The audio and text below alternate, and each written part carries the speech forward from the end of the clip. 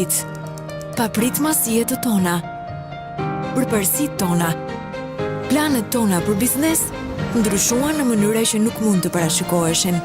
Por ne në Alfa Bank ishim të sigurt se vetëm së bashku, me përkushtim dhe profesionalizëm, mbështetje dhe përpjekje të vazhdueshme, mund t'ja dilnim mban.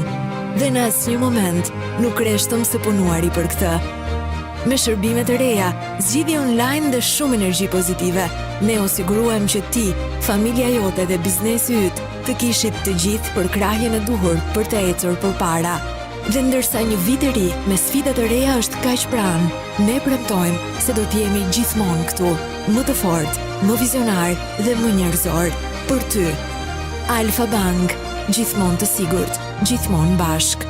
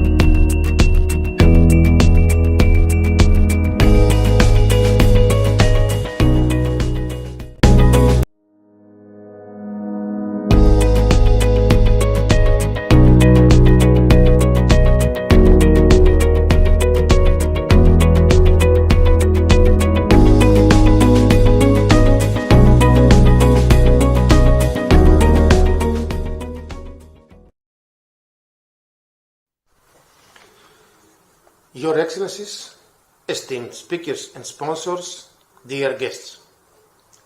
First of all, I would like to thank you all for attending the third Tirana Economic Forum, the forum that has become an institution for Albania thanks to the organizers and Mr. Simeon Tsumokos. As the country manager of Hill International, I feel proud to supporting this event since its first edition in 2018. This year, due to the difficulties caused by the pandemic, we are meeting in remote to confirm our commitment for the development of the country and for the wider region. We are honored to have so many distinguished guests and so many distinguished speakers as Prime Minister Edi Rama, Prime Minister Ana Brnabic, Prime Minister Zoran Zaev, Commissioner Olivier Verheyli. As you may know, Hill International are providing technical assistance and capacity building for the overall planning, preparation and implementation of infrastructure projects in Albania in the direction of supporting the country on the way to EU accession. We are elaborating methodologies, the management of the project's pipeline, the links with the medium-term budget plan, and the training of civil servants. We do that working side by side with our counterparts and the institutions to raise the level of maturity of the projects Albania considers strategic. Despite of the limited time of operation, we have accompanied the government of Albania to finalize 7 applications to Western Balkans Investment Framework, 2 of which have already secured financing. We have supported the IPA 3 programming process and brought to tender 3 projects in the roads infrastructure sector. we are now supporting the drive of the government of Albania to support the social sector and the health sector by producing the technical designs and studies requested to secure financing by IPA 2022 and again from Western Balkans Investment Framework. We believe that such an effort will produce the desired effects. Certainly, it is only a beginning and not the end of the journey to a fully effective public investment management. But we feel comforted by the people we met and by their willingness to strive for excellence. As Hill International, we believe in the country's potential and in its perspectives. It is a concrete belief, as we have invested to make Albania part of our company's development strategy. Certainly, the pandemic has affected the whole process, at the social as well as at economic level. But the government of Albania has gone in the right directions to mitigate the negative effects of the pandemic itself and of the preventive measures at country level. We are sure that this effort will ensure quick recovery. We hold the hope that events like Tirana Economic Forum, by bringing together governments and the international institutions, will foster the cooperation and the synergies needed to progress the recovery and development. We do look forward to a fruitful debate in today's forum.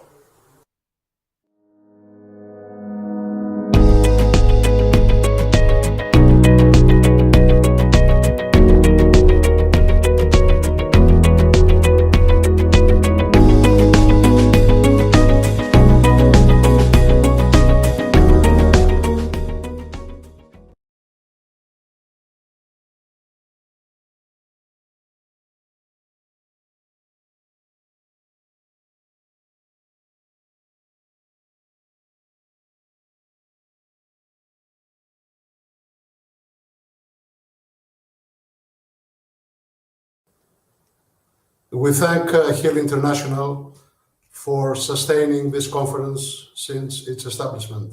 Yanis, thank you very much. Dear Prime Ministers, dear Commissioner, dear participants of the third Tirana Economic Forum, we thank you all for taking part at the third Tirana Forum, which is organized in association with the Foreign Investors Association of Albania, the Union of Chambers of Commerce and Industry of Albania, and the Hellenic Business Association in Albania as well. We trust that this conference, it is an important event which contributes to the regional cooperation of Southeastern Europe. This event, we believe that it enhances the dialogue between Brussels and the Western Balkans, and it projects the economic and business advances of the Albanian economy. We have actually quite a few topics to discuss during the day. We will continue these important regional discussions in May in Athens during the annual meeting of the Delphi Economic Forum, as well as in North Macedonia on June 15th during the first Skopje Economic Forum, thanks to the support we received from the Prime Minister Zaev.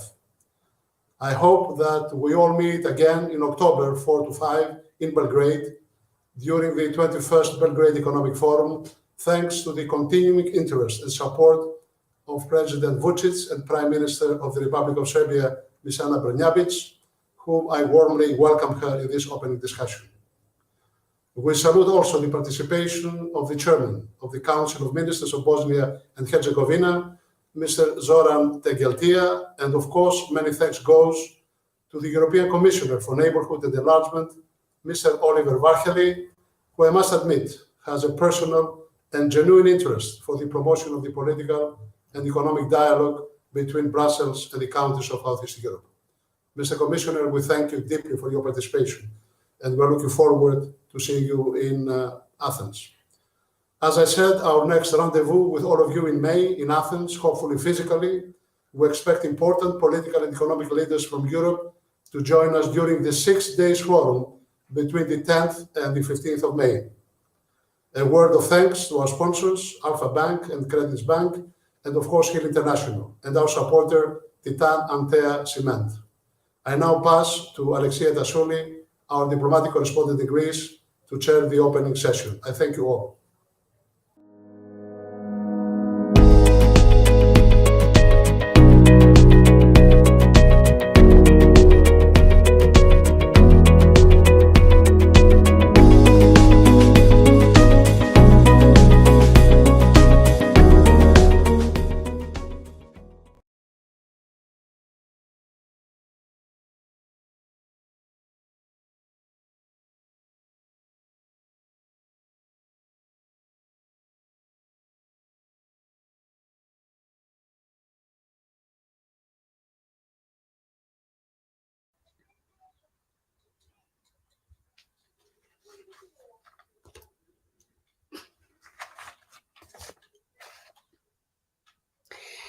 Ladies and gentlemen, good morning. My name is Alexia Tassouli. I'm a journalist and I'm honored that I'm going to participate in the Tirana Economic Forum. This session has the subject of the EU and the Western Balkans delivering a long overdue promise. I'm honored that I'm going to be the moderator, distinguished personalities, and allow me to welcome Ms. Ana Brnabić, Prime Minister of the Republic of Serbia. Good morning. Mr. Zoran Zaev, Prime Minister of the Republic of North Macedonia. Good morning. Mr. Zoran Tengeltia, Chairman of Council of Ministers of Bosnia and Herzegovina. Mr. Olivier Valéry, EU Commissioner for the Neighbourhood and Enlargement. And we're going to have comments of Mr. Peter Japelidis, Slovenia, Ambassador to the Republic of Albania. Allow me now to ask and to welcome Ms. Brnabić, and I would like to ask her about Serbia accession and the Serbia point of view on the negotiations between her country and the European Union.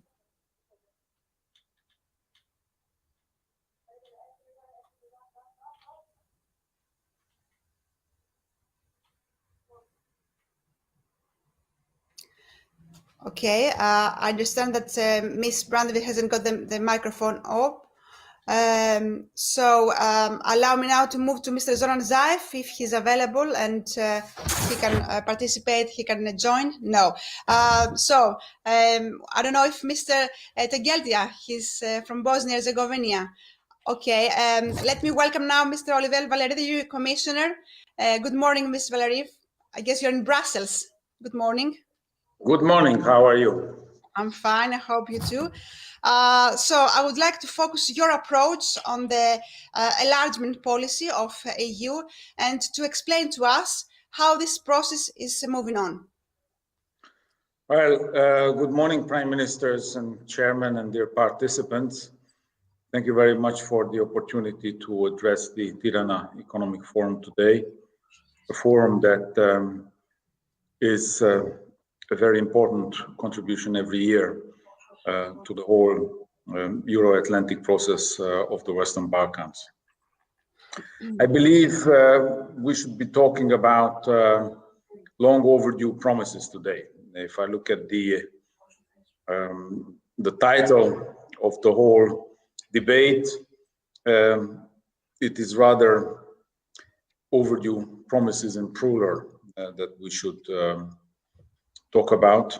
The EU promise that the entire Western Balkan region will be part of the European Union, and the promises of our partners in the region to deliver fundamental reforms to make this perspective a reality.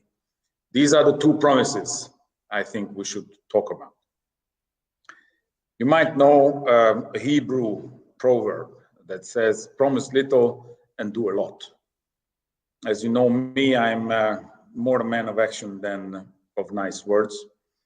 And in the past, we have often been facing challenges on all sides, which have undermined the credibility of both the promises and also the process. So On the other hand, reforms have often been slow, leading some of the EU's member states to question the very essence of the whole process, which is a transformation and the power of transformation of enlargement process, and this is why they were not agreeing to advance it. On the other hand, too often has the EU failed to respond positively with a united voice when partners have actually delivered on reform commitments. To address the root causes of those challenges, we have revised the enlargement methodology last year. Our new approach does not compromise any of the principles that underpin the enlargement process, such as the central role for the fundamentals, but it aims to strengthen the credibility, the predictability, the dynamism of the process, and give it a stronger political steer. This is both in the interest of the EU and of the countries of the Western Balkans. This new methodology is already reflected in the draft negotiating frameworks for Albania and North Macedonia. Member states have not yet reached an agreement on them, and discussions are continuing in the Council. We are supporting these efforts, and I do hope that the first intergovernmental conference can be convened as soon as possible under the Portuguese presidency still.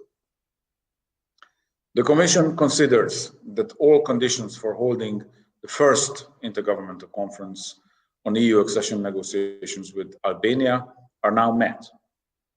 This is thanks to important reforms on the electoral law, rule of law, and the justice system, including the vetting of judges and prosecutors, which the Commission is closely monitoring. North Macedonia has also maintained a pace in the implementation of EU reforms, to name one area that is the fundamentals. However, it is important that mutually acceptable solutions are found to pending bilateral issues between North Macedonia and Bulgaria swiftly. Montenegro and Serbia are also opting in to the new methodology. This is particularly important for Serbia, where we would like to inject more dynamism into the negotiations, which have been moving very slowly over the last year. Of course, the decision on opening clusters remains with the member states, but we would like to map out an ambitious course ahead to open all clusters as soon as all the conditions are met. For Montenegro, which has already opened all chapters, progress in the area of rule of law will be essential.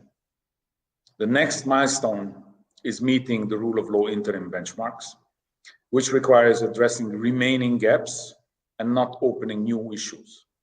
The new methodology foresees that no chapters will be provisionally closed until then. The new government can count on the Commission to provide guidance to Montenegro to advance to the next stage of the process. For Bosnia and Herzegovina, we have mapped out the next steps the country should take in our 2019 opinion on the membership application. It sets out the conditions the country needs to fulfill to open EU accession negotiations.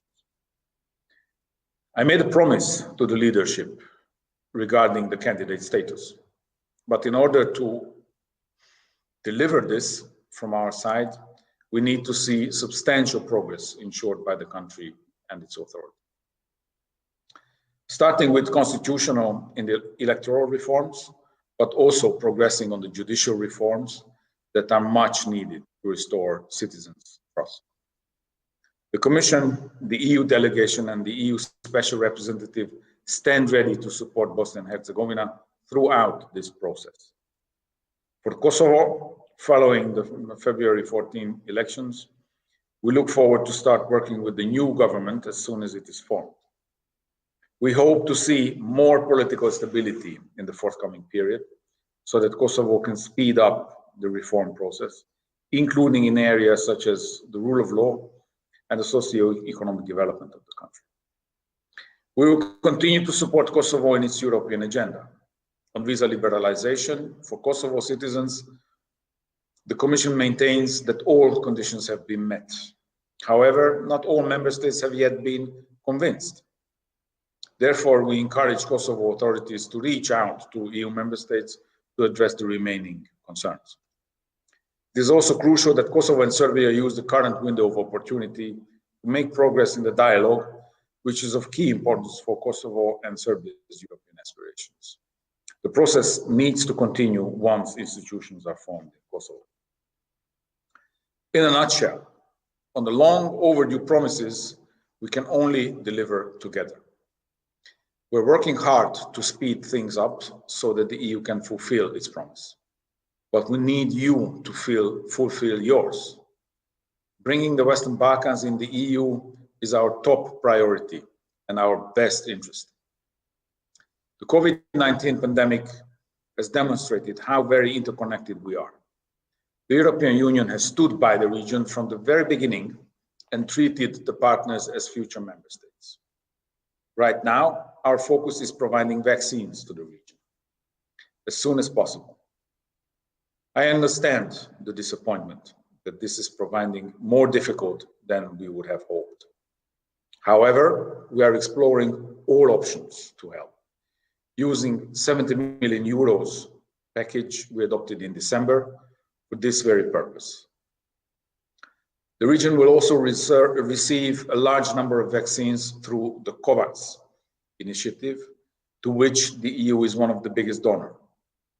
In the meantime, we are supporting the region to prepare everything for the rollout of vaccines. We are funding the WHO and the European Centre for Disease Prevention and Control to help as well to build the infrastructure necessary for the vaccination campaign, and also to consolidate the healthcare system of these countries. In parallel, we continue to provide support for the socio-economic recovery of the entire region, not just with the initial 3.3 billion euros package adopted last spring, but also with a substantial economic and investment plan adopted last autumn. The plan priorities were defined with the governments of the region. And I would encourage you to make the best use of the 9 billion euros of funding in grants we have set aside for you. The EU has never been before put so much money into the investments in transport and energy infrastructure, the green and digital transition, and private sector development as this Commission did. Through this as well, with the European companies looking for future investments and nearshoring possibilities in your region, we can accelerate the convergence and the accession process overall. Boosting the growth potential for your local businesses and improve the lives of citizens, and especially the youth, is our common aim.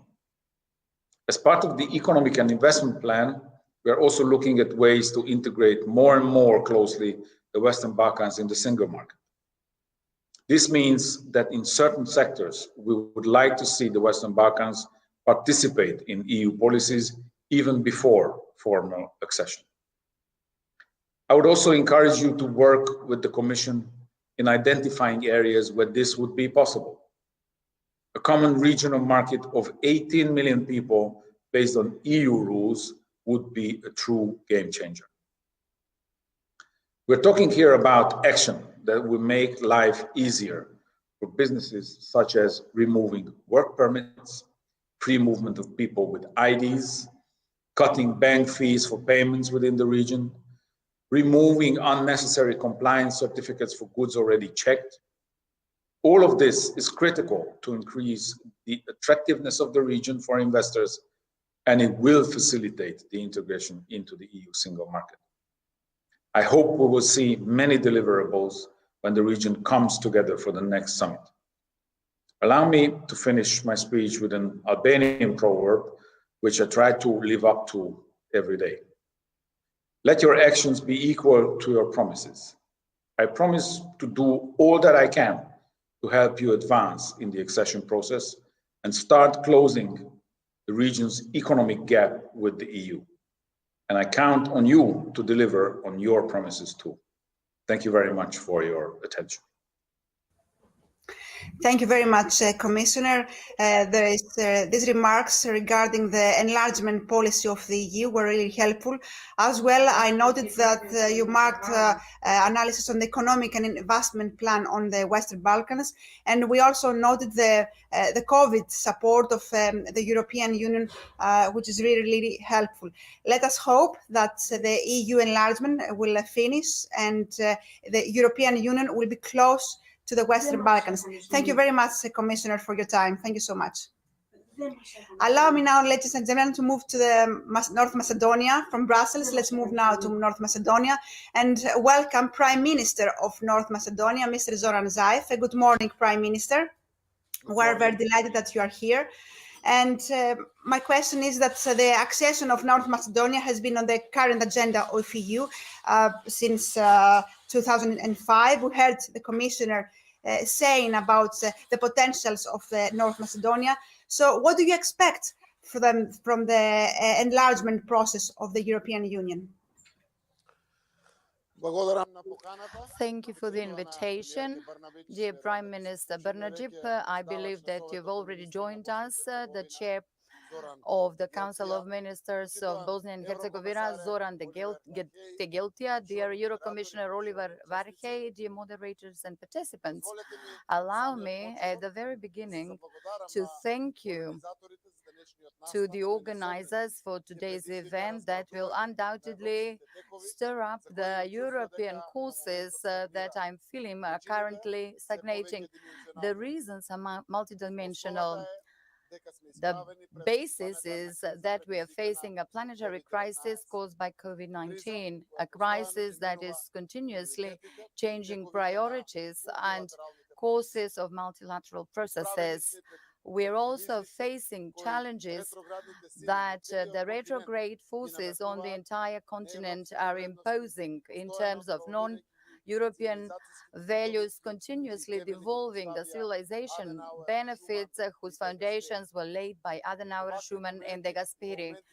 At these types of moments where the daily politics undermines fundamental values, we need to ask ourselves, what if precisely 70 years ago the view was turned to the destroyed continent rather than the future that we're living today? The Republic of North Macedonia was the first country in the region that signed the Stabilization and Association Agreement back in 2001. Only 4 years later, we became a candidate country for EU membership. And in 2009, we received the first positive recommendation to start the EU negotiation talks. And here we are, 16 years later, we are still sitting in the waiting room of the EU. As a Prime Minister, it is my task to make difficult and brave decisions, work to the best interest of my citizens, and work together with the government I'm heading to work for the brighter future and vision proposed by 70 years ago by the founders of today's modern, prosperous, and united Europe.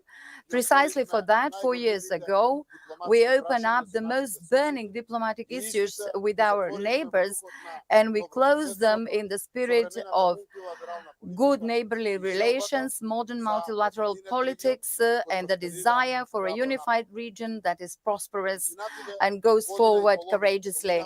In the past 1 year and a half, we went through a new process that redefined the negotiation methodology, but we were also faced with new non-principled issues and bureaucratic positions that cannot and must not be a stumbling block for the prosperity of North Macedonia. My country was, is, and will be the crossroads of multiple civilizations, many ethnicities, and a number of cultural networkings that are giving their best for the future generations who are building their lives here at home. Unfortunately, this small, balanced political ecosystem that we've created through centuries is vulnerable. It is vulnerable because citizens cannot continue living only by ideas. Courageous political action is required. Vision, boldness and decisiveness in decision-making is required to stabilize the continent. North Macedonia has never had any other interest than peaceful and dignified cohabitation with its neighbors and all nations and ethnicities across Europe. But let me be crystal clear and reiterate once again the position of the government. We will never allow ourselves to debate something that is not debatable, which is who we are, what our identity attributes are, and what the genesis of our statehood and language are. I would like to take this opportunity to thank the Commissioner Oliver Varhey and all political and administrative stakeholders that have been here with us throughout the process, especially with regard to the assistance provided to us and that is yet to come in terms of dealing with the economic consequences that were experienced due to the crisis with COVID-19. This 3.3 billion euros last year were indeed lifesaver when the entire drama was felt across the continent and here in the Western Balkans. The government of the Republic of North Macedonia 3 days ago adopted the plan Europe at Home. This plan is clearly declaring what this government will do in terms of the Euro integrations and processes brought by such Euro integrations. Independently on the mood in the neighborhood and or in Brussels, we are dedicated to the good of our citizens. We are taking the best European practices and we intertwine them in the national tissue. Europe at Home is a kind of agenda with activities established and implementers of such activities that are supposed to complete their commitments with a precisely defined timeline, thus enabling citizens better services and better livelihood, once again proving that North Macedonia is deserving its place in the EU and it naturally belongs to the European family of nations. This document was prepared based on the commitments we've undertaken within the shared bodies between the North Macedonia and European Union, arising from the Stabilization and Association Agreement and recommendations of the European Commission. Through the implementation of these European reforms, we'll be fulfilling the recommendations of the Council of Europe, Venetian Commission, Greco reports and recommendations from the group of high experts, assessment missions, and other international reports. For any priority area, precise, specific goals, activities, responsible institutions for such activity implementation and timelines for their implementation are established. This document was consulted with the civil society organizations in the area of Euro integrations and with the EU delegation. The COVID crisis has slowed us down, but it will not stop us. My government has a clear political legitimacy confirmed in parliamentary elections held more than 6 months ago, and this legitimacy will be working full force to the benefit of our citizens. We remain open as we've been up until now, but we won't wait for somebody else to tell us where we should improve ourselves. We have enough capacity to do it right now and here. Ad astera per aspera. Yes, true. The road to stars is full of difficulties, but now is the time to cope with all of them. Thank you for the invitation and the possibility to present the positions of my government and my people. Thank you, Prime Minister, for your remarks regarding the enlargement process of North Macedonia. I also noted that you mentioned the help from the European Union regarding the vaccination process, which is really very helpful. Allow me, just because I'm coming from Athens, to ask you about our relationship between Greece and North Macedonia and how these relations have been improved since Prespa agreement, and how is the bilateral relations now with the Mitsotakis government. Thank you very much for the question. It's really pleasure after signing this historical agreement to show the fruits, the products, and the benefits of the agreement. A lot of cooperation open and reopen again, especially in economic level. but also in cultural level, in social level, and in a health level, and variety of ways. Now, in the moment, we built interconnector between North Macedonia and Greece, what will connect with gas supply, with another source of gas supply. We invest in Greece in energetic project. A lot of investment from Greece invest in North Macedonia.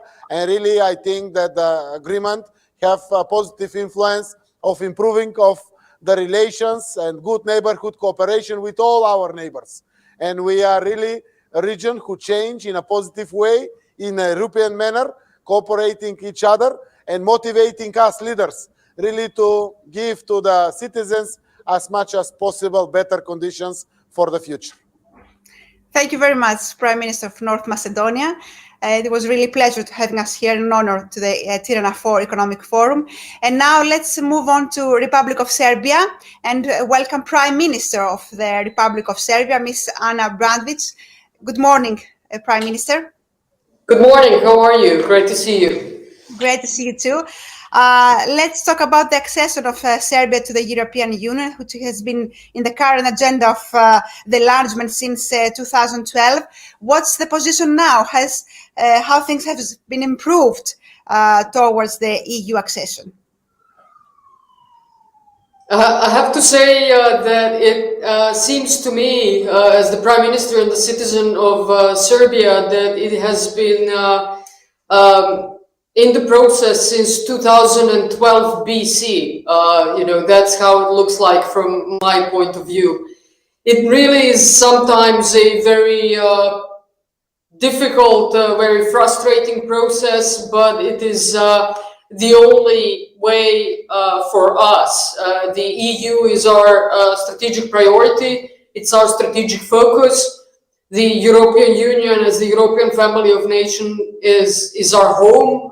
That's where we belong to geographically, politically, economically, and we are continuing the reforms in order to actually make a European Serbia, and then it will be the decision of the EU member states and EU itself when actually Serbia becomes the EU member. But our goal is to make European Serbia in terms of values, public administration, economy, the rule of law, as soon as possible. And we are truly appreciative of all of the support coming from the EU Commission, EU delegation in Serbia and individual EU member states on this process of reform, which improve the quality of life of Serbia, and that really is what it's all about.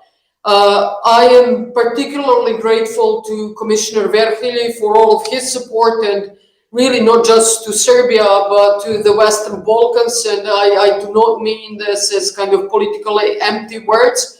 Really, Oliver has been someone who has been and is always constantly in touch with all of us from the Western Balkans, and is really sharing this enthusiasm with us that EU accession is there, that EU and EU member states are still open for enlargement, despite of all of the difficulties that all of us face now during the COVID times.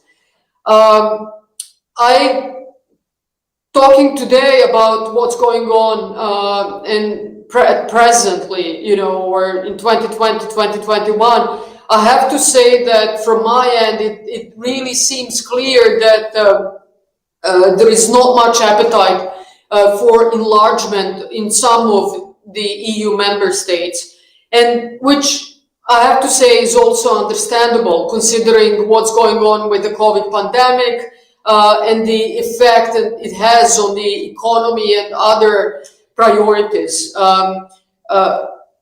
And I think we need to use this time to focus more in parallel, obviously, with the reforms, to focus more on regional integration, strengthening of regional connections, regional ties, making this region of Western Balkans stronger, which I think will then eventually also contribute to all of us joining the EU faster. And that's what we are trying to do here in Serbia and from Serbia. I am glad to see my friend Zoran Zaev today, as well as Zoran Tegeltia. I think we are doing a lot on a daily basis to make the region more integrated, more stable, better connected, and I'm looking forward to continuing that.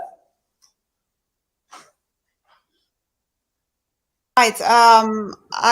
Mark, that you said that there is no appetite for economic enlargement from the European Union. That's a good point to point out. And I also agree with you that we should focus on the regional cooperation. That's very important. And I think Mr. Zaev said that too. Allow me now to ask you also about the vaccination process. Mr. Zaev said that he really appreciates the amount of money that he received from the European Union. So how Serbia has handled the vaccination process so far?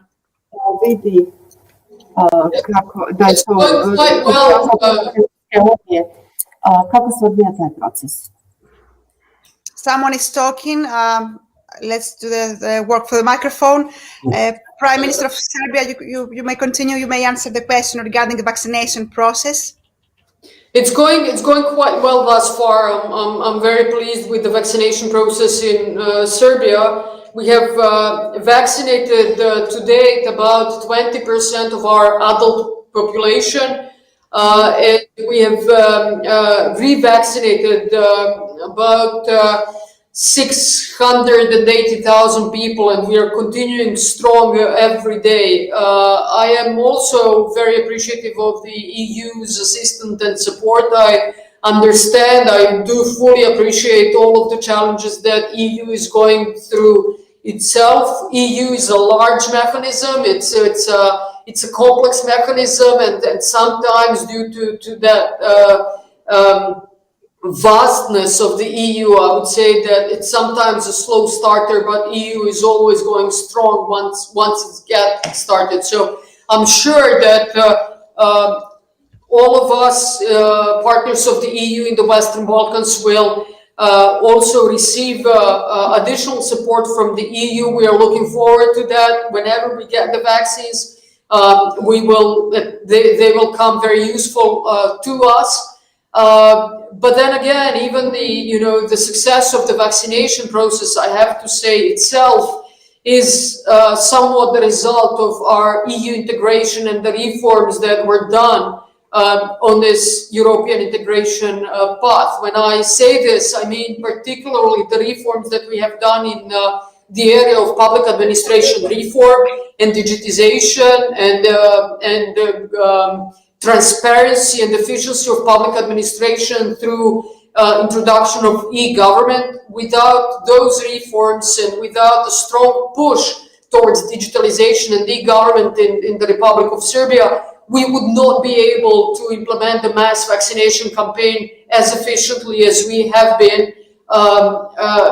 Even though we had the vaccines, we would still struggle with the logistics of this.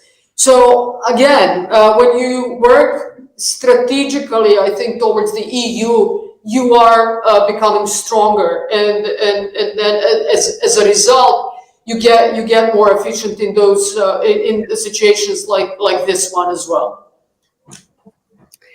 Thank you very much, Prime Minister of the Republic of Serbia, for your time. And now let's move on to Bosnia and Herzegovina. And allow me now to welcome Mr. Zoran Tegeltia, the Chairman of the Council of Ministers of the Bosnia and Herzegovina. Good morning. Mr. Tegeltia, good morning. I hope you can hear us.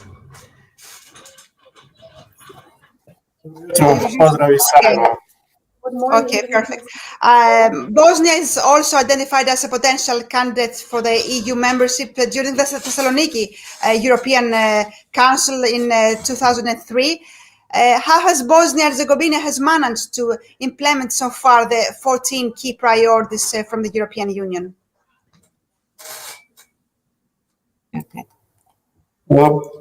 Prvo koristim priliku da se zahvalim na pozivu da učestvujem na ovoj konferenciji i zaista djeluje jako daleko taj Solunski summit kada je Bosna i Hercegovina započela svoj proces pridruživanja Evropskoj uniji.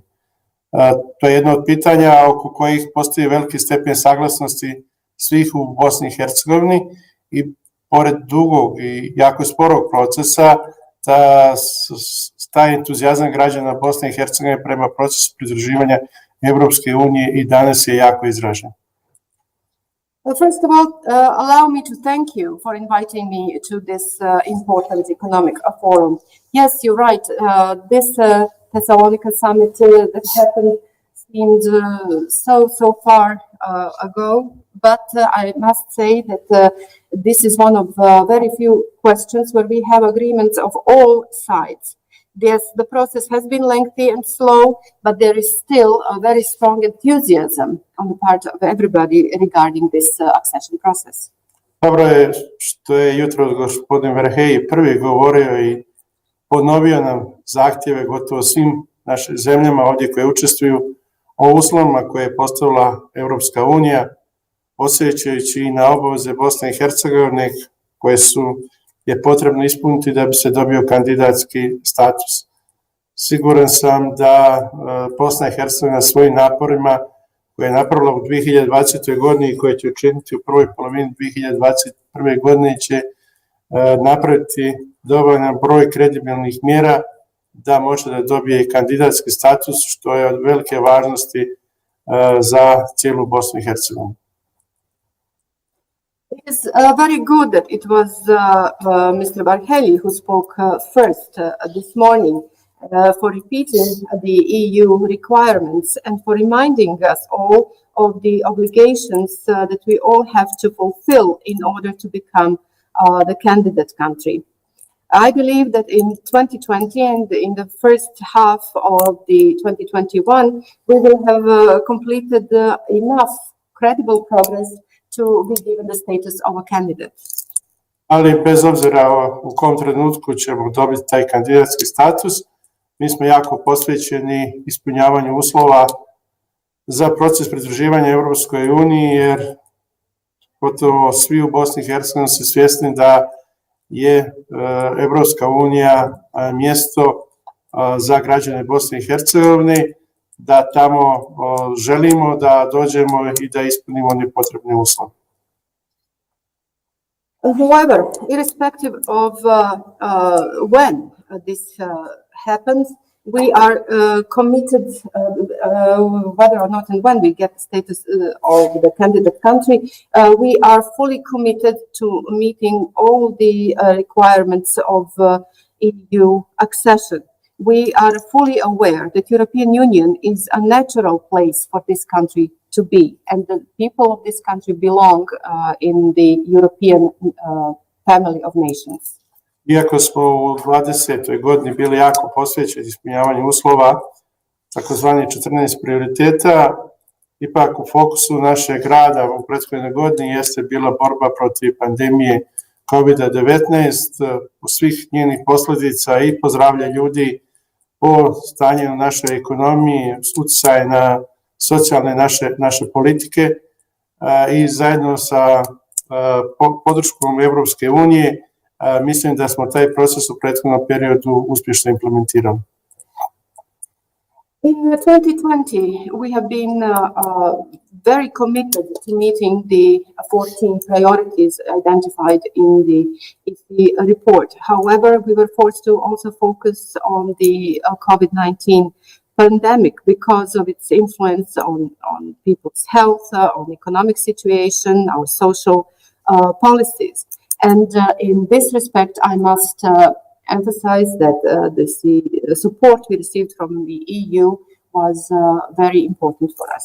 Upravo u toj borbi pokazala se veoma važna uloga Evropske unije koja je kroz različite mehanizme podržala Bosnu i Hercegovinu od takozvane makrofinansijske pomoći do značajne pomoći u nabavci medicinske opreme, sanitetskog materijala i tome slično.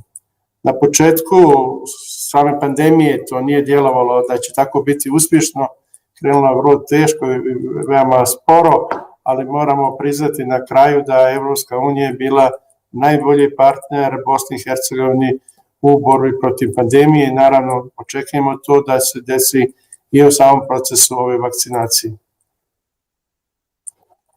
In this fight against in this fight, the EU role was very important through various mechanisms. Macro financial assistance, then EU helped us a lot with important supply of medical aids and medical products. At the very beginning, I must be honest and say that it did not seem it would be that successful. However, after a while, after it got some pace, EU proved to be the best partner in all our anti-pandemic activities. And we hope that will also happen when it comes to the vaccines and vaccination. Ono što mislim da nismo iskoristili, to je da mi kao region ovu tešku situaciju sa pandemijom nismo iskoristili kao mogućnost, kao našu šansu da naprijedimo prije svega našu ekonomsku saradnju, međusobne trgovinske veze, da podignemo na neki viši nivo, da jedni drugima pomognemo kako bi objektivno pad domaćih proizvoda bio što je moguće niži u svim našim zemljama. But I must also say that, in my opinion, we have failed in one thing. We have failed to use this opportunity as a region to strengthen the economic cooperation and trade connection, to help each other and to reduce the economic downturn. Pred nama su dva velika izazova u ovoj 2021. godini. Prvi je kako uspješno provesti vakcinaciju u našim zemljama i drugi jeste kako kroz investicije i u javnom i u privatnom sektoru sanirati ekonomske posljedice od COVID-19 koji nam se još uvijek snažno odražava na naše ekonomije. What we have ahead of us in 2021 are two important objectives. First of all is successful implementation of vaccination in all our countries. And second are the investments of both private and public sectors that will help us get over the difficult economic consequences caused by the COVID-19 pandemic. Kada pitam vakcinacija, želim prvo da se zahvalim vladi Srbije, premijerki, predsjedniku Srbije na pomoći koju su pružili Bosni i Hercegovini, nekim drugim zemljama u okruženju kada je u pitanju snabdijevanje vakcinama. Upravo danas u Bosnu i Hercegovinu dolazi još jedna količina vakcina koje je vlada Srbije donirala Bosni i Hercegovini. I also want to use this opportunity when we are talking about vaccination to thank the government of Serbia, Lady Prime Minister and Mr. President of Serbia for helping Bosnia and Herzegovina as well as some other countries in the region to get some quantities of the vaccine against COVID-19. Actually, today we are expecting a second number of vaccines to be delivered. Ali želim da iskažem svoje razočarenje, ne samo svoje lično, već čini se svih građana Bosne i Hercegovine u takozvani globalni sistem nabavke vakcine koji je pokazao po nama neopravdano visok nivo neefikasnosti, naše opredeljenosti da vakcine nabavljamo kroz taj zajednički sistem, da bi praktično bez pomoći Srbije i intervencije koje je napravila vlada Republike Srpske, Bosna i Hercegovina praktično ostala bez vakcina. I must also, unfortunately, express my disappointment, my personal disappointment, and the disappointment of people from Bosnia and Herzegovina with the global system of distribution of vaccinations, which proved to be quite ineffective. We had laid our trust in it, but we did not receive any vaccines through this system. And without the help of Serbia in terms of provision of vaccines, no citizen of this country would have been vaccinated by now. Lično vjerujemo da će proces nabavke vakcine kroz sistem sa Evropskom unijom profunkcionisati i da će se on na kraju ipak pokazati uspješnim. Personally, still, I am convinced that this process of acquiring vaccine through the EU mechanism will prove to be successful in the end. Ono što za nas jeste razočaravajuće jeste da su vakcine od globalnog dobra, kako smo željeli da ga predstavimo cijelog čovječanstva, preraslo u robu koja se nabavlja na tržištu pod vrlo nefair uslovima. Možda mi, ako jedne male zemlje kao Bosna i Hercegovina, teško to možemo da razumijemo, ali smatram da smo na tom planu morali napraviti mnogo više. Naravno, uz čestitke onim zemljama, prije svega mislim na Srbiju, koji su taj proces bolje razumjeli od nas i uspjeli za svoje građane obezbijediti mnogo veću količinu vakcina.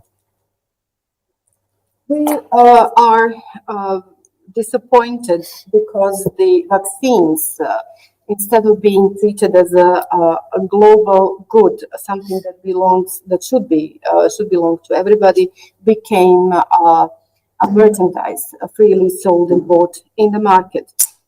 And for us in small countries, that makes the situation quite difficult. At the same time, I want to congratulate those countries that understood these processes much better than we did, like Serbia, for example.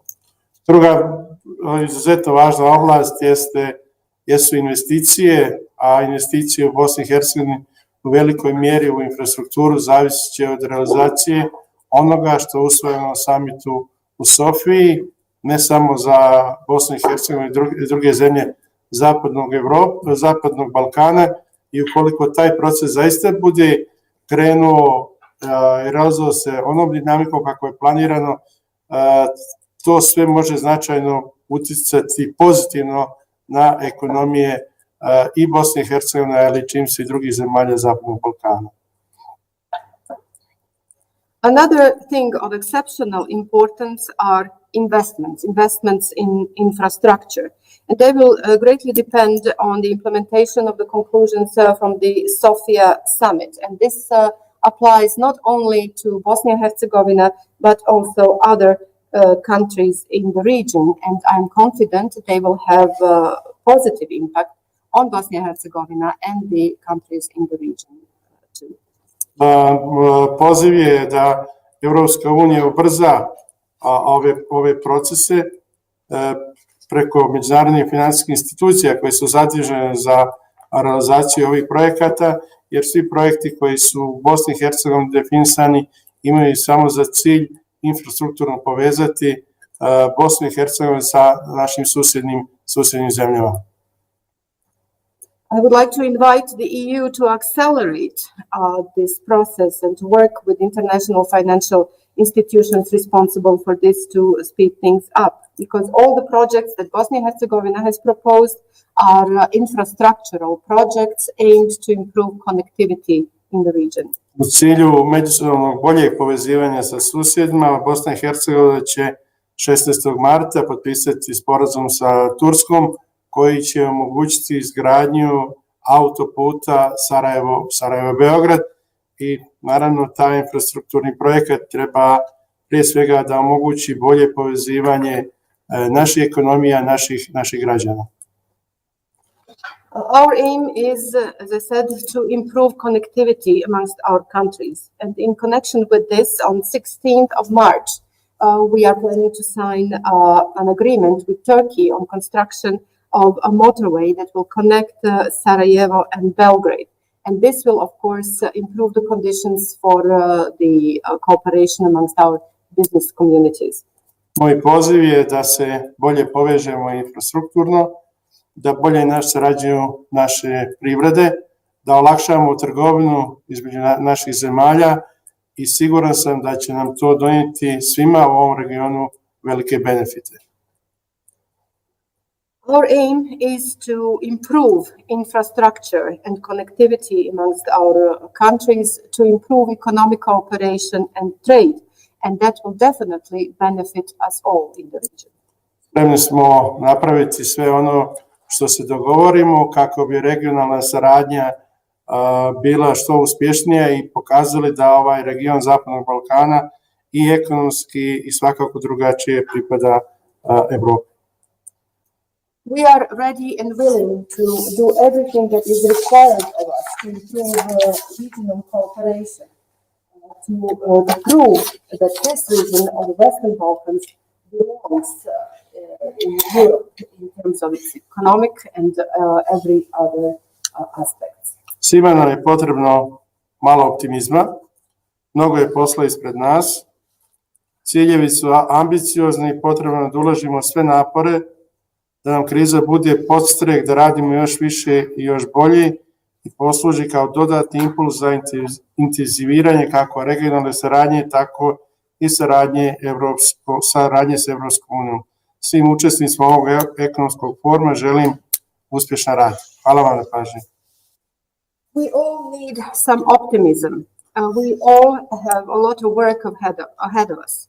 Our goals are ambitious and we need to put all our efforts to use this crisis as an incentive to work even more and even better, and use it as an additional impetus to intensify both regional cooperation and cooperation with the European Union.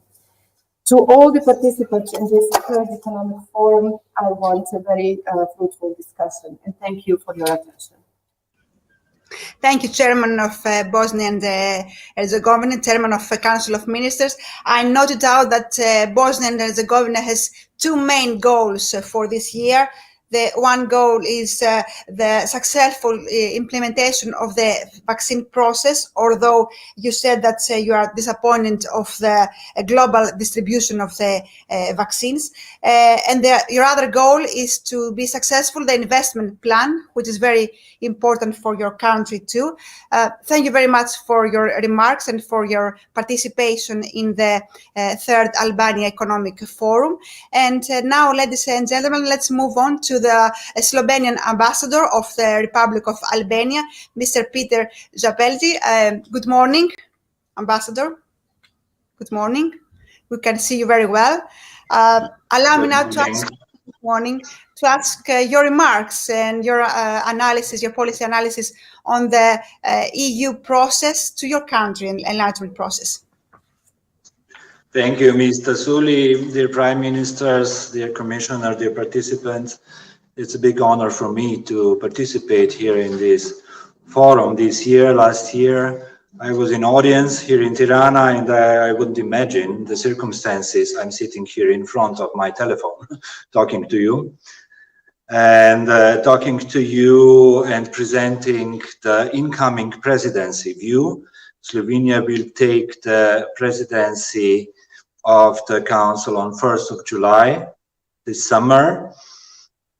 And it's a part of Trio, the last one. So we follow Germany and Portugal. And one of the key priorities will be Western Balkan and the enlargement. In this context, Slovenia will pursue the following objectives. It's continuing to resolve the remaining security and policy issues of the past. Then, of course, ensuring credible continuation of the EU enlargement process. Addressing the socio-economic consequences of the COVID-19 pandemic and the recovery of economies in the Western Balkan countries. Strengthening the resilience of the Western Balkans in the field of cybersecurity. Strengthening connectivity and implementation of the Green Agenda. Strengthening the positive perspective for young people in Western Balkan. This is something I consider myself very important. Well, I can say that last year, March conclusions of the Council were promising and encouraging, and the more we were disappointed then last year that the negotiation frameworks for North Macedonia and Albania were not approved. During our presidency, we will try to provide a platform to encourage solving all these issues and open questions. And that could be possible also during the EU Western Balkan Summit that we would like to organize. We would like to have the results. It's many questions. We can link to many processes and issues that are going on. And in general, these processes, especially the enlargement one, I think it should flow. It should flow, no standstills, because we lose the momentum in such a case. I would, concerning the discussion I heard, it's the Prime Minister Brnabić, the Prime Minister Zaev, the Chairman Tegeltia, all mentioned the regional cooperation. I can only agree, it's very, very important in this concern. We saw many results. We saw how successful and useful it was during the pandemic. It still is. And also it's my personal experience, you know. I'm a citizen of a country, an ex-Republic of Yugoslavia that entered EU the first. I am in the age that I followed the whole process with optimism and with some disappointments, and then again optimism. And one of the points concerning this regional cooperation, it's deliver results that bring changes to people's life.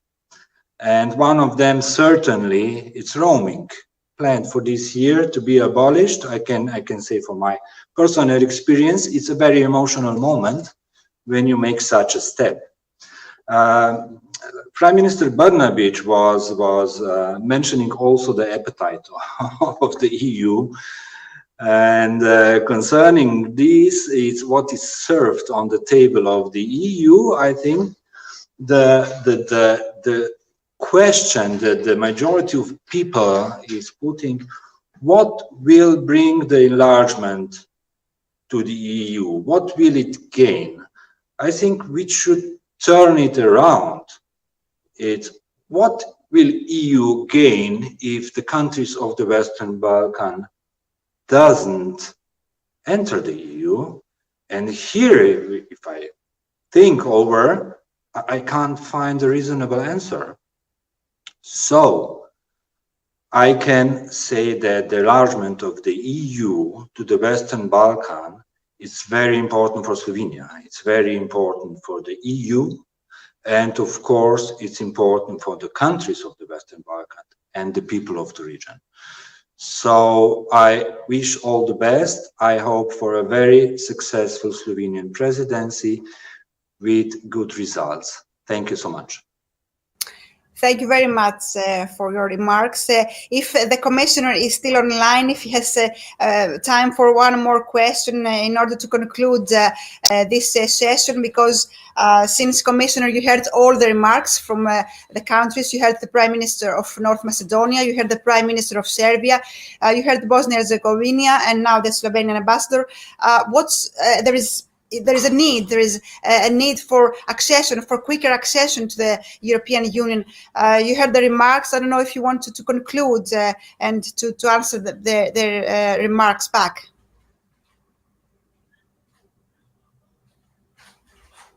Your microphone, I think, is off. You should open your microphone. Sorry. Is it okay now?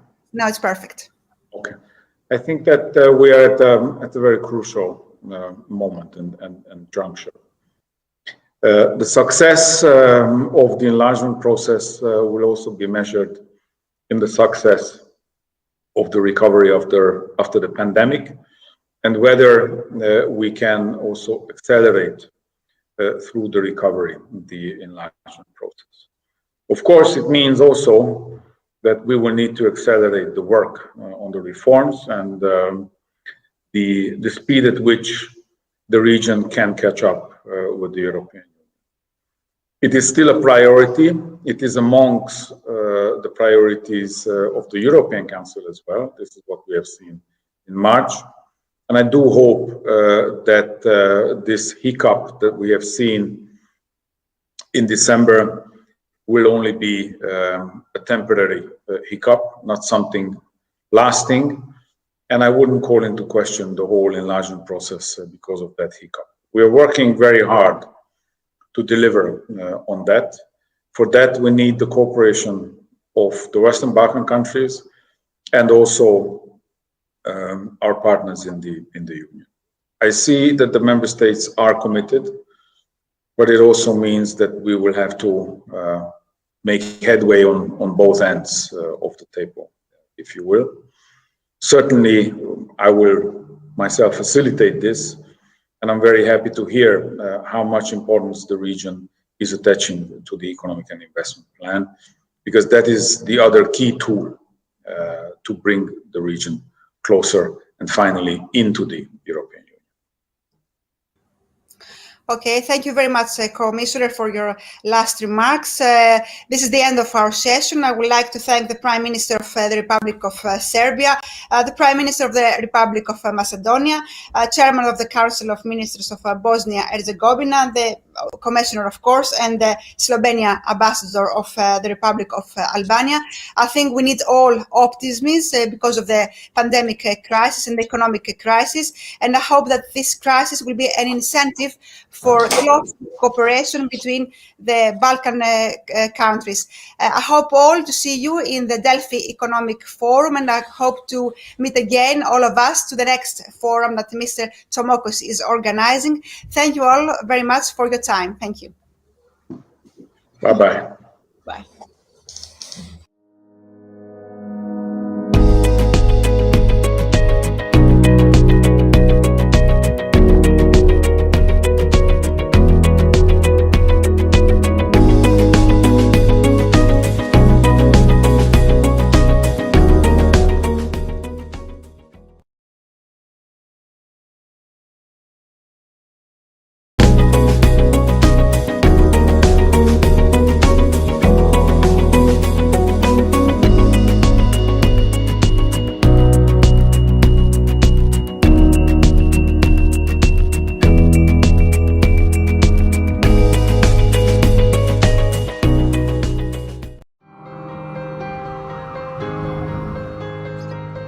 Këtë vit, papritmasijet tona, përparësitë tona, planet tona për biznes ndryshuan në mënyra që nuk mund të parashikoheshin. Por ne në Alfa Bank ishim të sigurt se vetëm së bashku, me përkushtim dhe profesionalizëm, mbështetje dhe përpjekje të vazhdueshme, mund t'ja dilnim mban. Dhe në asnjë moment nuk reshtëm së punuari për këtë. Me shërbime të reja, zgjidhje online dhe shumë energji pozitive, ne osiguruam që ti, familja jote dhe biznesi yt të kishit të gjithë për krahjen e duhur për të ecur përpara. Dhe ndërsa një vit i ri me sfida të reja është kaq pranë, ne premtojmë se do të jemi gjithmonë këtu, më të fortë, më vizionar dhe më njerëzor për ty. Alfa Bank, gjithmonë të sigurt, gjithmonë bashk.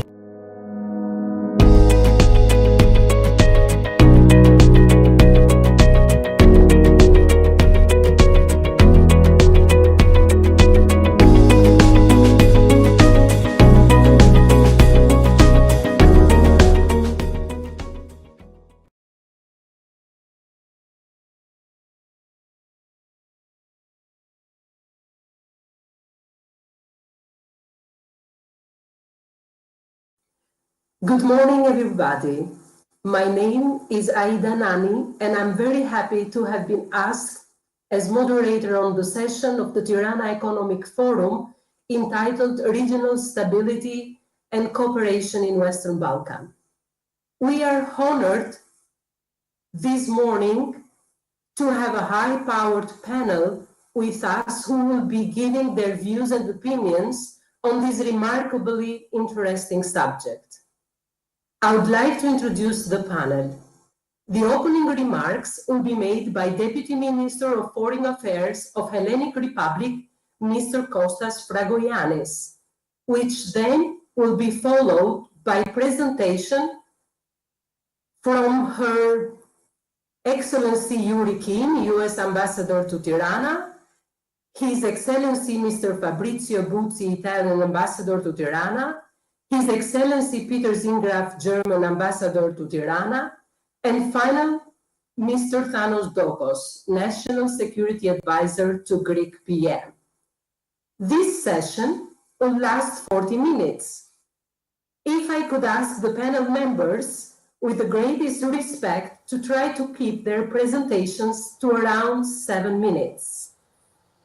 After the presentation, if time permits, I may be able to take advantage of my position to ask a couple of questions to the panel. But we'll see how it will go and how the time goes. If I find necessary, I may have to make a polite interruption if I think one of the presentation is going over time. But I'm sure everything will run smoothly. If I could start the ball rolling by inviting Mr. Kostas Fragogiannis to make his opening statement. Good morning.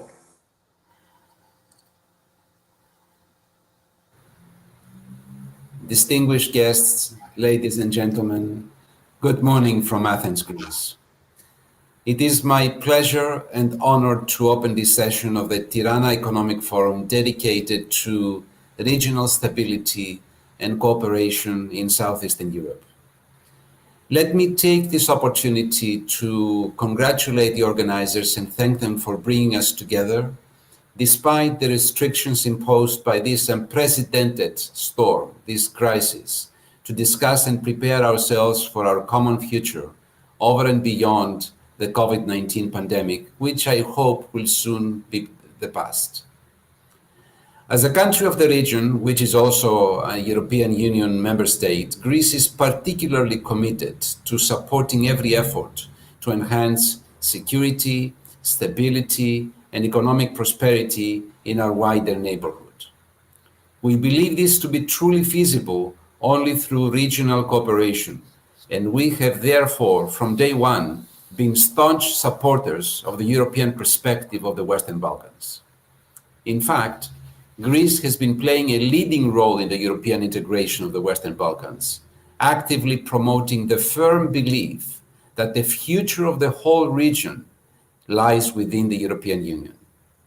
It was almost 20 years ago, back in 2003 in Thessaloniki, that the historic Thessaloniki Agenda was adopted, a milestone event and an important catalyst for the European perspective of the Balkans.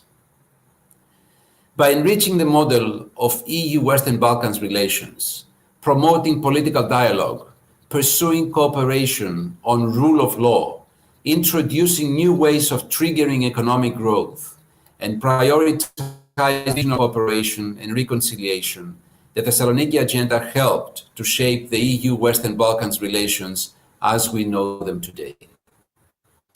The second Thessaloniki 2020 Ministerial Forum, organized in May 2020 during the COVID-19 pandemic, was a fitting testament to Greece's continuous engagement in the region. The forum served as an exercise in adopting a coordinated approach. The lift of the restrictive measures regarding transnational travel, thus providing the excellent cooperation between the Western Balkans and their EU neighbors. Having said that, we all need to further intensify our engagement at all levels to enhance the region's political, economic, and social transformation. This is what Greece has been trying to do through its participation in various multilateral schemes of cooperation in Southeast Europe, many of which have been initiated by my country. Let me name but a couple of areas where common challenges but also opportunities for cooperation lie. Connectivity is a very important factor for regional stability and cooperation. Greece strongly supports the extension of the Trans-European Transport Network, the TEN-D, to neighboring with Greece and EU countries, and the development of vertical access, which start or end in the strategic ports of our country. We attach particular importance to cross-border projects, which would underpin growth in the border areas and promote connectivity through completing or upgrading the necessary infrastructure. On digital integration, Greece is keen to work with our neighboring countries in the areas of broadband services, cybersecurity, and transfer of technology, roaming, and telecommunications.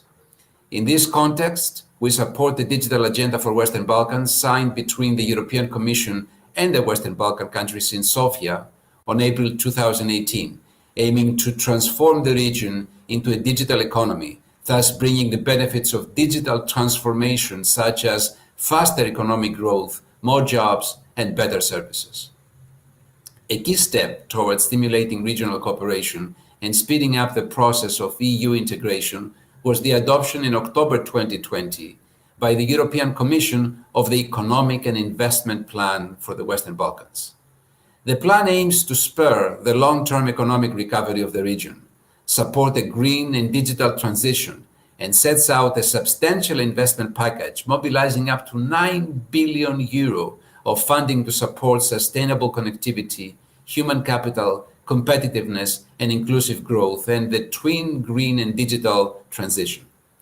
It is now up to the Western Balkans partners to seize this opportunity, speed up the necessary reforms in order to implement this ambitious plan, which will help to transform the Western Balkans into one of the most attractive regions for investments in the world, as European Commissioner Varhelyi stated.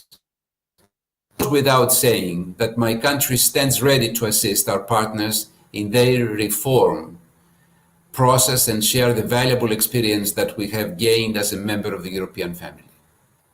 In this spirit, and in the light of the upcoming Athens chairmanship of the Southeast European Cooperation Process for the period from July 1st, 2021 until June 30th, 2022, we are looking forward to working together for the stability, security, and prosperity of our region, definitely one of the most beautiful, inspiring, and promising regions of the world. Thank you so much. Thank you very much, Mr. Fragogiannis. And I would like to give the floor to Her Excellency Yuri Kim, U.S. Albania.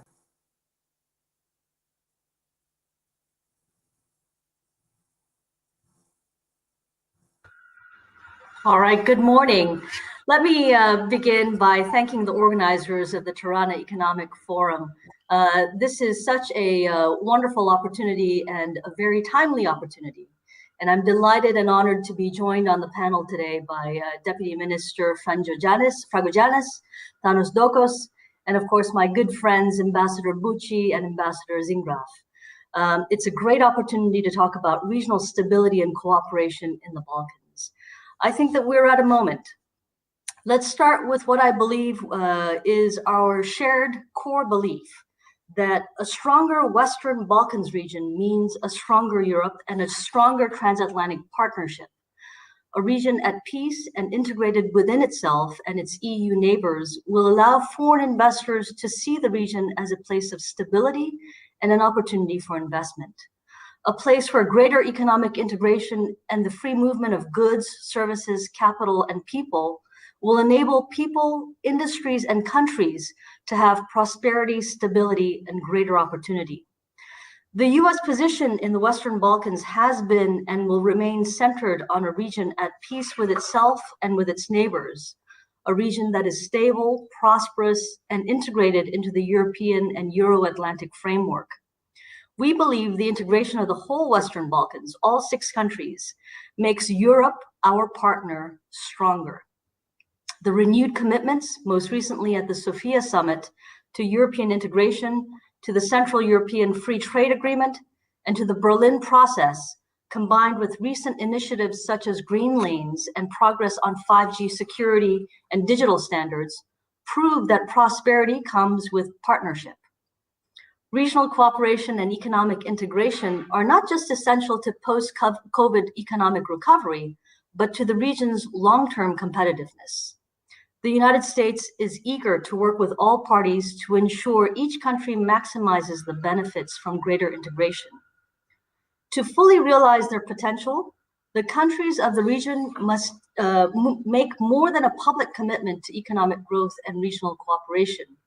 They must take real action to press ahead on what everybody acknowledges are difficult reforms, to resolve political issues internally and with neighbors, to strengthen their multi-ethnic democracies and judiciaries, and to move toward a more prosperous, integrated future, a point made in the European Commission's Economic and Investment Plan for the Western Balkans.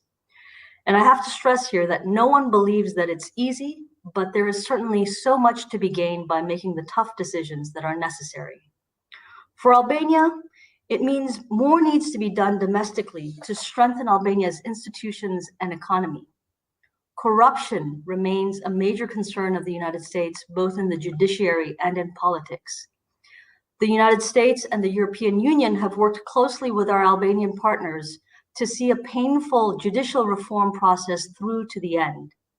It is beginning to bear fruit, and with clean courts, I believe that we will see greater foreign investment, more jobs for the talented youth of the country, and long-awaited impartial justice for those in need of the court system.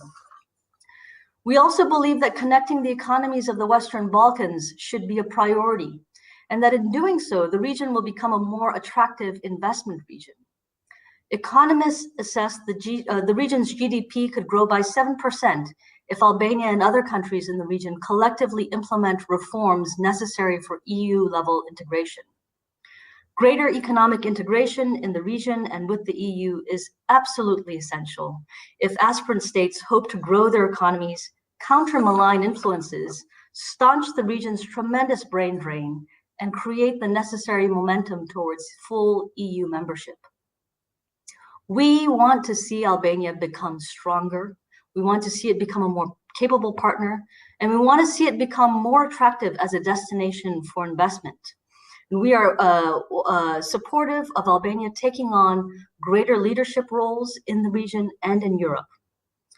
I get asked regularly about how Albania can lead and show strength. To me, certain sectors come to mind. The biggest of this is energy, and climate change is the challenge of our lifetime.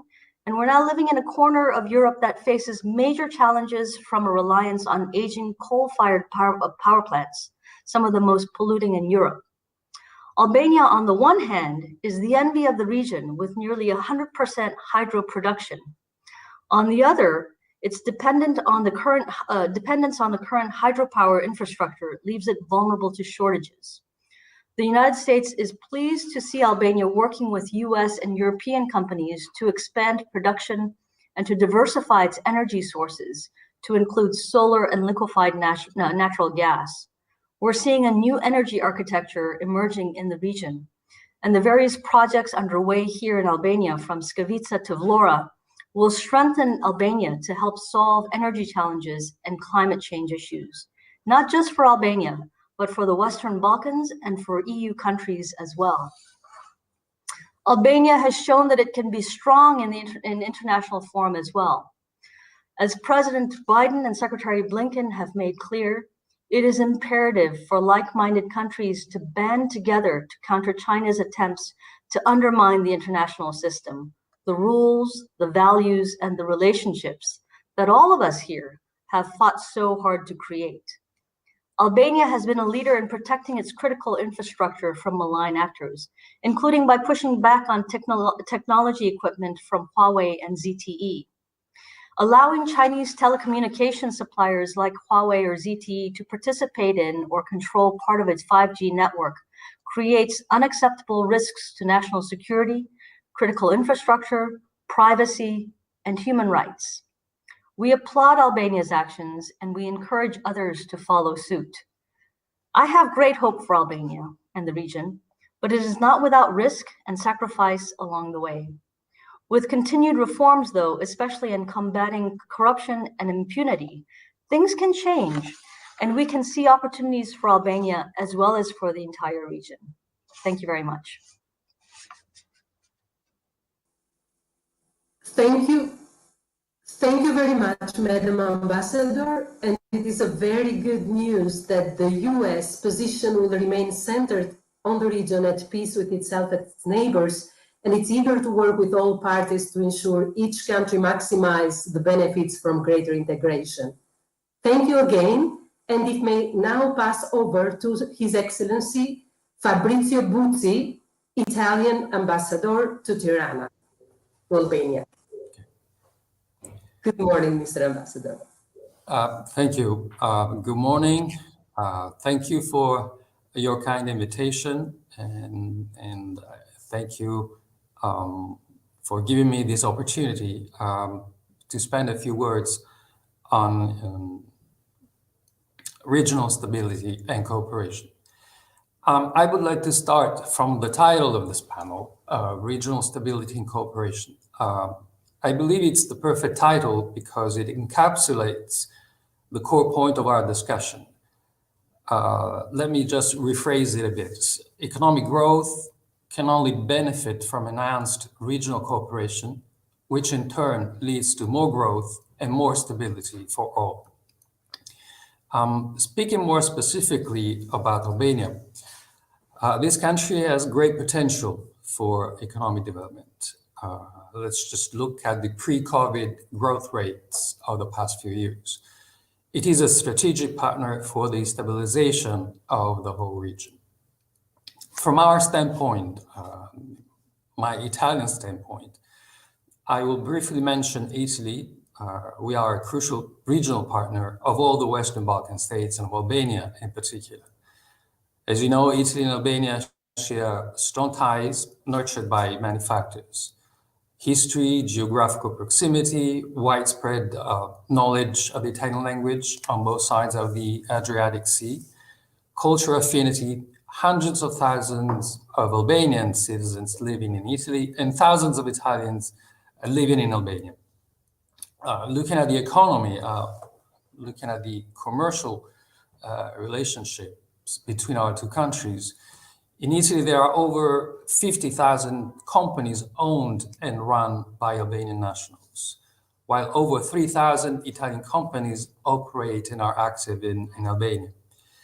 Almost a third of all of Albania's foreign trade is with Italy, 31% of the total, which accounts for almost 20% of Albania's GDP. All this to say that proximity and regional cooperation, seen from our perspective, are a win-win situation which fosters growth and prosperity. In the past few years, we're witnessing positive steps made by Albania towards strengthening regional cooperation and economic integration in the Western Balkans. I believe the whole region as a whole has progressed immensely. Thanks to the several tools and actors that are helping all countries on this path. I refer in particular to the numbers of forums and processes parallel to the EU accession path. And first of all, to the Berlin process and to the subscription, in particular during the Trieste summit back in July 2017, of the multi-annual action plan for a regional economic area. In this regard, Albania should necessarily foster ways to maximize its greater fortune and competitive advantage. That is the possibility to become a strategic infrastructural and energetic hub and a gateway to the entire Western Balkan region, which is a market of over 20 million potential consumers in the geographical heart of Europe.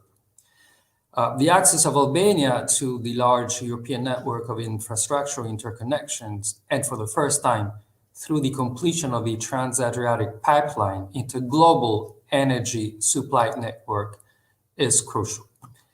Albania and the countries of the region will benefit from this new strategic opportunities, but it will face also harder and more difficult challenges to deal with the new and strictly regulated world. The cornerstone to win these challenges are in line with those of the EU accession path. A swift completion of structural reforms in key sectors, in particular in the judicial system, tangible improvement of the current business climate, which is not perfect. It's still characterized by informality, opacity, and corruption. Real barriers that prevent new investors, potential new investors, to come and invest in this country. One other important factor is work on an efficient and healthy public administration. The public administration in Albania needs to be improved and sustained. And in general, a new economic environment that is a European environment which is more challenging and more competition-oriented. That is to say that all these reforms have to be tackled and won as soon as possible. We as Europeans must also do our homework so as to consolidate our leadership role in the region. For one thing, we should not spare efforts to simplify the current bureaucratic procedures in place and maximize the enormous amount of tools and funds that Europe committed to foster the development of the region in many sectors, but especially in connectivity. I think, for example, of the projects and financial support within the Western Balkans investment framework, which is a springboard development that too often does not display its full potential because of internal bureaucracy to the advantage of more aggressive competitors. I will also recall the need for improved synergies among all tools that the EU has at its disposal. And more synergies are also needed between the EU and its member states. These are just examples, but one core point is worth mentioning. There is no alternative to enhanced cooperation between the EU member states, and the Western Balkan states. That is really key. That's the key to the future. 2021, this current year, will be crucial, a crucial year. We have to face many challenges in our post-COVID world. COVID in the first place. We have to defeat it completely and thoroughly, although its consequences will haunt us for some time, yet especially in the economic field. And also for Albania, it will take some time before Albania and the rest of our countries go back to the growth rates we enjoyed before COVID.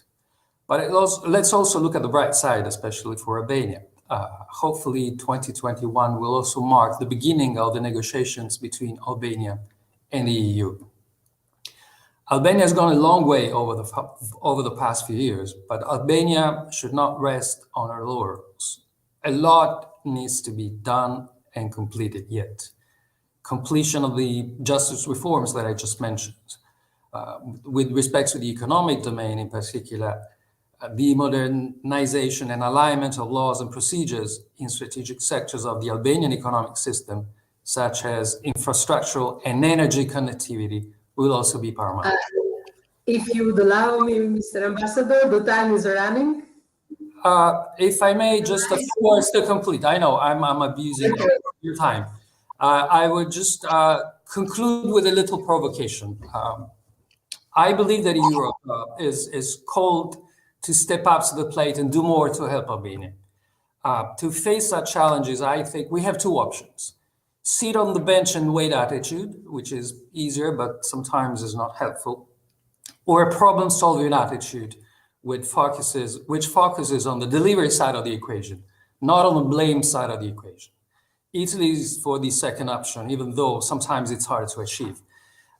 My friend Yuri is there, so let me paraphrase what President Kennedy said during his 1961 inaugural address. Ask not what your country can do for you, ask what you can do for your country. We could turn it around, ask not what Albania should do for herself, that we know very well, but rather ask ourselves what we could do for Albania. Thank you. Thank you again. Thank you very much, Mr. Ambassador, for your views and opinions. And I would like now to pass the floor to His Excellency, German Ambassador.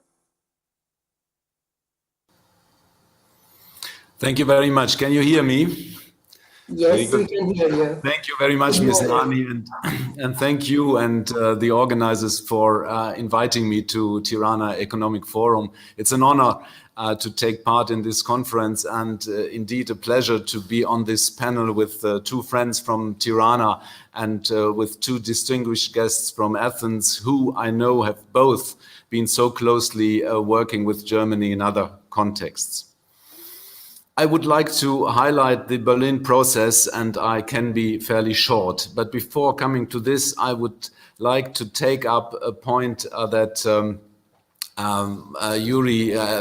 Ambassador Kim has made, and she has stated that a stable and prosperous Western Balkan region makes a stronger Europe and a stronger transatlantic partnership. I can only reiterate and confirm this, and I would like to say that this is shadowed in our close cooperation here, and I can only say for my time, and I know it's true for the time of my predecessor, that cooperation between the European Union and its member states and the US here in Albania has been so trustful and so close.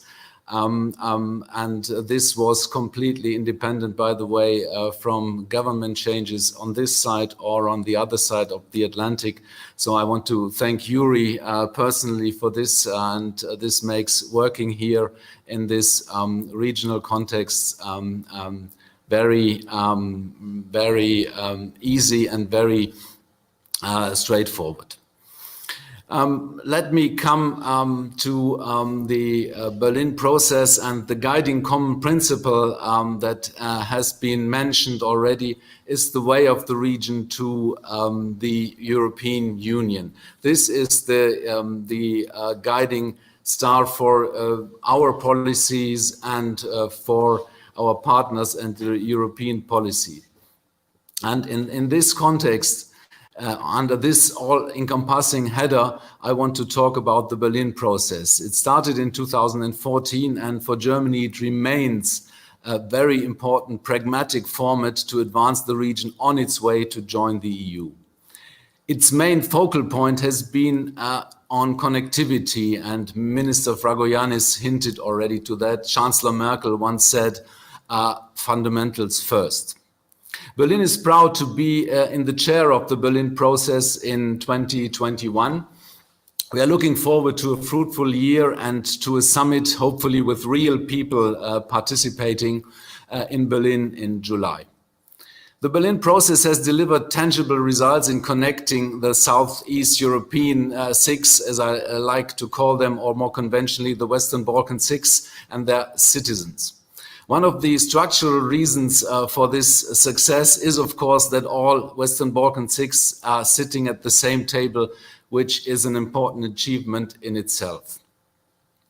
The EU's presence in and its close partnership with the region has been highlighted in times of crisis. For Albania, the earthquake; for the whole region, the COVID pandemic, and has been the backbone of the Berlin process success story.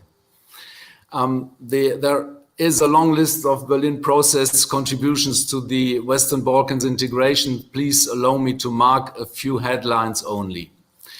The priority, as already mentioned, of the connectivity agenda has advanced the transport and energy infrastructure, and let me cite that from 2015 to 20, roughly €1 billion from European Union IPA funds have been invested in projects.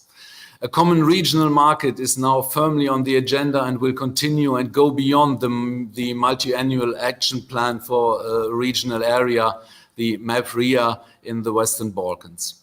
A regional youth cooperation office is established and fully working here in Tirana, and I'm confident they will overcome the corona restrictions which are hard on an exchange office.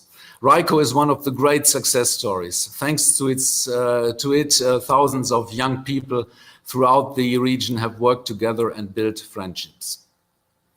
Youth cooperation reminds us not to forget the dimension of people connectivity. Sometimes we are a bit too fixated on hardware. I just mentioned roaming agreement, digital summits, the recognition of university diplomas, information exchange in the fight against transnational organized crime and terrorism, and not least Roma inclusion.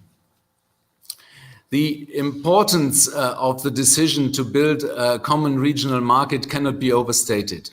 This is a project which will ensure growth and closer integration in the region, and I urge all 6 governments to make the common market a reality. And again, this should start by very concrete and pragmatic steps like simplifying citizens' mobility, traveling with ID cards, for example, or creating green lines to speed up custom controls. And I invite and urge the Albanian government to further use the Berlin process to speed up the preparation of major projects with regional dimensions that can tap into the potential of the Berlin process and the formal EU mechanisms, especially the EU Economic and Investment Plan for the Western Balkans. And I can only reiterate what Yuri Kim has said on the continuation of the reform process. Fostering of and improvement of a business and investment climate in this country is closely linked to the continuation of the reform process, of the justice reform, of the fight against corruption and organized criminality, of organized crime, of public sector reform, and of, I might say, running clean and transparent elections. I'm coming to the end. Yes, Again, Germany is looking forward to convening the Berlin Process Summit in Berlin this summer. The focus will be on the economy and on youth. Following up the good Sofia summit results, especially regarding the common regional market and the green agenda, we are aiming at substantial deliverables. Thank you for your attention. Mr. Ambassador, thank you very much. But for expediency, I would like to have the floor to the speaker, to the last speaker of the panel, Mr. Thanos Dokos, the National Security Advisor of Greek Prime Minister Mitsotakis.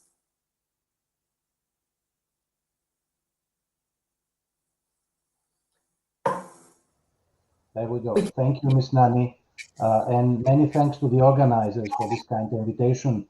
Well, the challenge for the last speaker in any panel is to avoid repetitions and say something that makes sense. So allow me to add a bit of a historical perspective into our discussion.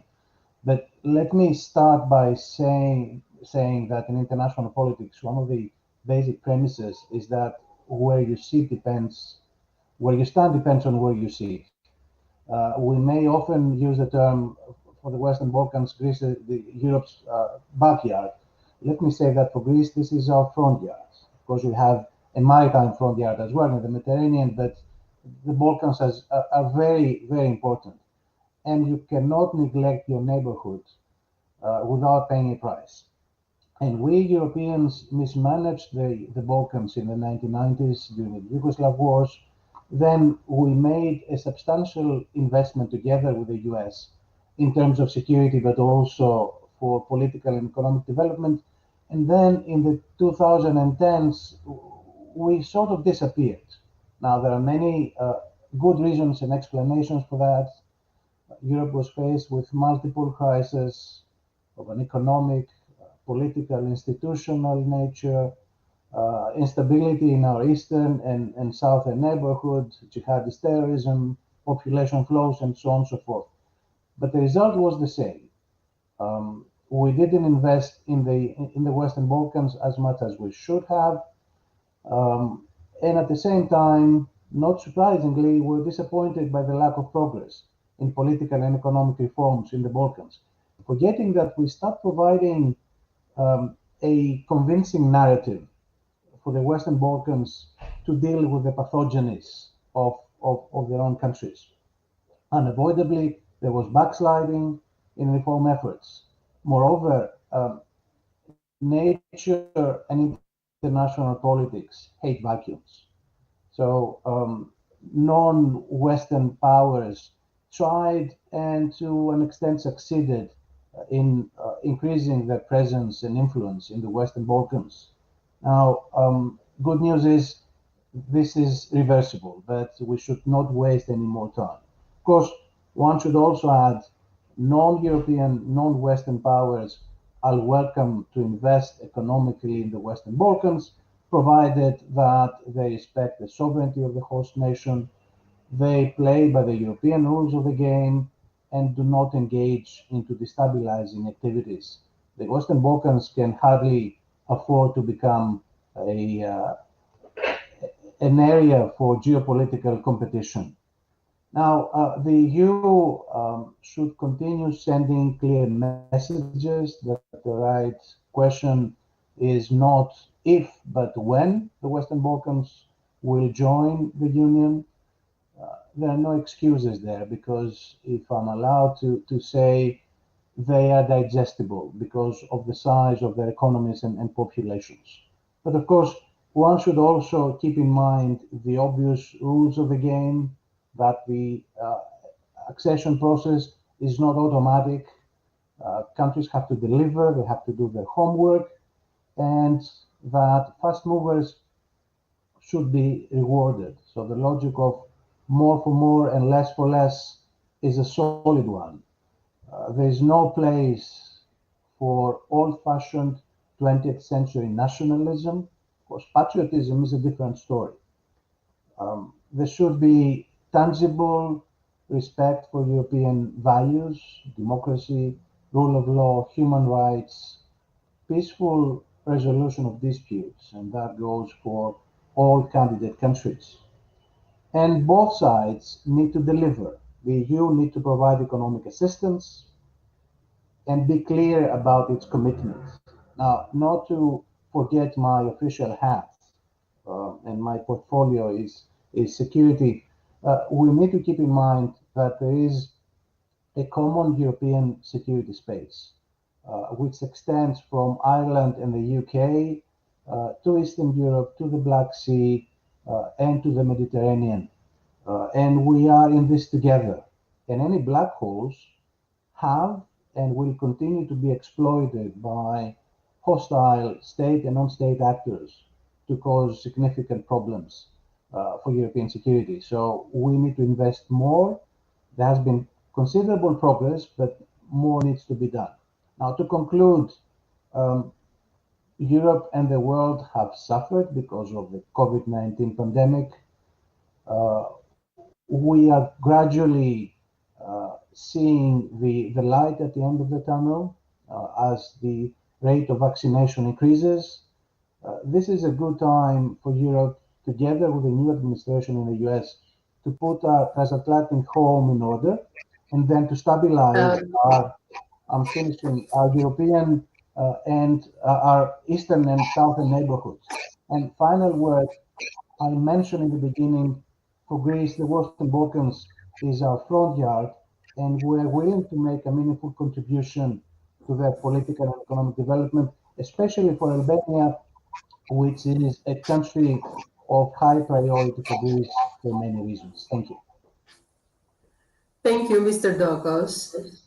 Thank you, every one of the panelists from the different viewpoints, starting from Mr. Fragogiannis, mentioning about the role of Greece to the investment package and mobilizing 9 billion funding to support connectivity, human capital, inclusive growth, green economy, and digital transition, and to the Greek role to the stability and Athens chairmanship in the South European process.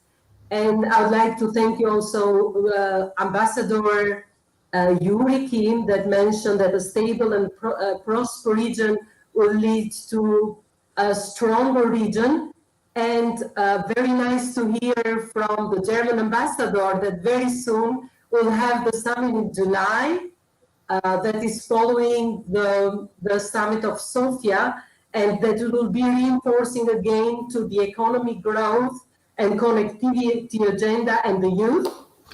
This is something that I follow personally, and there is a lot of discussions in the region that they are looking forward what will be the next step with the action plan that was decided for the regional common market in the Sofia summit, and also the views of our ambassador Booty that the connectivity, the connection of the neighborhoods of our countries that will help each other for the accession, for getting sooner. I have very short time, but I would like to raise a question to Her Excellency Yuri King. Is the region more stable than 5 years ago? Has the cooperation been improved, or it is one step forward and 2 steps back? And in the light of all the political changes following election in the Western Balkan countries and new government taking over? I think it's clear from fora like this and the comments made by people who are much more expert than I am that there's room to do more and to do better. And these types of discussions exist precisely to help us get there. So I don't know that I can give a grade between now and 5 years ago, but what I can say is that when I look at the situation as it is today, we can do more, and we ought to do more. It's in our interest. And when I say our interest, I mean the United States most certainly. But I believe as partners between the United States and the EU, that it's to our benefit to have a Western Balkans region, including Albania, that is stronger and more prosperous. And like Fabrizio said, this is a matter not just for us, not just for Albania, it's for both of us across the way to do what we can from our end to push progress forward. Thank you very much, Madam Ambassador. And I would like to close with a question to Mr. Fragoyanis. There has been a much of discussion about electronic trade, e-commerce, single window, digital corridors. How do you think Greece can build on these post-COVID new normal trading procedures to establish enhanced intra-regional economic relations? Well, the pandemic has had tremendous consequences, both in Greece and in Western Balkans and in the region. But it has also been a reason for transformation. So we have seen tremendous progress on e-commerce and digital transformation on plenty of services.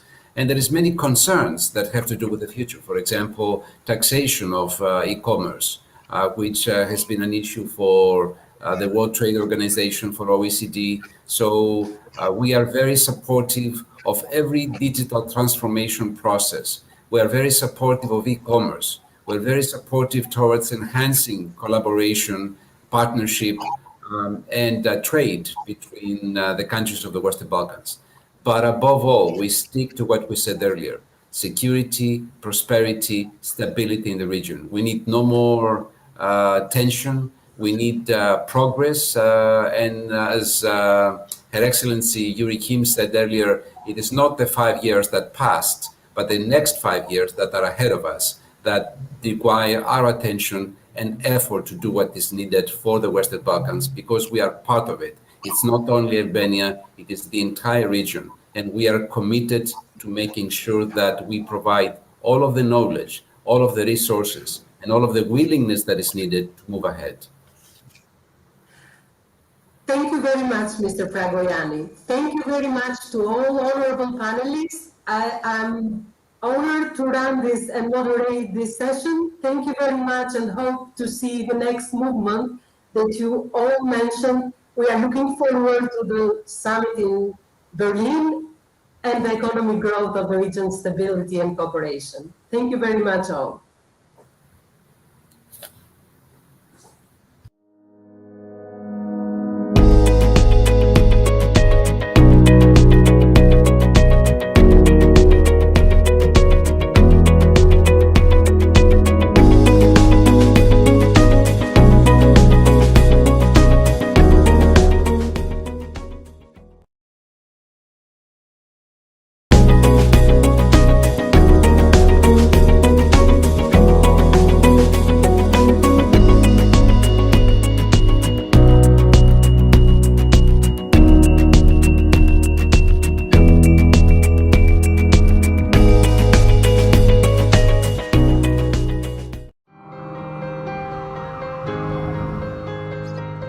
Këtë vit, papritmasijet tona, përparësitë tona, planet tona për biznes ndryshuan në mënyra që nuk mund të parashikoheshin.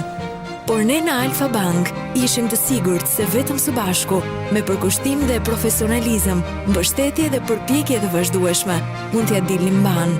Dhe në asnjë moment nuk reshtëm së punuari për këtë. Me shërbimet e reja, zgjidhje online dhe shumë energji pozitive, ne osiguruam që ti, familja jote dhe biznesi yt të kishit të gjithë për krahjen e duhur për të ecur përpara.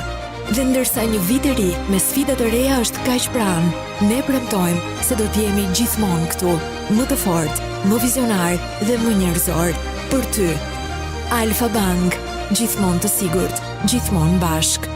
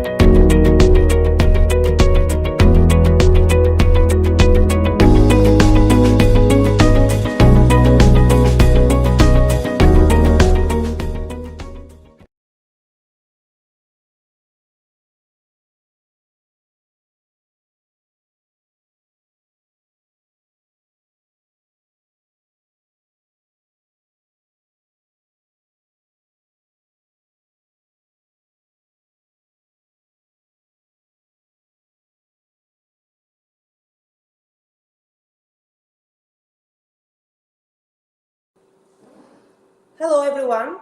I am very pleased to be moderating for the third year the Tirana Economic Forum to the panel that is covering economy. In fact, this year it's a bit unusual compared to the previous 2 years that the Tirana Economic Forum was organized. And this panel will be on the Albanian's economic recovery post-pandemic. We are now 1 year from the last year that are part of this new normality, if I may call it like that. And for this, we have a very important panel with interesting and distinguished speakers. I would start to present the Minister of Finance and Economy of Albania, Ms. Anila Denaj, that will be opening this panel. Thank you, Minister, and welcome to the third forum, let's say, Tirana Economic Forum in Albania. Also, part of this panel will be the chairman of the Foreign Investor Association of Albania, Dr. Kostadin Alves Leben. Good morning. Good morning. Thank you, Konstantin. The other speaker is Mr. Maxim Sasli, the country director of Deloitte in Albania. Good morning.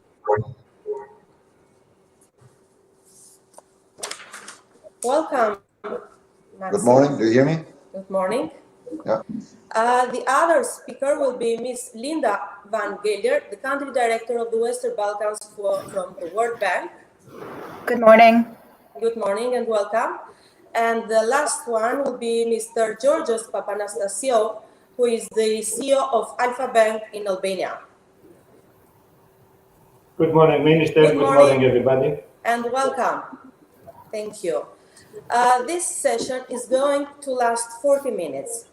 As we'll be limited and we need to properly manage the time, we will go straight to the first speaker. And I will just make a small, let's say, entry. As you know, 2020 has been a very difficult year for the Albanian economy, not only.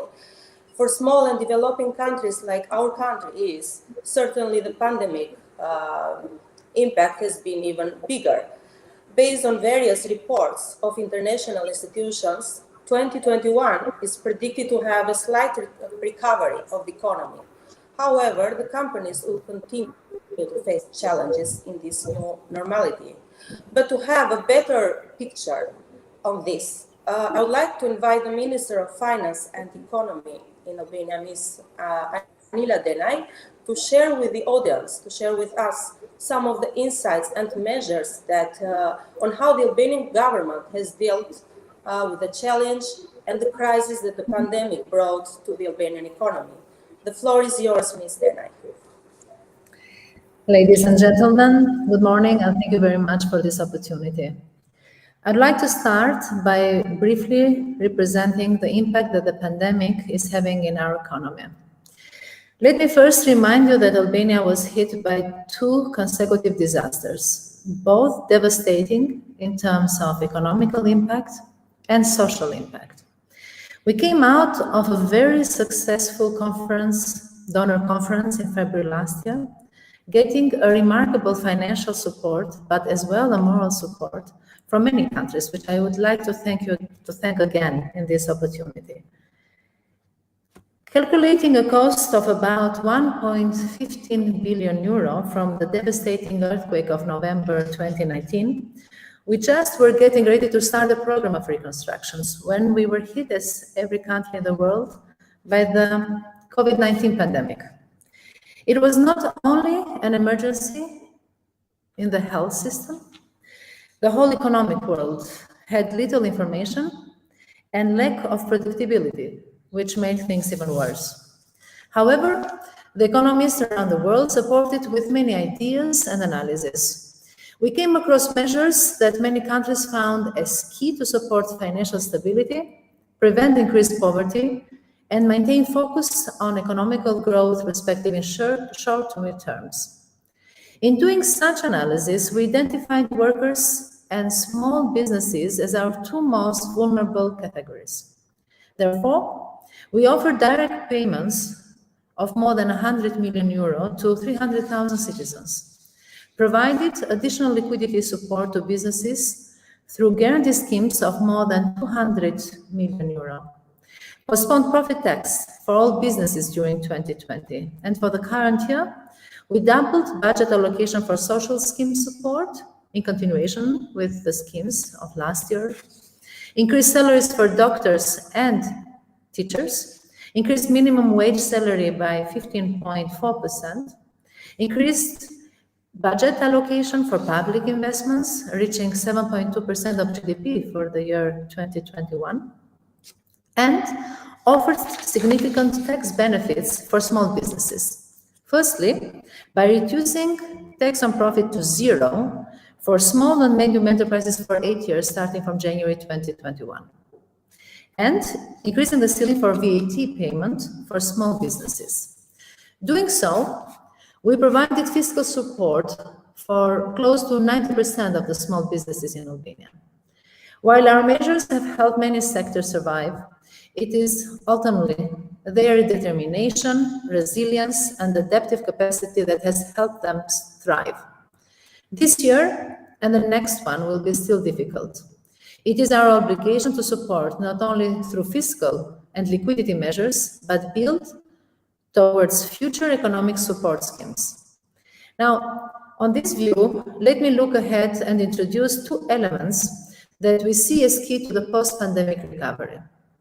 The first one is digital transformation.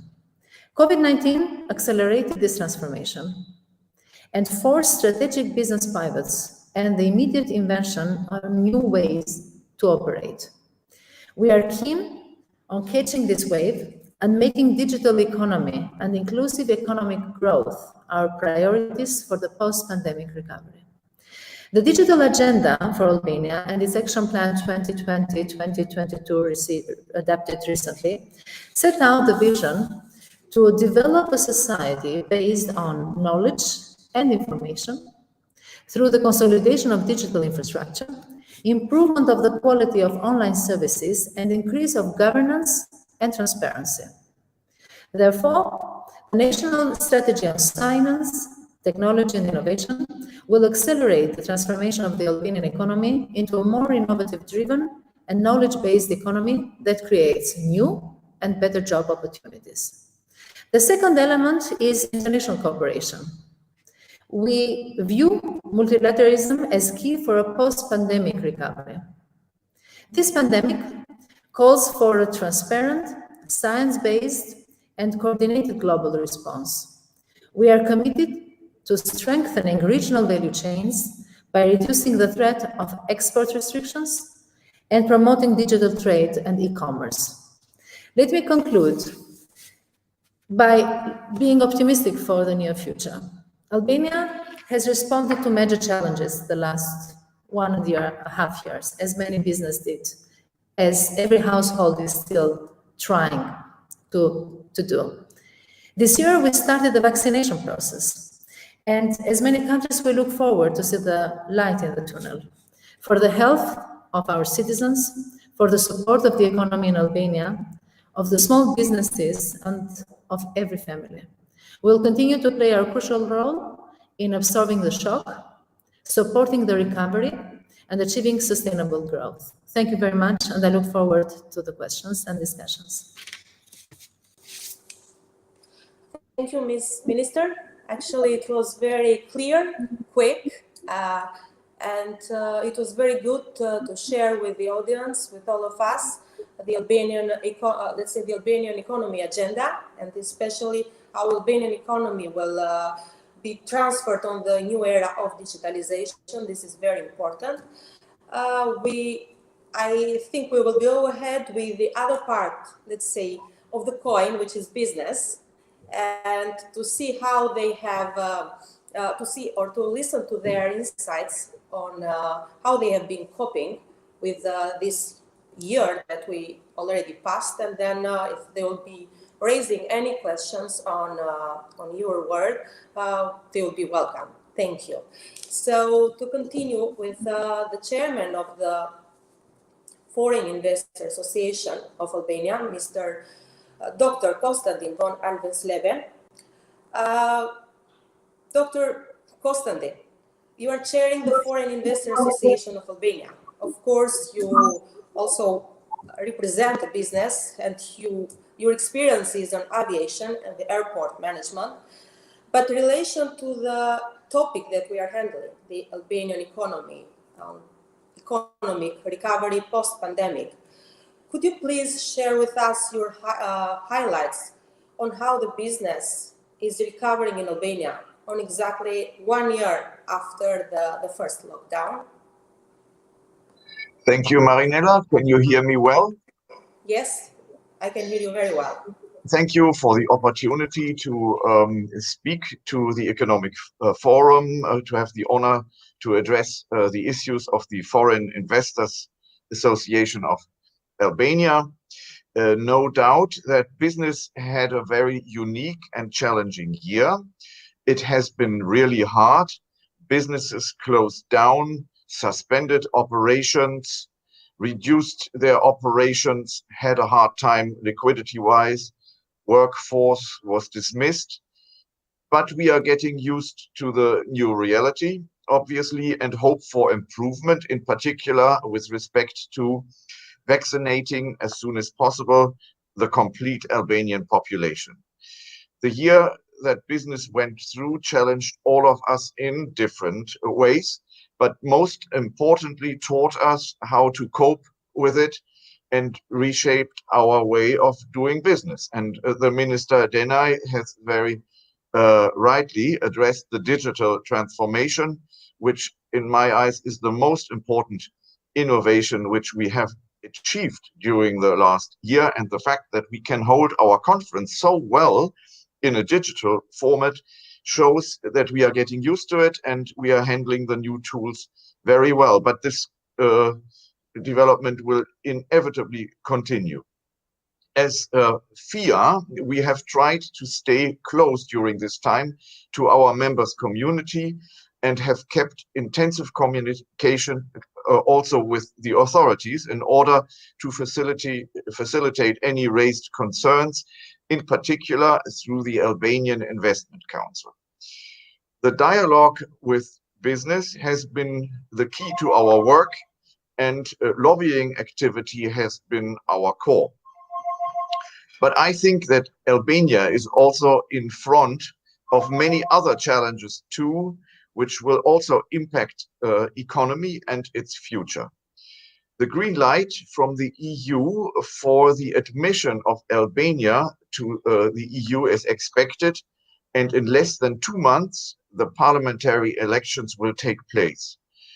The new government will need to work hard for the accomplishment of these challenges.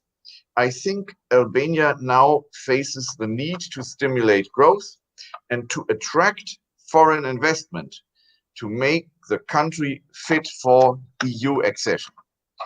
I want to share here with you that FIA has already addressed its expectations and recommendations to the political leaders of Albania through a manifest in which are highlighted the 10 main challenges for bringing Albania's economy forward in the next 4 years and to help economic recovery. The foreign investors appeal that the investment climate in the country remains a key element to get improved and to make also the pandemic recovery lighter. I think with this, I also follow up on the comments which we have heard from the ambassadors in the previous section, from the ambassadors of the US, of Italy, of Germany, and the National Security Advisor of Greece. All in all, I think we can be optimistic since the world economy is recovering. Speaking also for Tirana International Airport, I think there will be a positive traffic development during this year. Therefore, let us all work on achieving a sustainable upward trend for the Albanian economy. Thank you.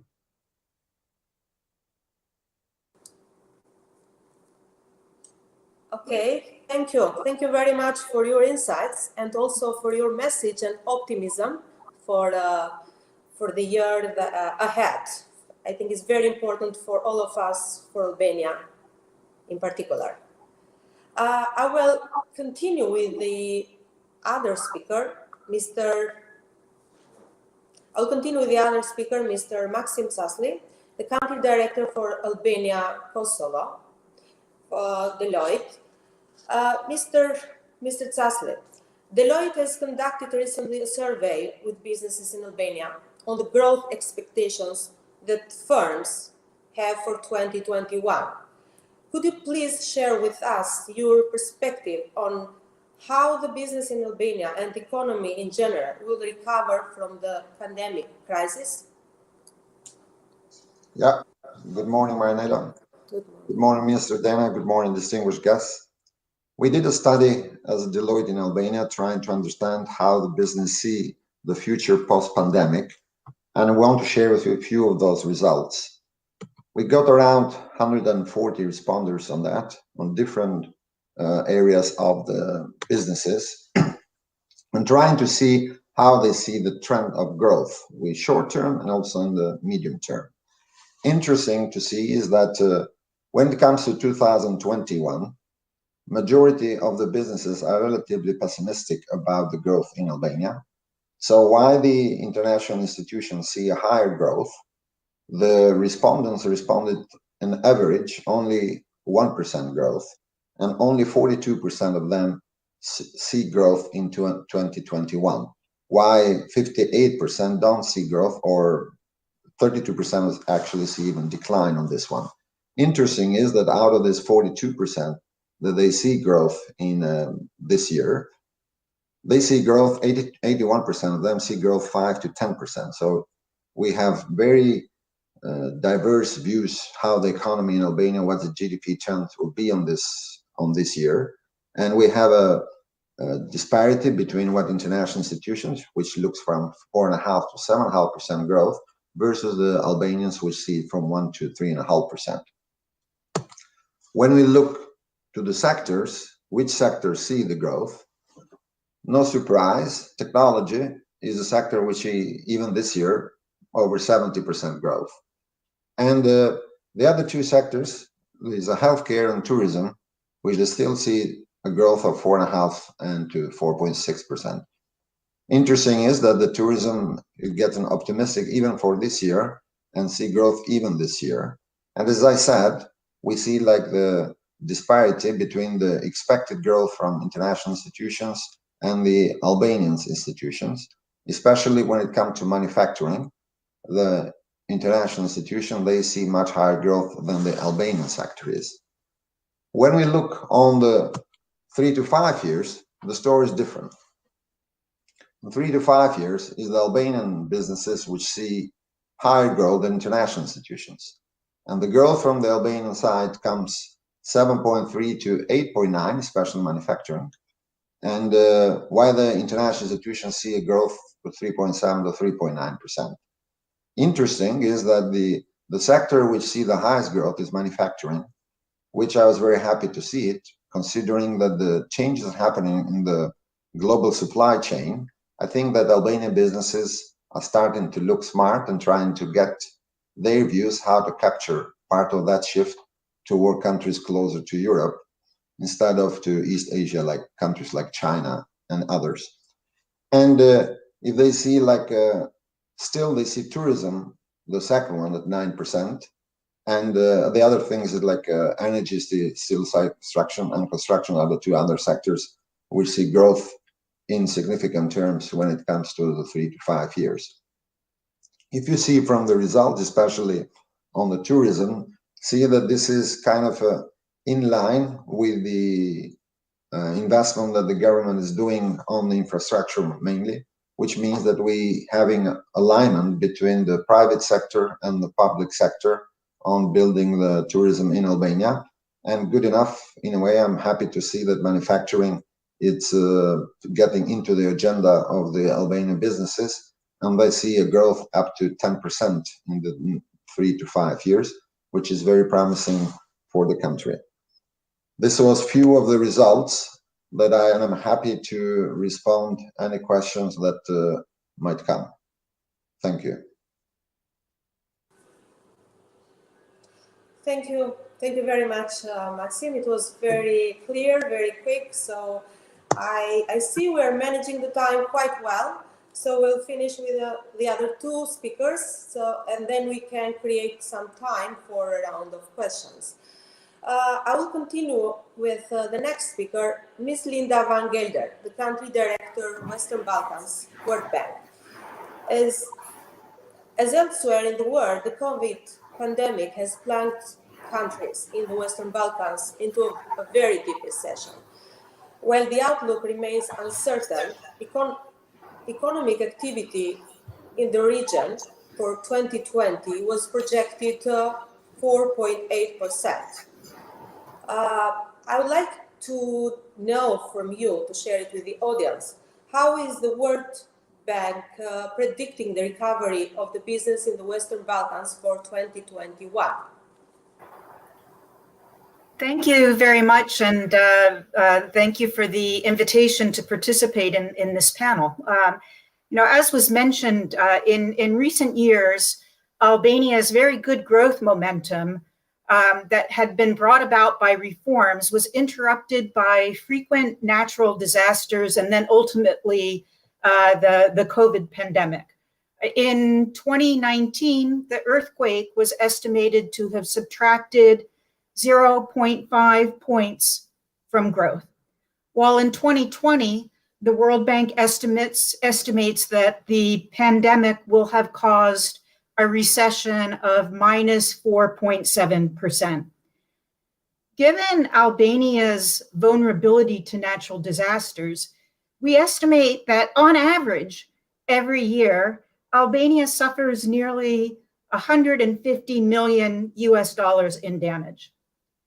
Before the pandemic, the agenda for accelerating growth included strengthening the skills of people, addressing some business climate issues, and also addressing infrastructure gaps. These remain areas that continue to be critically important for the resumption of growth going forward. Albania's growth is expected to resume this year, but we anticipate that it will take some years before the scars of the pandemic are fully healed. To speed up the recovery, Albania needs to build resilience to shocks. And to better manage the impact of shocks on the most vulnerable people, it will be important going forward to also look at enhancing the inclusiveness of the social system. Fiscal space needs to be built through better revenues, as the minister mentioned in her remarks. Spending needs are likely to remain high.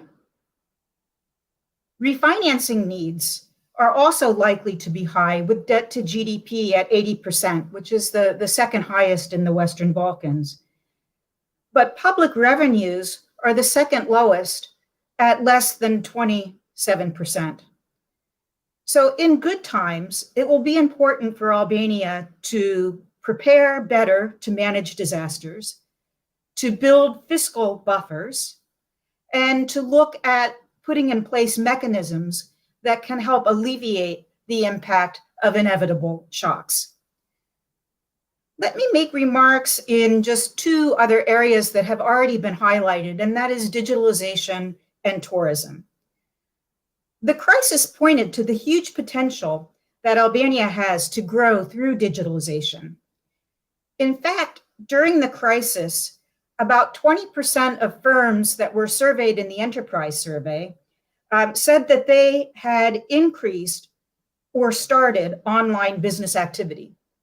This e-commerce activity has the potential to help overcome key obstacles with regard to a number of important things on trade integration, market connectivity, the informational frictions that prevent Albanian products to enter new markets, and limited financial resources to access foreign markets.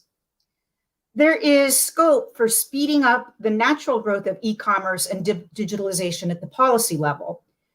The level of trust in Albania's e-commerce companies can be strengthened through creating standardized and promoting a good e-commerce industry code of conduct. The business environment can also be upgraded to facilitate e-commerce by modernizing tax legislation, online payment infrastructure, and cross-border and the costs of border crossing procedures. Bolstering targeted support programs for e-entrepreneurs can help boost innovative practices and inspire more Albanians to start their own ventures. And finally, an inclusive digital infrastructure needs to be built so that these opportunities reach the underserved parts of the population. Let me turn just very briefly to tourism. We believe that sustainable tourism is an important opportunity for Albania to build back better. In 2019, the direct and indirect contribution of tourism reached 21.2% of GDP, and it was responsible for 250,000 jobs. The number of international arrivals increased rapidly from 317,000 in 2000 to 6.4 million. And this reflected in 2019. This reflects a growth of 17% per year, more than 4 times the global average. Yet, Albania's tourism sector has not yet realized its full potential, and it continues to lag behind some of its comparator countries. On a per-arrival basis, international tourism receipts in Albania are much lower than Croatia, Greece, and Montenegro, and far below the EU average. Tourists coming to Albania spend an average of only 52 euros per night. So finding ways to augment that will be important to reaching the fuller potential. This could include measures that could modernize the business environment for tourism, upgrading the legal and regulatory framework, and strengthening its implementation. Natural and cultural resources available for tourists need to be preserved and promoted to increase the geographical footprint of tourism and to increase the value added per tourist and to diversify the tourist offering. The current focus on mass coastal tourism needs to be balanced against environmental damage such as air and water pollution and global phenomena such as climate change. Finally, to support diversification, the country's labor force needs to be equipped with a wider range of skills. Training must be available, affordable, and directly relevant to the tourism sector. Yet workers will only seek this training if they see rising wages and an extended tourism season to make employment in tourism a more appealing prospect. In conclusion, with commitment to building resilience, to investing in people, policies, and infrastructure to support growth, Albania, we believe, has a bright future to build back better in the aftermath of this current pandemic.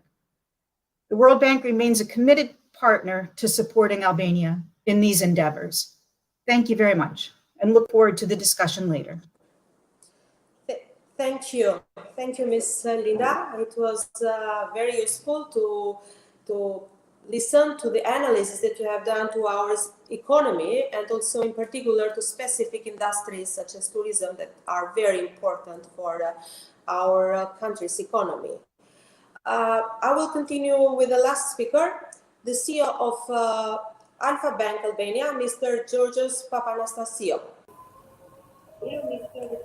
The floor is yours, Mr. Papas. The floor is yours. Thank you, Marinella.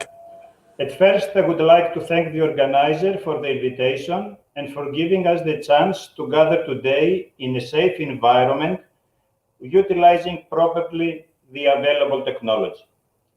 In the last live forum, a couple years ago, I had the chance to present the Albanian banking system, which in a nutshell was well capitalized, liquid, financially sound, combining both European-based shareholding, local one, as well as non-European.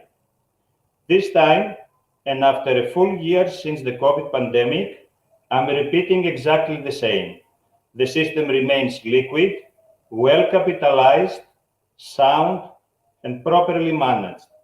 Not to forget that it is prudently regulated by a central bank that applies mostly best banking European practices in this regard. During this last pandemic year, Albanian banking system proved that it was part of the solution dealing with the crisis. First, it continued providing normally and on a regular basis the Albanian economy with new credit and liquidity in a size and a quality that it was originally planned. It fully supported, not to say it was the vehicle for the state's intervention through moratoria and all the other public guarantee schemes. Amounts exceeding 200 million in liquidity were added to the economy with prudent banking criteria. Second, equally important, it contributed offering its own relief measures to its clients, both companies and individuals. Tenor extension, grace periods, rescheduling were just some of the measures that were agreed between the banking system and the customers. In parallel, not only the system adopted and implemented immediately and successfully an government designed protocol, including flexible working hours, hygiene measures, respecting social distancing, etc., but it also used this opportunity to advance significantly to its technological transformation. Alternative channels such as mobile and web banking, remotely concluded transactions, digital product offerings were quite promoted and well accepted by the local market. Still, though, a long way ahead of us. Within a very short period of time, work from home was the norm of our operating model. In Alpha Bank, more than 90% of head office employees were able and eligible to provide their work from home, while on average, more than 75% were working from home. Nowadays, even more than half of our head office employees are still providing services and do their job from the same environment from their homes. On the other side, always respecting safety measures, the branch employees were present in the front line to continue providing service to those of the customers who opted for a live, traditional way of transacting. Tailor-made solutions were provided to all our businesses, be it personal ones or corporate ones, be it small size or bigger size, in order to plan and finance their business during the pandemic. Sectors were segmented, and based on the pandemic effect on each one, different solutions and support was provided. Moving ahead and hoping for a quick pandemic end, banks are working hard toward digitalization and further simplifying banking processes. The mid-term attention and objectives will focus on continuing investments in new technologies, educate the average citizen on the use of its mobile or tablet to transact with the bank. Albanians, although very heavy users of mobile phones, still they are not so much in favor of mobile banking and transacting with the banks. Simplify process of opening and maintaining any bank account, respecting key principles such as customer identification and anti-money laundering principles. Branches will not disappear, and bank employees will not be replaced. We will not have robots seen working in Albania. However, we all need to adjust to the new era. The speed of change is up to us to define. First of all, the customers. They are the ones who set the rhythm, and we are following. On the other side, banking system is providing new technologies, new solutions, and new methods of transacting. Banks, in this form or another, will continue covering the needs and fueling the economy with the necessary liquidity support. However, we should not forget, and we should continue increasing our attention on key areas that we have mentioned. First of all, we need to provide a future vision for the country so that the young generation will not prefer to leave Albania and seek its future elsewhere. We need to continue fighting and eliminating informality and grey economy so that trust among all shareholders is further enhanced.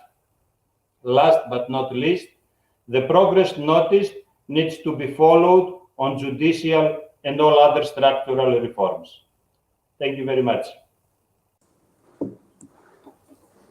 Thank you. Thank you very much, Mr. Georgios. It was very good to listen how the Albanian banking system, and especially your bank, had a role during this pandemic and also post-pandemic on being closer to the businesses. We are now on time, so we finished as the agenda allows. I don't know if the organizers would give us some more space, some minutes for at least one question. So I have no feedback from them, but I'm allowing myself for a short one, just a short question from any of you to any of you. Is there? I think we are missing one speaker here. Marinella? Hello, Marinella. I was out. I don't know why. And if it's allowed to ask a question, I will be very glad. My question is actually an evergreen question, which has nothing to do with the pandemic. The businesses, including the foreign businesses, always have to do with the tax office. I mean, the tax office is a hugely important partner, and cooperation has to go well. Obviously, the tax office of Albania, which is under your authority, Mrs. Minister, has a very strong position towards the businesses and needs to have it, otherwise it will not work. So this is completely accepted. On the other hand, the way the tax office exercises its powers always can create issues, in particular for foreign companies which are not so well used to how it works in Albania. And the tax office may even appear a little bit threatening, and some issues may take long. For example, VAT reimbursement is an issue where we would wish to allow for more swift action Dr. from Konstantin, could you yes. please just write to the question, because we are almost we are short. To leave the time to the minister for answering. For the next 4 years, if your party is re-elected, can we hope for more reliable VAT reimbursements? And also the tax procedural rules are important. If we would like to obtain an answer, an advance ruling from the tax office, will there be development on procedural rules which will allow advanced tax rulings? Sorry for being long. Thank you. Ms. Minister. Thank you for the question. I would like to remark that threatening is not an attitude. We'd like to have this in the conversation. Tax administration works based on procedures. So I would really need to either have a concrete case or rephrase the wording. Now, we definitely have worked in increasing formalization in the economy. It's not an easy job. It is a problem of 30 years. However, we are not working currently based on people. We are trying to work based on systems. Let me inform you that by September 1st, we will finalize fiscalization, a process that we started with the law in 2019.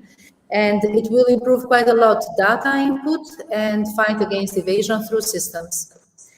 And that would improve definitely the communication of the tax administration. And if any, as I said, if any threat would exist, I would be more than happy to get the information at the very beginning. As regard to VAT reimbursement, let me be very brief on this. The last 2 years had been very clear on what's our focus, and me personally as a minister, in improving not only days and delays, but also clearing all the issues related to exporters, agro-processors, and enter into a legal correct framework with big companies.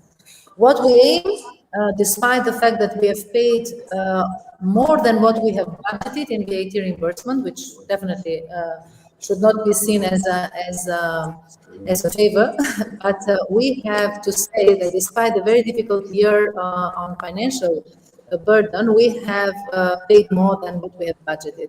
Where we aim is automatic reimbursement. And all the procedures that we have included recently in our information goes into one line. First of all, companies that are, I just finalized, companies that are formalized are already going towards automatic reimbursement. Thank you. Okay, thank you, Ms. Thank you Minister. also, I wish the time was even bigger for us. Let's hope that the 4th edition of this forum next year will be bringing us in one room like we did in the last years. I would like to thank all of you for being part of this panel and for sharing in a very professional way your insights and experiences. The minister from the Albanian government side, and also different insights from the business representatives and from the World Bank as one of the supporters of the Albanian economy. Thank you very much and wish you a great afternoon. Thank you very much. Bye-bye. Thank you.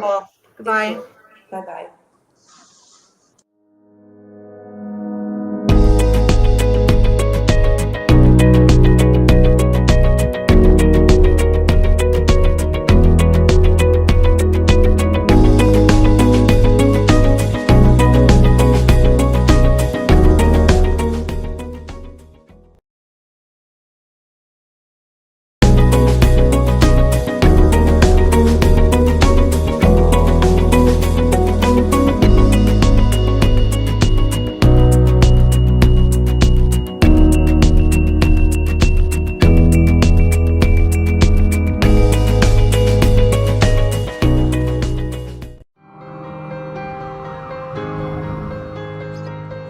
Këtë vit, pa prit masijet të tona, përparësitë tona, planet tona për biznes ndryshuan në mënyra që nuk mund të parashikoheshin. Por ne në Alfa Bank ishim të sigurt se vetëm së bashku, me përkushtim dhe profesionalizëm, mbështetje dhe përpjekje të vazhdueshme, mund t'ja dilnim mban. Dhe në asnjë moment nuk reshtëm së punuari për këtë. Me shërbimet e reja, zgjidhje online dhe shumë energji pozitive, ne u siguruam që ti, familja jote dhe biznesi yt të kishit të gjithë për krahjen e duhur për të ecur përpara. Dhe ndërsa një vit i ri me sfida të reja është kaq pranë, ne premtojmë se do të jemi gjithmonë këtu, më të fortë, më vizionar dhe më njerëzor. Për ty, Alfa Bank, gjithmonë të sigurt, gjithmonë bashk.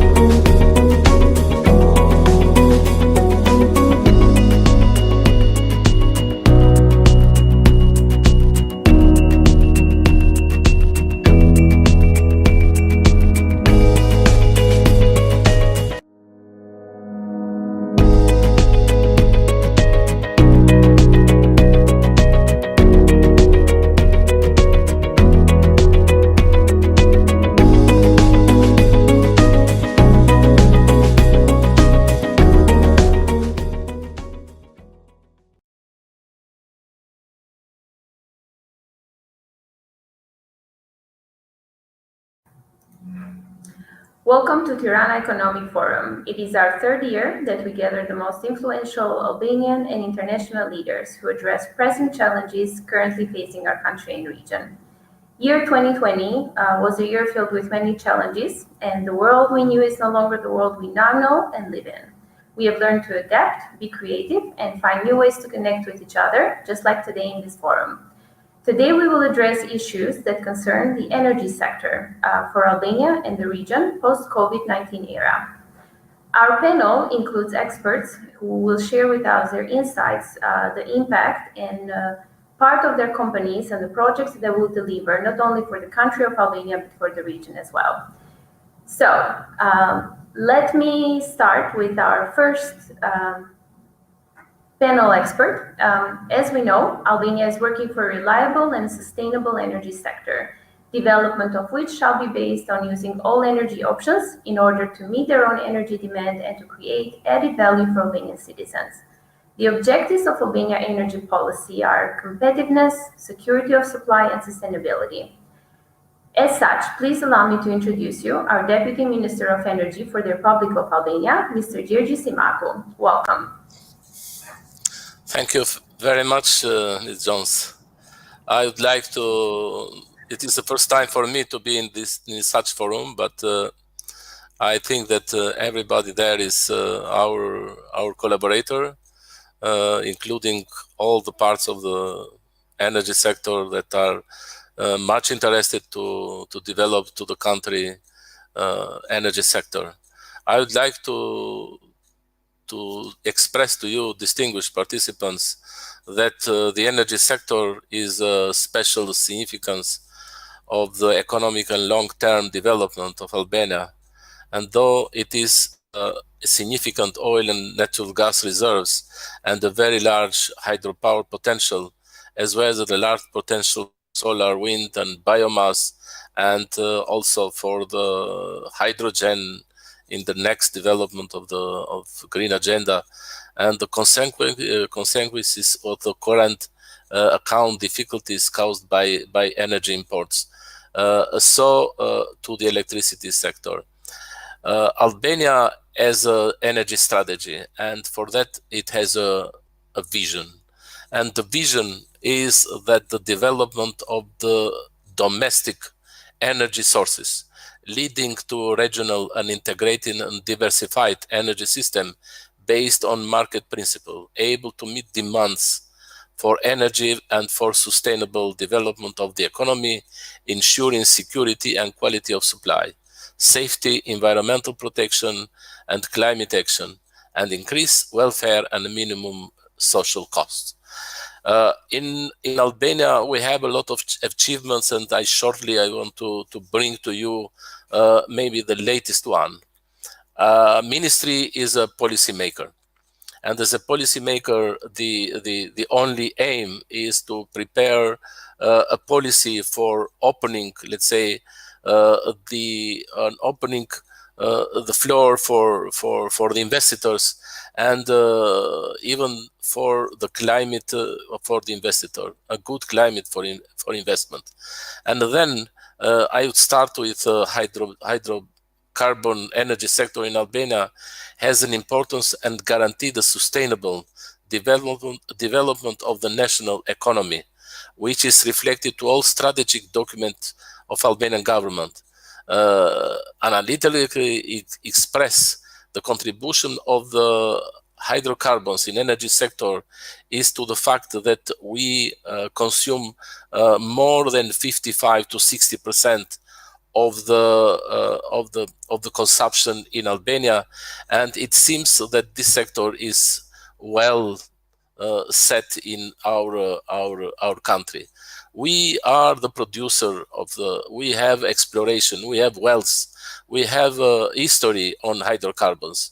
And for that, we have started a very aggressive hydrocarbon sector policy to underway and to improve the legal framework and the good climate on investment to the sector. So recently we have done changes on 2006 by law to improve a law in terms of reflecting the latest development of the activity of exploration and production of hydrocarbons in Albania. In this regard, we have concluded three hydrocarbons agreement. The first one is between ministry and represented by National Agency of National Resources and the Shell Upstream Albania. This is one of the most important that we have for the moment. And also the second one is with Eni and Albania for the block Dumrea. The third one is the updating by Shell Upstream Albania BV with the block 3, 2 and 3. So those agreements is made based on the model for the production sharing contract, which has been implemented for these hydrocarbons agreements. We have another sector. The sector is the natural gas sector, where is made on the policy view is made a lot of progress. As far as TAP as active in Albania, and the natural gas sector has preparatory activities are intensified, which are related to the implementation of the series of projects for the gasification of Albania. Today, we have a master plan for Albania and identification of priority projects for the natural gas, which are enacted through projects like TEP today, Trans-Adriatic Pipeline today is conducted to both inland and the sea for the part of pipeline. At the end of 2020, the gas transmission from Azerbaijan to Italy has started in the so-called South Corporate of TEP. We have a project to distribute TEP through the main lines like EA project.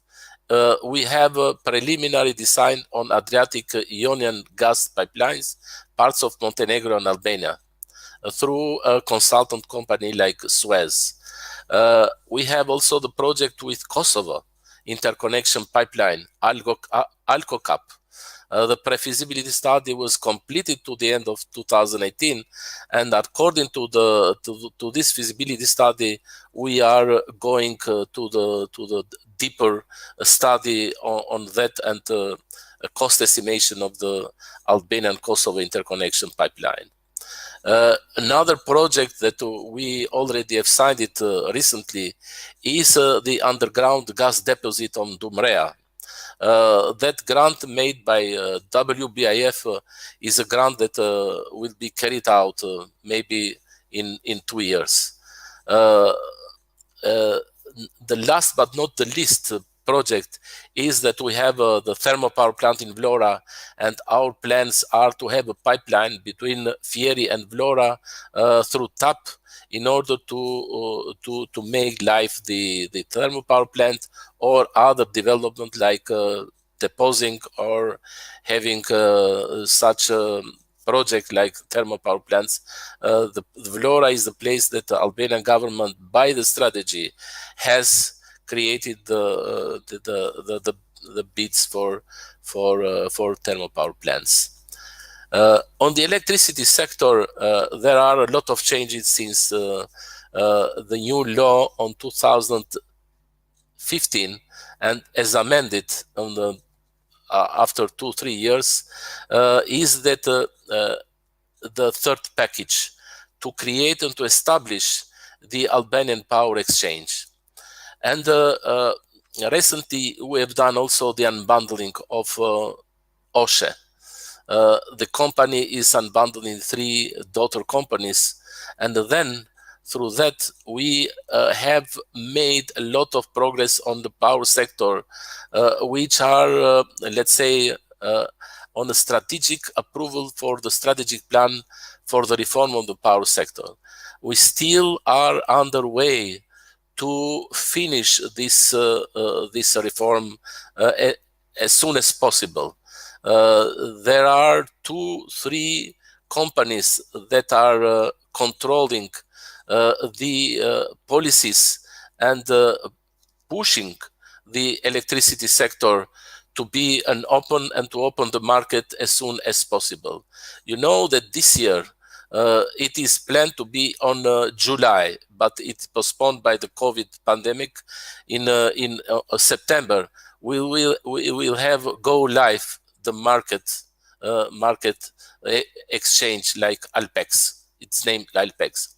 Recently, we did changes to the law for that reason, and also we have on 19 of September we have two different decisions of the government on creation or legal form of capital structure for ownership of market operator, and also determine the criteria for the procedure for selecting participant on the capital of the market operator. So these are those two main decisions of the government today are implemented. The Alpex. The Alpex is ongoing well. It's created, is established, and recently we have this year through transmission system operator, we have market coupling agreement. Being the market operator of Kosovo signed as the shareholder of agreement to establish the electricity power exchange. We will operate as a day-ahead market in advance with intraday market. The Albanian Electricity Exchange market was registered at the National Registration Center on October 23, 2020. You know that on December last year, independent operation of Kosovo started as a regulatory area within Albania-Kosovo regulatory block for 400 kV line Albania-Kosovo interconnection, thanks to the German government that helped so much on this unblocked situation with Serbia and Kosovo. Further market liberalization are the law itself, but the most important one is unbundling process. And unbundling process has been live, has been a real unbundling, started from 1st January of 2020. All the year 2019 was to prepare the company to be unbundled, but really unbundled, as I said. So today we have the natural monopoly like distribution system operator, DSO. And we have also the universal service provider like FSHU and free market operator like FTL. So these three companies are already unbundled. We have also very distinguished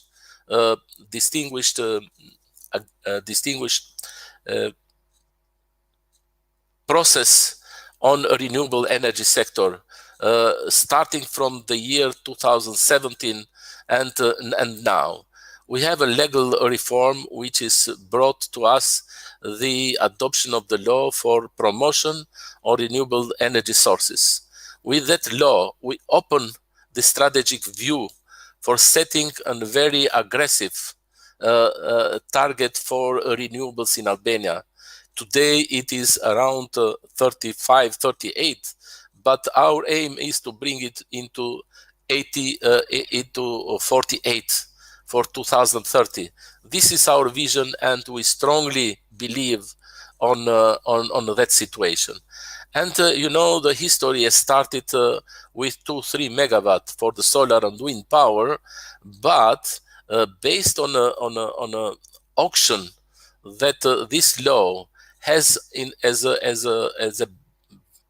as a big bond in this law is that organizing the auction on solar PV only. Saying that, we did a movement, which is our strategy on diversification of the renewable sources. We know that the green agenda in Europe is for diversification of the fossil fuels into the renewables. But for Albanian case, we have something else, to diversify the renewables itself. And for Albanians, it means so much. I would bring to you that the situation of the hydropower depending by the climate, and we had 1 year wet and 1 year dry, and it made Albania to be in difficult situation. On that sense, this government has a successful story with the Karavasta auction, which brought Voltalia with a very good price for 24.89 euro per megawatt hour for the 70 megawatt peak to be sold in Albanian market, and the rest will be sold in the free market. Now we have another auction on in our evaluation, and almost in the same interest as Karavasta auction. This is the Spitala auction, which is in Durrës location. It is 100 megawatt peak installation, where 700 will be supported by the contract for difference, as it is described in the law. Recently, Ministry of Infrastructure and Energy, thanks to the minister herself, made some changes to the auction scheme. The auction scheme will be not only the auction that government prepare the project and the companies apply to have the best prices, but in order to move to move the Albanian investors on this field, on energy sector, we have started with a hybrid auction, which means that the investors will propose the projects and will bring to the prices also. Then we have a lot of capacity to build by the solar and wind, and recently we are starting maybe this month or on the beginning of next month, opening a bidding process for the hybrid auction on wind and solar also. So you may see that all this development bring us to the diversification of the renewables in Albania, and looking forward also to the Skavica hydropower, which is a big one, and have a lot of improvements for the Drini cascade, not anymore inflows or water into the outlet of the cascade. So I would bring to you that on the solar issues, we have by law the self-consumption, the self-producers. Each customer, each investor can bring to produce electricity by solar PV on the rooftop for their own interest, for their own consumption. So today we have a 500 kilowatt peak to install on the top, and it is only for the self-consumption. This is a very successful scheme which is done so far. Then the last one is that, really is the last one, that we are moving on energy efficiency, that recently we have approved the new law or amended the existing law for the energy efficiency, bringing that in line with European directives. Also, you know that there are many decisions of the government that are governing the efficiency sector. The last but not the least is that Albania is under preparation of NSEP. NSEP is the climate and energy plan, integrated climate and energy plan, and this year we will have a very good target for energy efficiency, for renewables, and also to bring ambitious target for minus 11.5% of the greenhouse gases to the sector, and starting with a vision to decarbonize at least not only building sector but also the transport sector. Transport sector is the only contributor in Albania for CO2 emissions, and we are happy that we have started by the decision of the government this NSCP on the end of this year, hopefully to finish all the scenarios for that. Thank you very much for having me here, and I'm open for any other question. Thanks. Thank you so much, Mr. Simaku, and thank you for being in our panel and being in our forum today. Being involved in the energy sector myself, it is very exciting to hear of all the projects that are taking place and all the different collaborations. We will continue with our next speaker. Actually, our first speaker has been in Albania for less than a year, but brings with him a worldwide experience from across the globe. Today, we will welcome here for the first time in the Tirana Economic Forum. So it is my great pleasure to welcome and introduce to you the new country manager of Shell Company, Mr. Ante Friends. Welcome. Thank you, Mr. Jones, and thank you, Minister, also for I think a very good setup of this this panel. And indeed, as you said, for me, this is the first time I'm actually speaking in the Tirana Economic Forum. It's actually the first time I'm speaking in Albania in a public event, because I only became the general manager of and the country chairman for Shell in Albania about a bit less than a year ago, in the middle of the COVID pandemic.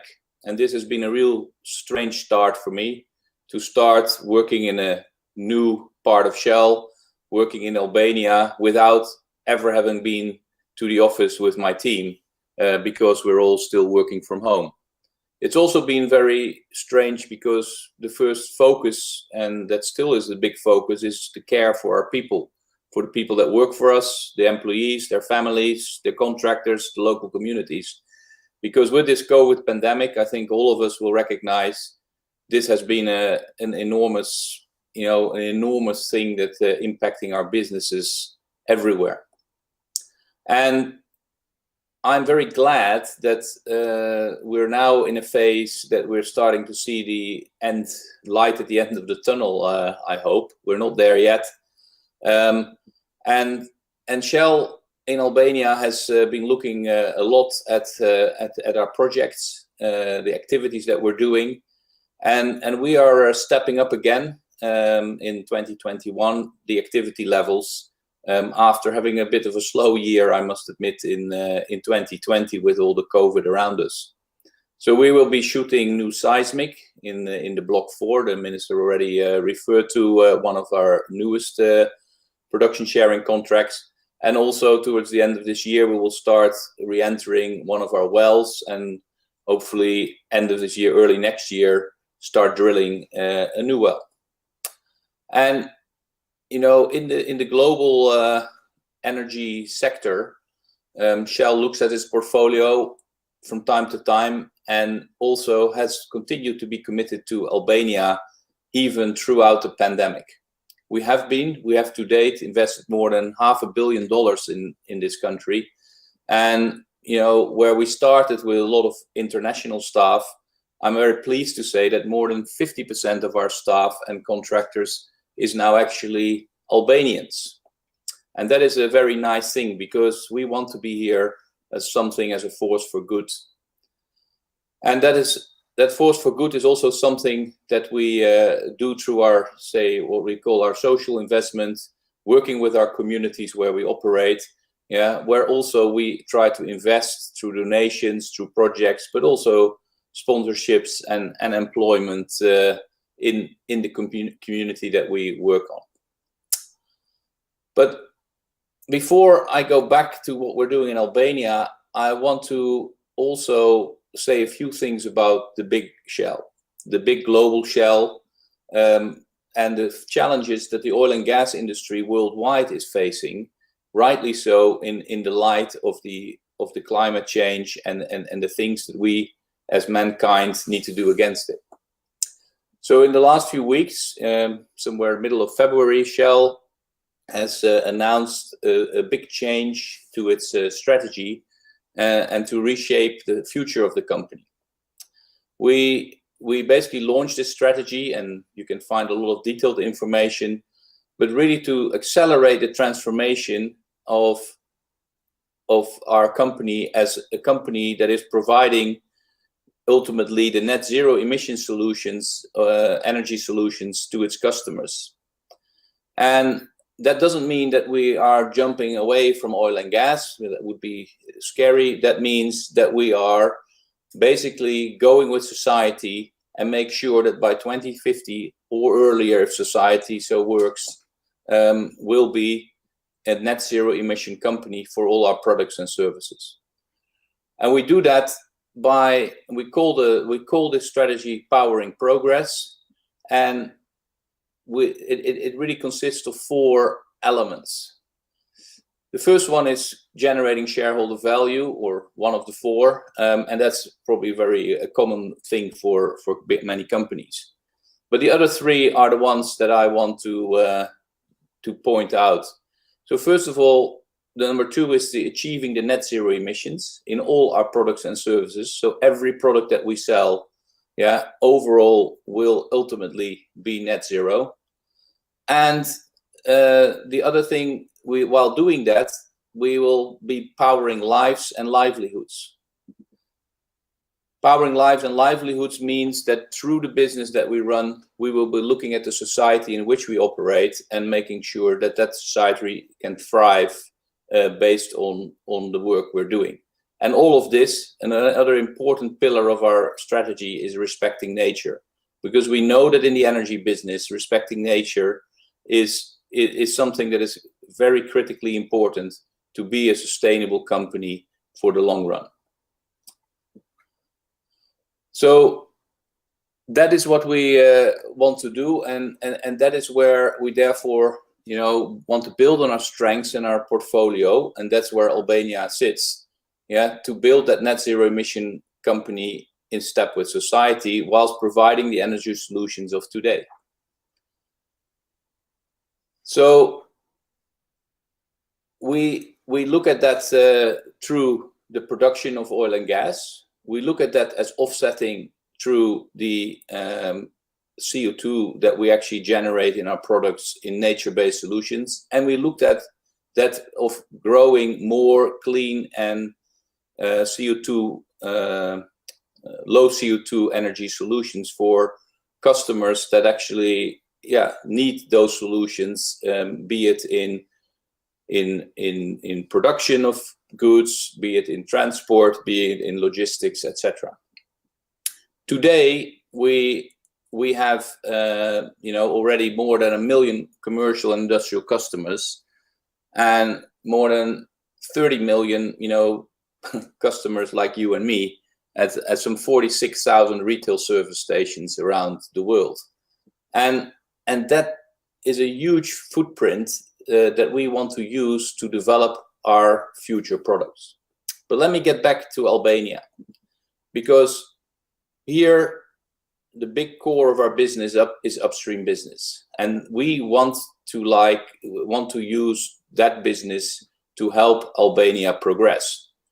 And we will therefore be appraising the fields where we discovered the oil and gas, and in line with our strategy, deliver financial returns to our shareholders, but more importantly, I would think, to the Albanian people, and doing that while we drive down the emissions of our operations.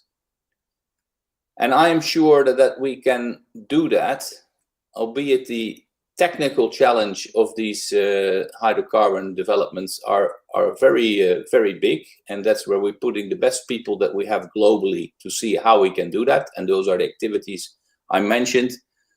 But I know that if we are successful, this will really be something where we can help to create progress, and I think the minister already pointed that out quite nicely, the progress that helps Albania to progress further, in the energy transition and progress further in its meeting of its sustainable development goals and its economy. So I am very pleased to be here. Here with my wife and my youngest daughter. It's a very welcoming country to work and to live. Very lovely to work with many of you, and some of you I've met. And yeah, I'm very pleased being invited to this panel, and I really hope that next time I'm not talking here to a screen, but actually you see some people in front of me that we can engage with further on some of these important topics. Thank you very much.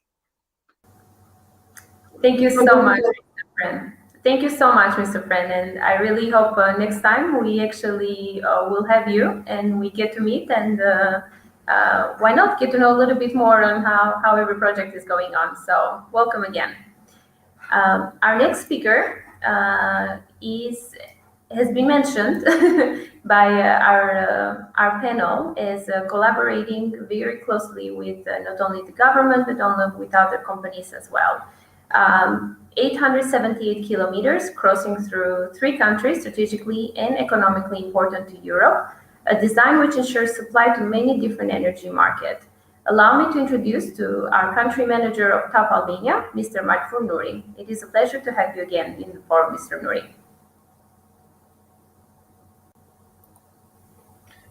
Thank you, Mrs. Jones. It's a pleasure to participate. If you would allow me, being conscious of the time, I could start sharing the screen, and I would try to have a very brief presentation and not be repetitive to what Mr. Simaku briefed earlier. I am trying to share the screen, but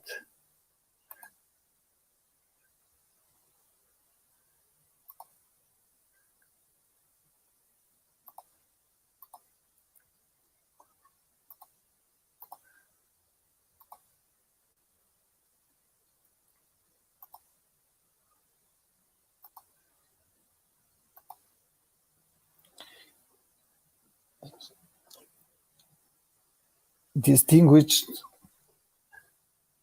Deputy Minister Simaku, esteemed colleagues, dear friends. I am very pleased to join this virtual Tirana Economic Forum, this time for the second time. This is a great opportunity to share TAP's progress and discuss the benefits of this highly strategic project for Albania. Before presenting the TAP progress in the country, I wanted to take a moment and thank you, the Albanian Ministry of Infrastructure and Energy, for the strong commitment in ensuring that TAP gets realized on time, especially in this pandemic situation. It is indeed thanks to your support that TAP has had such a successful year. It is a fact that all business sectors have been affected by COVID-19 pandemic, including the energy industry. But despite this unprecedented environment, we managed to reach all the project milestones. On 15th of November 2020, 4.5 years after the construction inauguration, TAP started commercial operations in all the 3 countries. Then, at the end of December 2020, TAP started delivering gas from Azerbaijan to Europe, a historic milestone for our project as well as for the host countries and Europe's energy landscape in general. We are extremely proud of the excellent work performed, especially when it comes to safety. Our teams have driven over 140 million kilometers and worked more than 52 million man-hours without any major safety incident. This is a world-class performance, which we will strive to maintain throughout the pipeline's operation, as safety is and will remain one of our main core values. I just want to briefly reflect on our impressive project construction journey. We interacted with tens of thousands of stakeholders along the route as part of our environmental and social impact assessment disclosure, land easement and acquisition process, as well as livelihood restoration and social and environmental investment programs. We laid circa 55,000 pieces of pipe, From an altitude of 2,100 meters in the Albanian mountains to a depth of 810 meters in the Adriatic Sea. In parallel, we were fully committed to engaging with local communities, protecting the environment as well as the cultural heritage. TAP now is a reliable and sustainable transmission system operator. This means that TAP system is steadily transporting gas from Azerbaijan in strict compliance with international quality, health, safety, and environmental standards. Our operation teams are monitoring TAP assets 24 hours per day, 7 days a week. The maintenance agreement with our partners DESFA in Greece, AGSCO in Albania, and SNAM in Italy are in place, and all relevant trainings have been conducted. This ensures that TAP is providing reliable, efficient transportation services to all of our shippers. TAP is important not only for Europe's energy mix and our host countries, but also for the local communities. We implemented more than 250 social and environmental investment projects across the host countries in close collaboration with local partners. TAP also provided 1.5 million euros to support the Greek, Albanian, and Italian health services fight against COVID pandemic. Just a few weeks ago, we announced another project that had to deal with the restoration of Tirana, of the concert hall of the University of Art in Tirana. And we are very pleased to work with the Albanian Ministry of Culture in this significant project. While these initiatives have improved the quality of life of thousands of people, our ACI program is close to being completed in Albania. Successfully completing TAP and opening the Southern Gas Corridor are historic steps towards energy security and diversification of supply. We are convinced that this will encourage market competition. TAP will also support market integration in Southern Europe via physical interconnections to key infrastructure such as interconnector Greece-Bulgaria and in the future the Ionian Adriatic pipeline. Perhaps most important, that TAP pipeline will actively contribute to the global objective of decarbonization. TAP enables the introduction of a cleaner energy source, thus contributing to a lower carbon emission. We have launched the pipeline project expansion market test. On the point of the pipeline expansion, TAP's market test launched in 2019 will continue with the binding bidding phase in July of this year. This process will allow shippers to express their interest in transporting additional natural gas via TAP at a later phase, book long-term capacity, therefore enable the future expansion of the pipeline. To conclude, being conscious of the time, I would like to say that TAP will work in line with the highest industry standards, offer the best services to our customers, while remaining committed to safety, with zero harm to people and the environment. Thank you for your attention, and I would like that you all stay safe in this difficult situation. Thank you. Thank you so much, Mr. Nouri.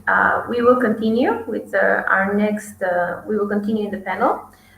If you have had the chance to travel lately from the town of Prešen in the heart of the country of Albania to the northeastern village of Kalimash, you have probably experienced a transformation that has taken place in this road, now transformed into a 4-lane highway. And this is just only one of the many projects developed by our next speaker. She's the only female in our panel, so please let me present you the business development representative for Balkan region, Ms. Ela Ruci. Welcome.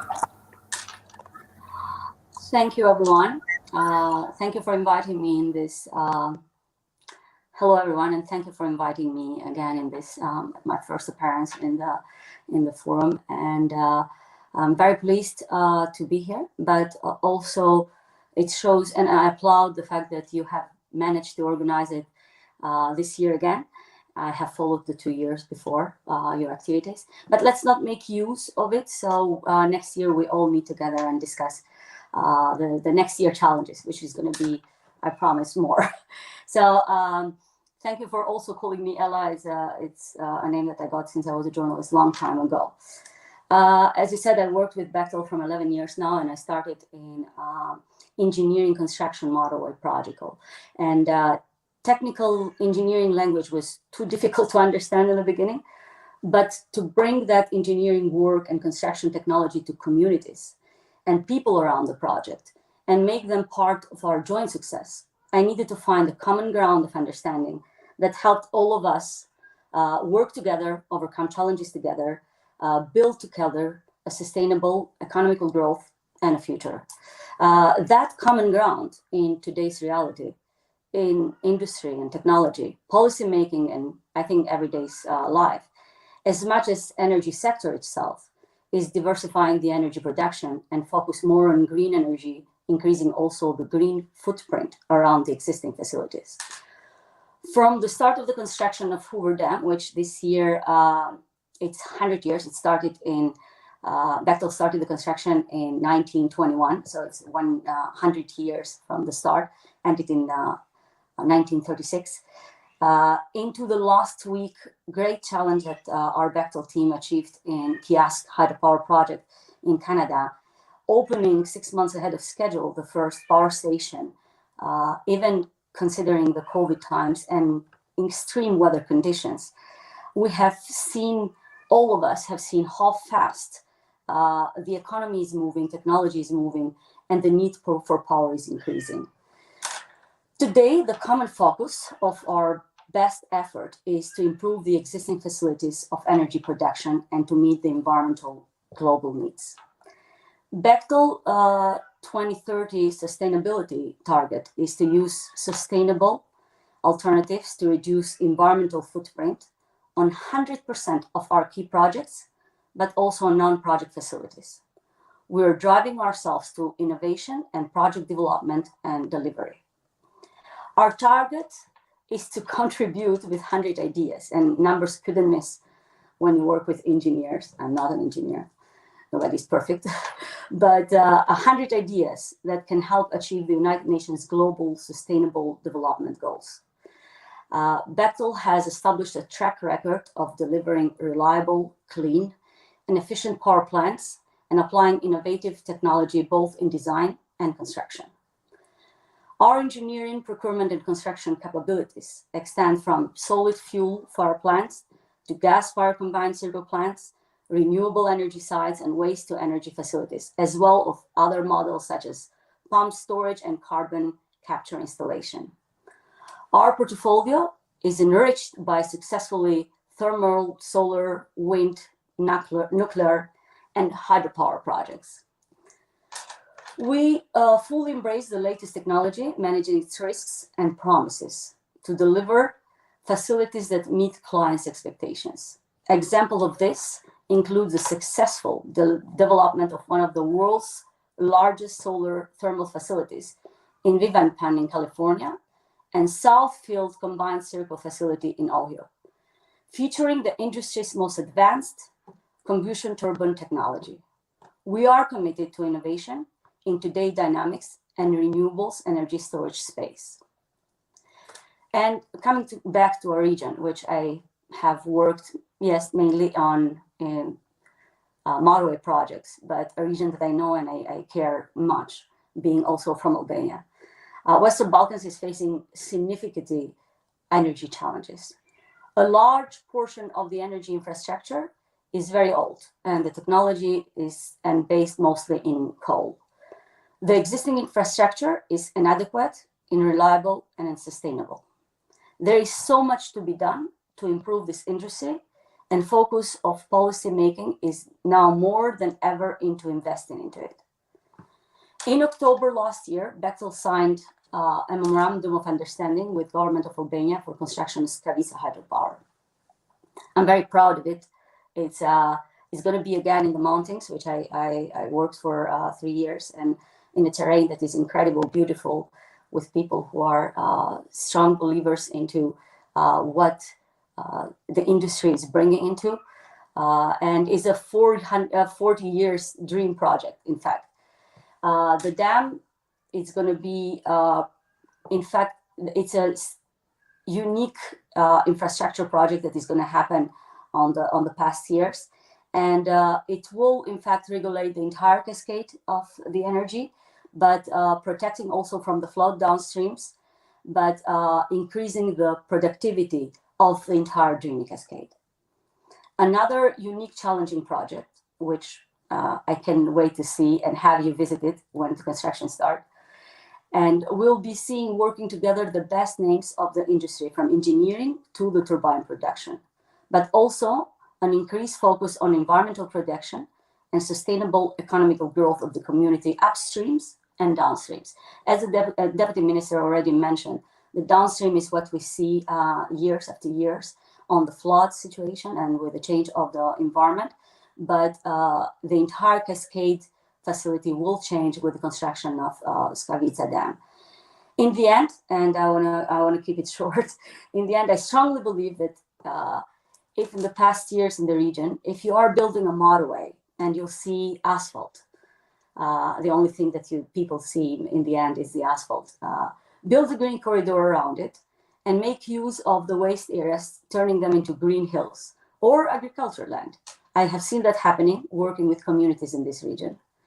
If it's coal power plant or hydropower power plant or solar or wind, our source of energy, the common commitment of today is to use the best technology and the best methodology for not only energy production, but sustainable growth and protection of the environment.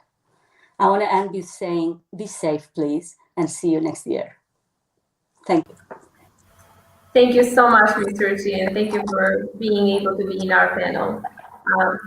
To keep the time and to save time, we will continue with our next speaker, particularly active in the energy sector, such as electricity transmission and distribution, energy efficiency and renewable energy sources.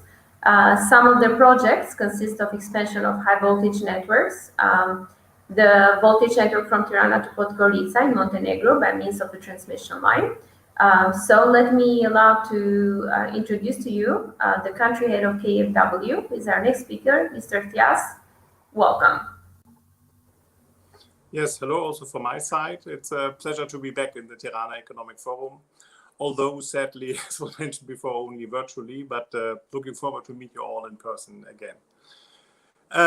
Yeah, thank you very much for the introduction. And I mean, with view to the also introduction by Mr. Simaku, I think I can be short because many important aspects have already been raised. KfW, as a German development bank, is active in Albania for about 30 years by now. And on behalf of the German government, we have provided more than 1 billion euros of grants and concessional loans for the development of Albania, mainly in the areas of municipal infrastructures and energy. And indeed, the energy sector is one of critical importance. Moving Albania, improving the livelihood and the living conditions in Albania, and supporting the government of Albania on its way towards Europe and the EU, as well as to bring living standards now closer to this standards, is in the core of our cooperation. And as was mentioned, we had the privilege to support landmark investment in these areas. So the line to Podgorica was already mentioned, the line to Kosovo, as mentioned by Deputy Minister Simaku, was completed not last year, but finally last year, thanks to a lot of political support, was put into full commercial operation.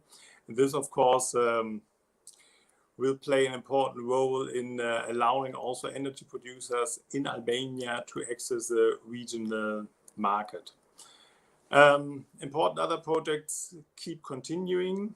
So within this year, we expect to see the start of the construction for the 400 kV interconnection to Macedonia, as well as further works within the Albanian network, so the Tirana Ring. will be one among these projects. I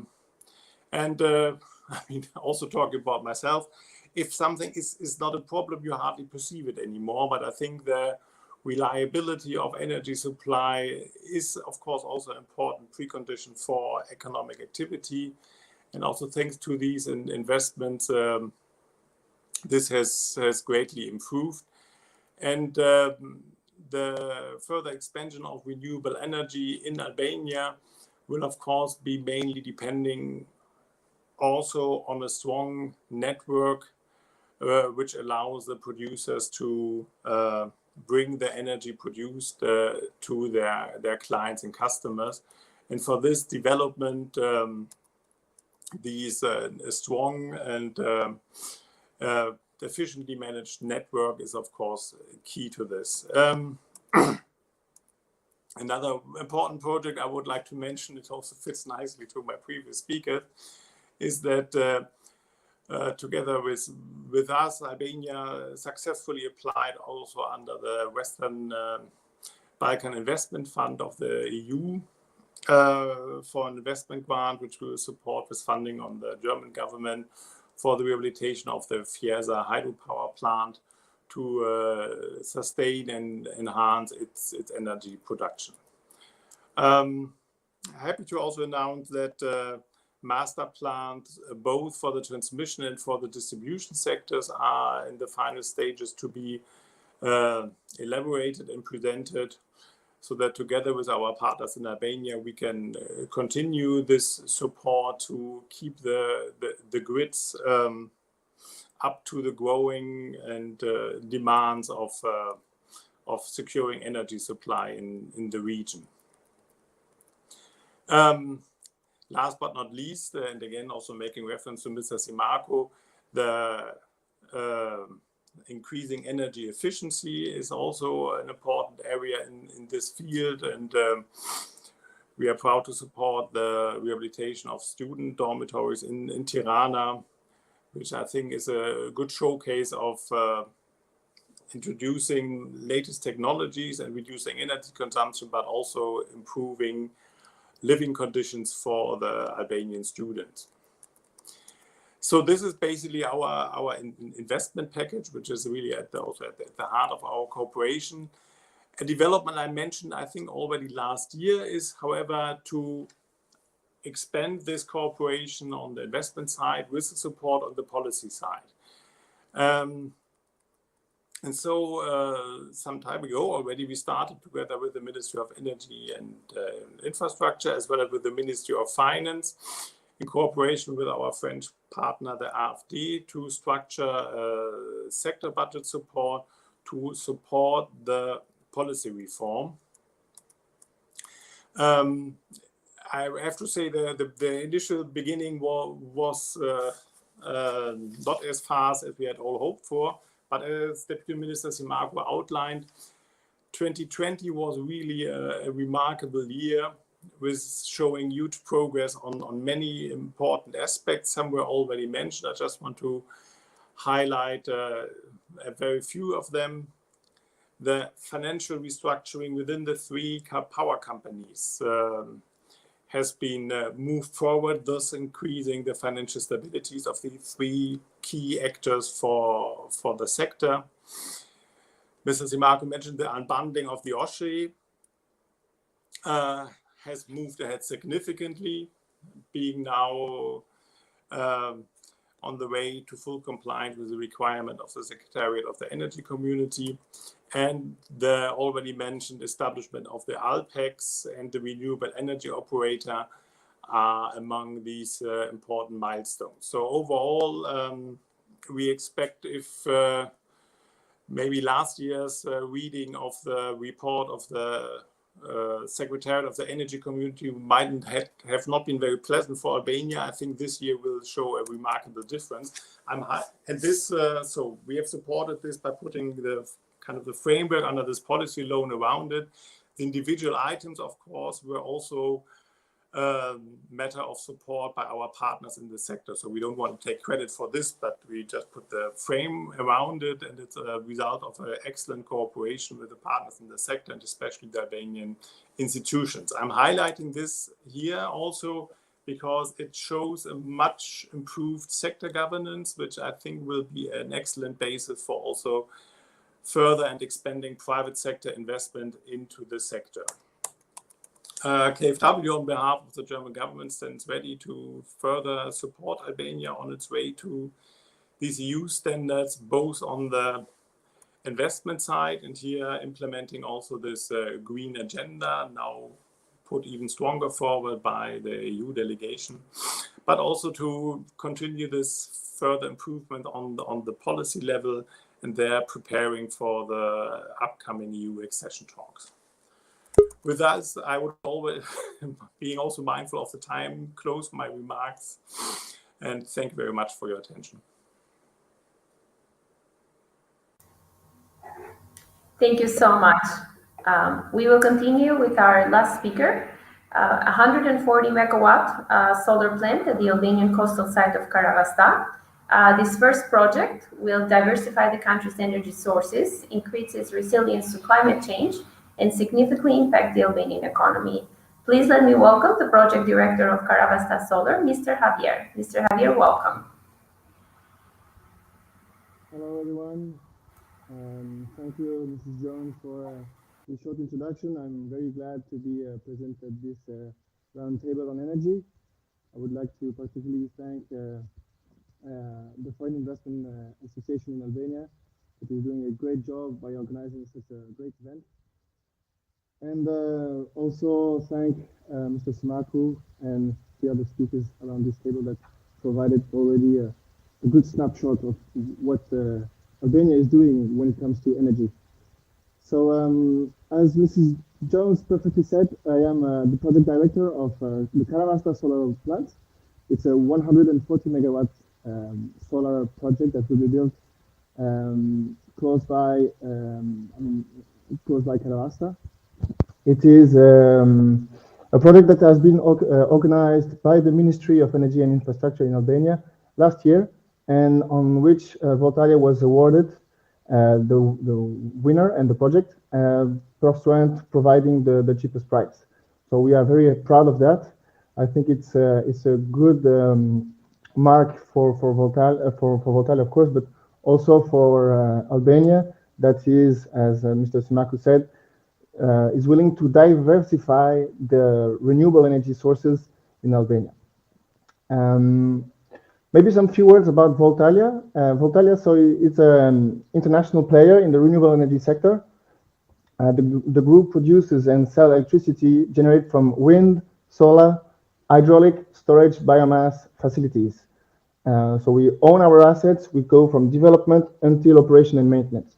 So usually when we come into a country like Albania, like it is the case, we build long-term relationship with the institutions, but also with the local populations that are within the, let's say, surrounding of the project. And we go from all the businesses, from development, financing, construction, operation, and maintenance. So Voltalia is kind of a one-stop shop for renewables, and we are happy to step in Albania with this first project. Some few numbers maybe to give a snapshot. So to compare to other players, Voltalia is relatively a small player. We are today 1,000 employees in 20 countries. We have an installed capacity of, roughly speaking, 1.3 gigawatt of installed capacity, all energy combined. This corresponds to about 1.5 billion euro assets under management.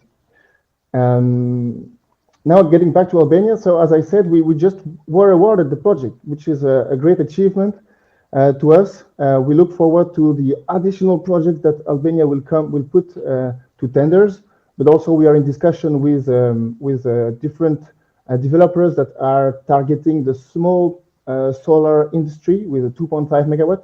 Voltalia already succeeded to construct 3 solar plants in the country, and we are, let's say, increasing our footprint in the country by growing with the Karavasta Solar project.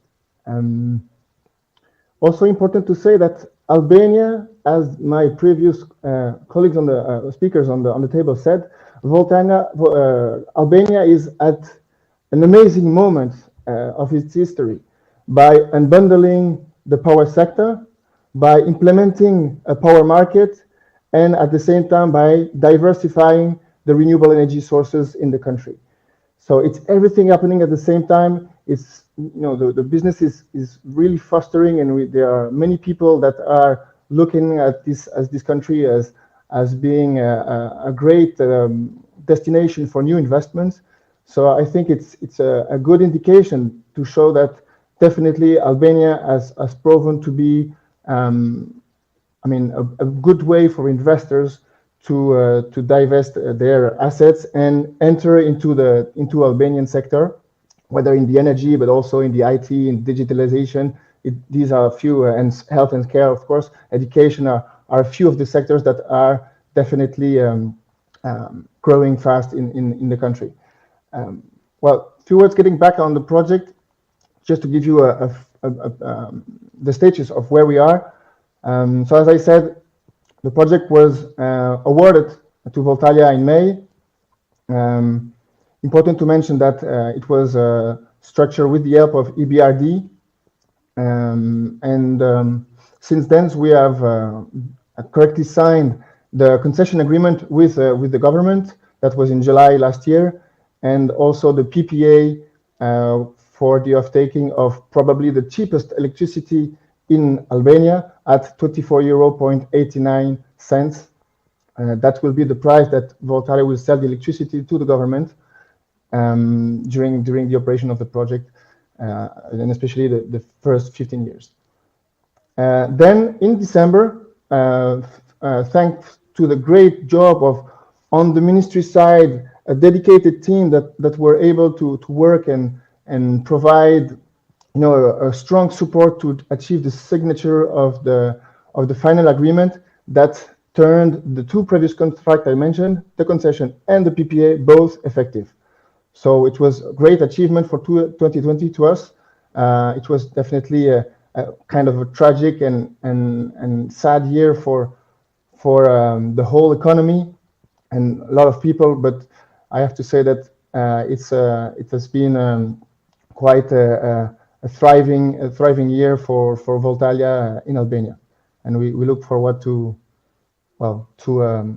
finalize the development of the project. That's where we stand today, and further to it, to start the construction soon of this power plant. Thank you so much for giving me the opportunity to present this amazing project, and I'll be happy to hear any questions that you may have. Thank you so much. Thank you so much, Mr. Javier.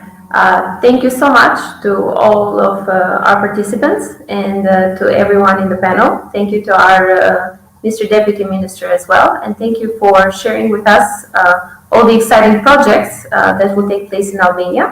I look forward to the next year, not only to meet with some of you, but to also discuss all these great opportunities and projects that are taking place. So thank you so much, and I hope you enjoy the rest of the forum. Thank you. Okay. Be safe. Thank you.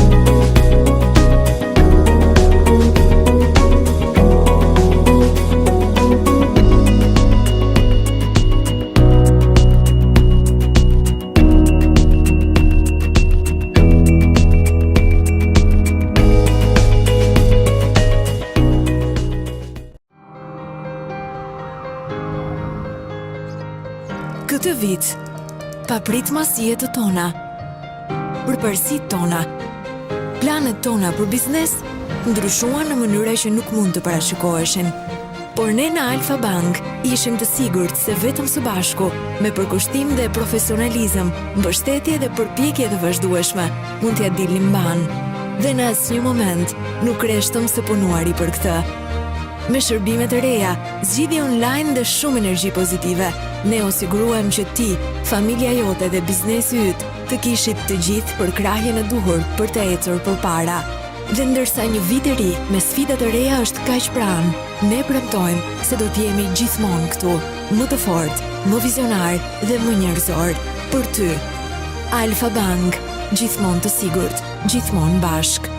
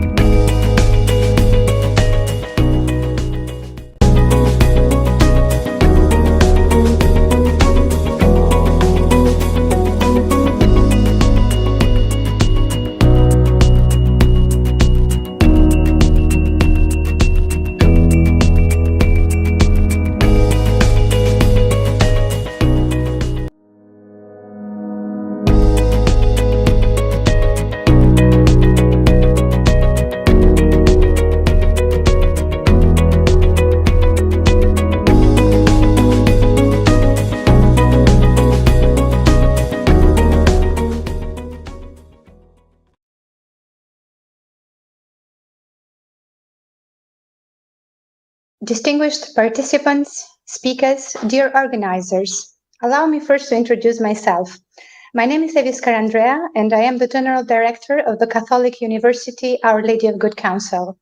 Considering my past experience in the telecom sector, I am very pleased to have received the invitation from the organizers and to be here today to facilitate the discussion in this very important session, connectivity and infrastructure of this third Tirana Economic Forum.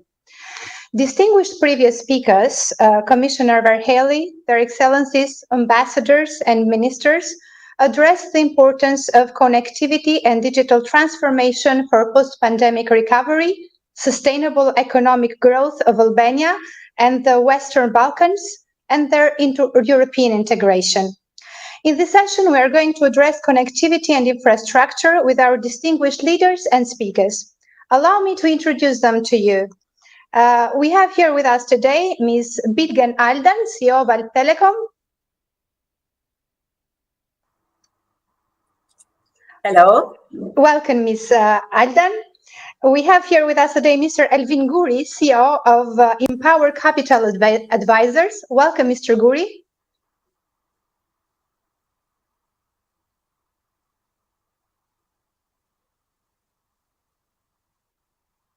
We're waiting for Mr. Guri to connect. Welcome, Mr. Guri. Hi. We have here with us Mr. Achilleas Kanaris, the Chief Executive Officer of Vodafone Albania. Welcome, Mr. Kanaris. Good afternoon, everyone. And we have Mr. Dimitri Pankin, President and CEO of the Black Sea Trade and Development Bank. Welcome, Mr. Pankin.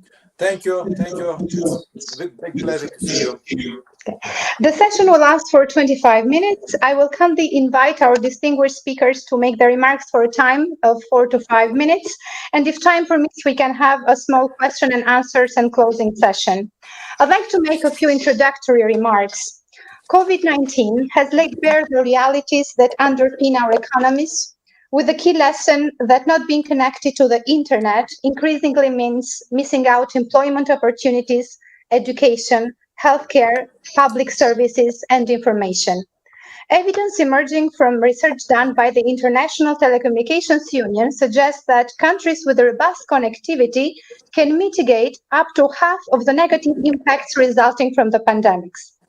To discuss on such important themes and the importance of investments on connectivity and infrastructure and its impact on the economic growth and post-pandemic recovery, I will start by inviting to make her remarks and to share with her perspective Ms. Bitgen Aldan, the CEO of Telecom. Thank you, Ms. Evis. I want to share my PDF, if it's possible. Let's see.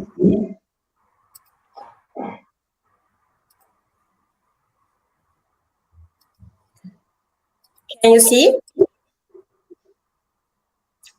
Can you see the presentation? Yes. Okay, then I can start. Thank you for having me here. I'm very honored to be here. This is my first time, apparently, in Tirana Economic Forum. Thank you for the organizers to asking me to join here. Since I'm new to the country, first of all, I want to introduce myself a quick remark.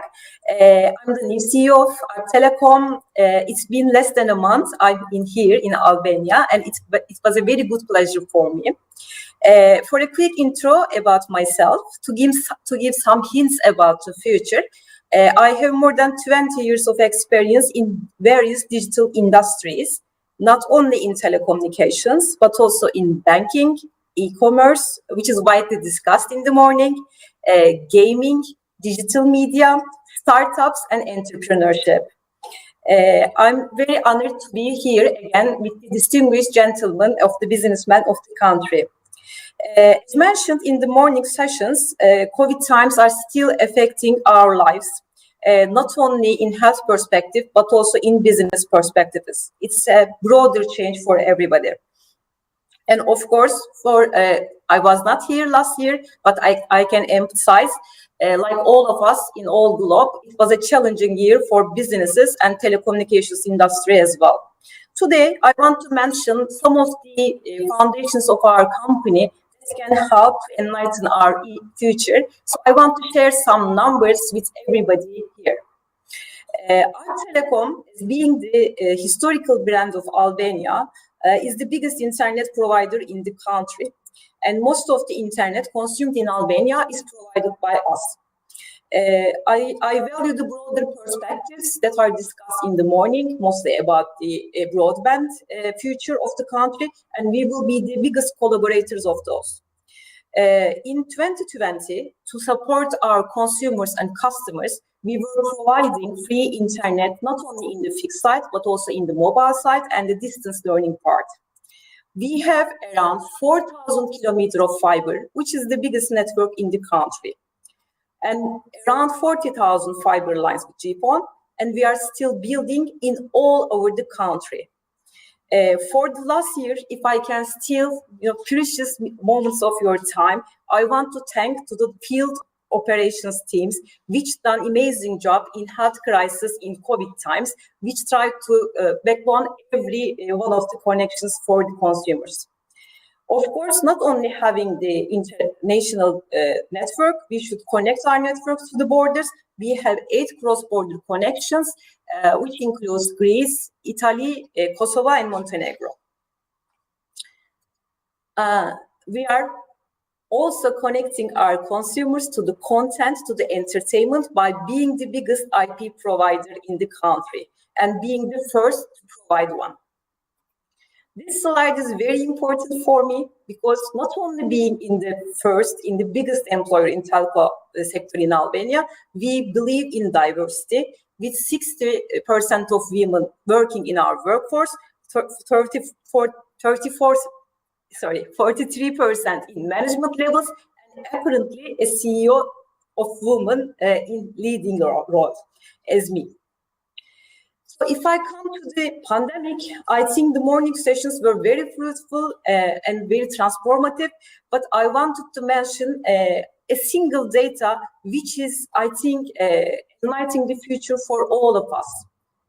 In a very short time period, the increase in the consumer broadband was more than 40%, and it's increasing more in terms of connectivity and the usage.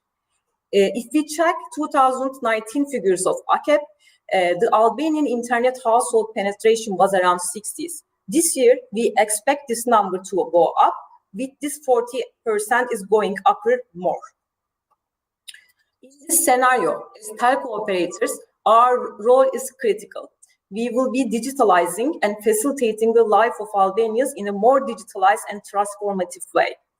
And when I say this, I don't only emphasize the infrastructural way that we are working collaboratively with all stakeholders, but in different aspects of the life as well.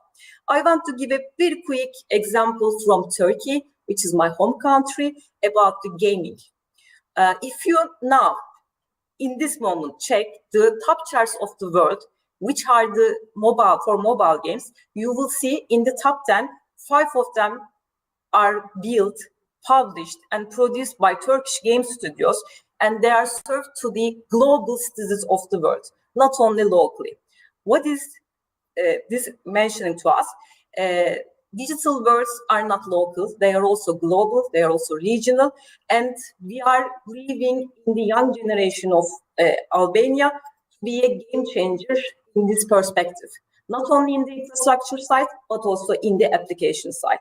That's why we are believing in the super generation to be a game changer, and we are ready to support in all sense, not only in the infrastructure level, but also in the software level to support everybody that's possible. We have more than 100 years history in Albania, and we will continue to connect Albanians in the country with the world, working towards a digital operator vision for the upcoming years. Thank you for having me here. Let me finish. Thank you very much, Ms. Aldan, for your very interesting presentation, highlighting the contribution your company is making in investments, in connectivity, and in digitalizing the Albanian economy. I'd like now to pass the floor to our next speaker, Mr. Elvin Guri, the CEO of Empower Capital Advisors, to address his remarks on how we can accelerate investments in infrastructure and what are the opportunities and the challenges that the pandemic is bringing for the operators, for his company and for the sector. Thank you, Mr. Guri. The floor is to you. Thank you very much.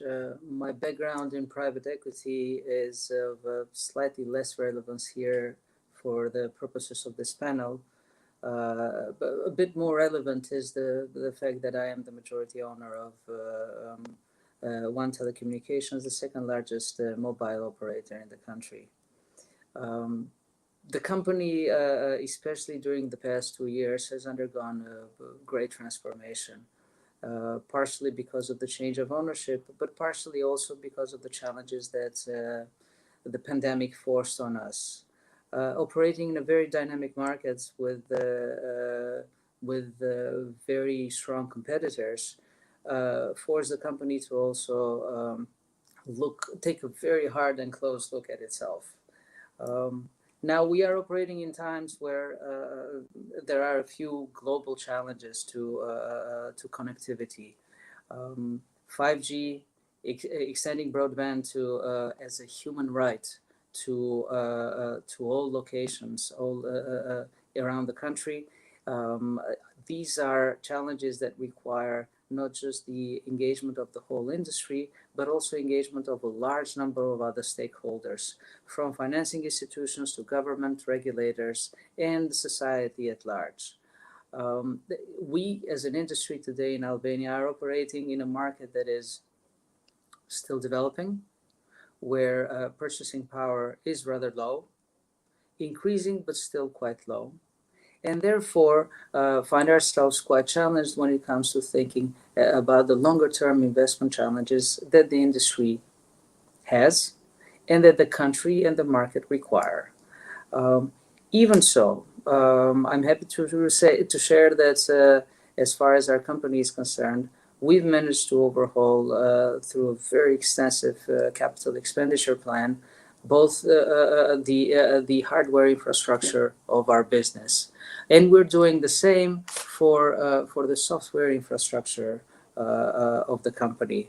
That we are convinced will make the company more flexible and more capable to respond to challenges of the market and of the competition, but also to be able to offer new products to our market. Being a mobile-only company, also unlike the rest of the industry, also requires us to keep a laser focus on the main and the only business that we have. That means that we continue to engage very heavily with the regulators, with the government, in order to be able to address those challenges that the market offers on time and within certain budgets that are acceptable for the industry. One of the biggest challenges, for instance, that we see in the medium-term future for the country is that the introduction of 5G would require case studies, use cases, in order to allow the industry to justify the cost of the investment. This I see as one of the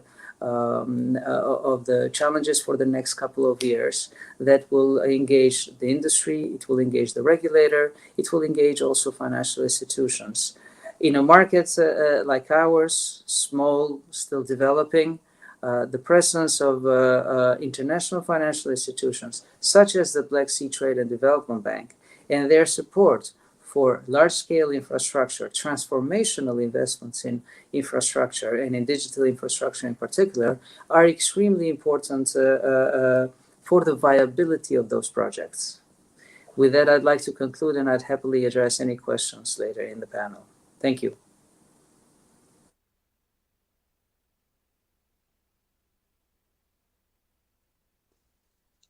Thank you very much, Mr. Guri, for your speech and highlighting the transformation of your company and the challenges the sector is facing. I'd like now to pass the floor to Mr. Achilleas Kanaris, the Chief Executive Officer of Vodafone Albania, to share with us his perspective. Welcome, Mr. Kanaris. Thank you very much. I won't spend time introducing Vodafone. I guess we're a very well-known company, both in Albania, but also globally. Just to stress that over the last 18 years of operation, we have made a significant foreign direct investment in the country and continue to do so, upgrading our infrastructure and expanding our product portfolio beyond mobile into the fixed space and also the software space. I wanted to start my 5 minutes by putting on the table a few customer insights that we have, I would say, hot off the press, because we have made several studies over the course of the pandemic crisis to see how customers and businesses are changing, are reinventing themselves, and how habits are changing. So, and these are also, fantastic news because they are a testament, if you like, of the real change that is occurring in this country as well as obviously globally, and the shift towards digitalization. So consumers are telling us that more and more reliable and fast connectivity is a core component, if you like, of their everyday lives, and how much they have appreciated the use of technology in keeping their lives going, if you like, during the times of COVID. From a business perspective, businesses have also seen a tremendous amount of change. Unfortunately, Albania being a cash-based society and economy, the businesses were totally unprepared, let's say, for what happened, especially in the SOHO SME segment. And now are more appreciative, if you like, of the need to change, the need to digitalize, and the need to become more resilient. So this points, if you like, or confirms, if you like, the need for change and the need for digitalization. The other good news is that the government and the state also is embracing digitalization more and more. So this is in focus, let's say. But I'll stop here because I also have some not so great news, if you like, to share. And in my opinion, the thing that I would like to raise in this panel and in front of the guests is, the speed by which we are transforming in the country.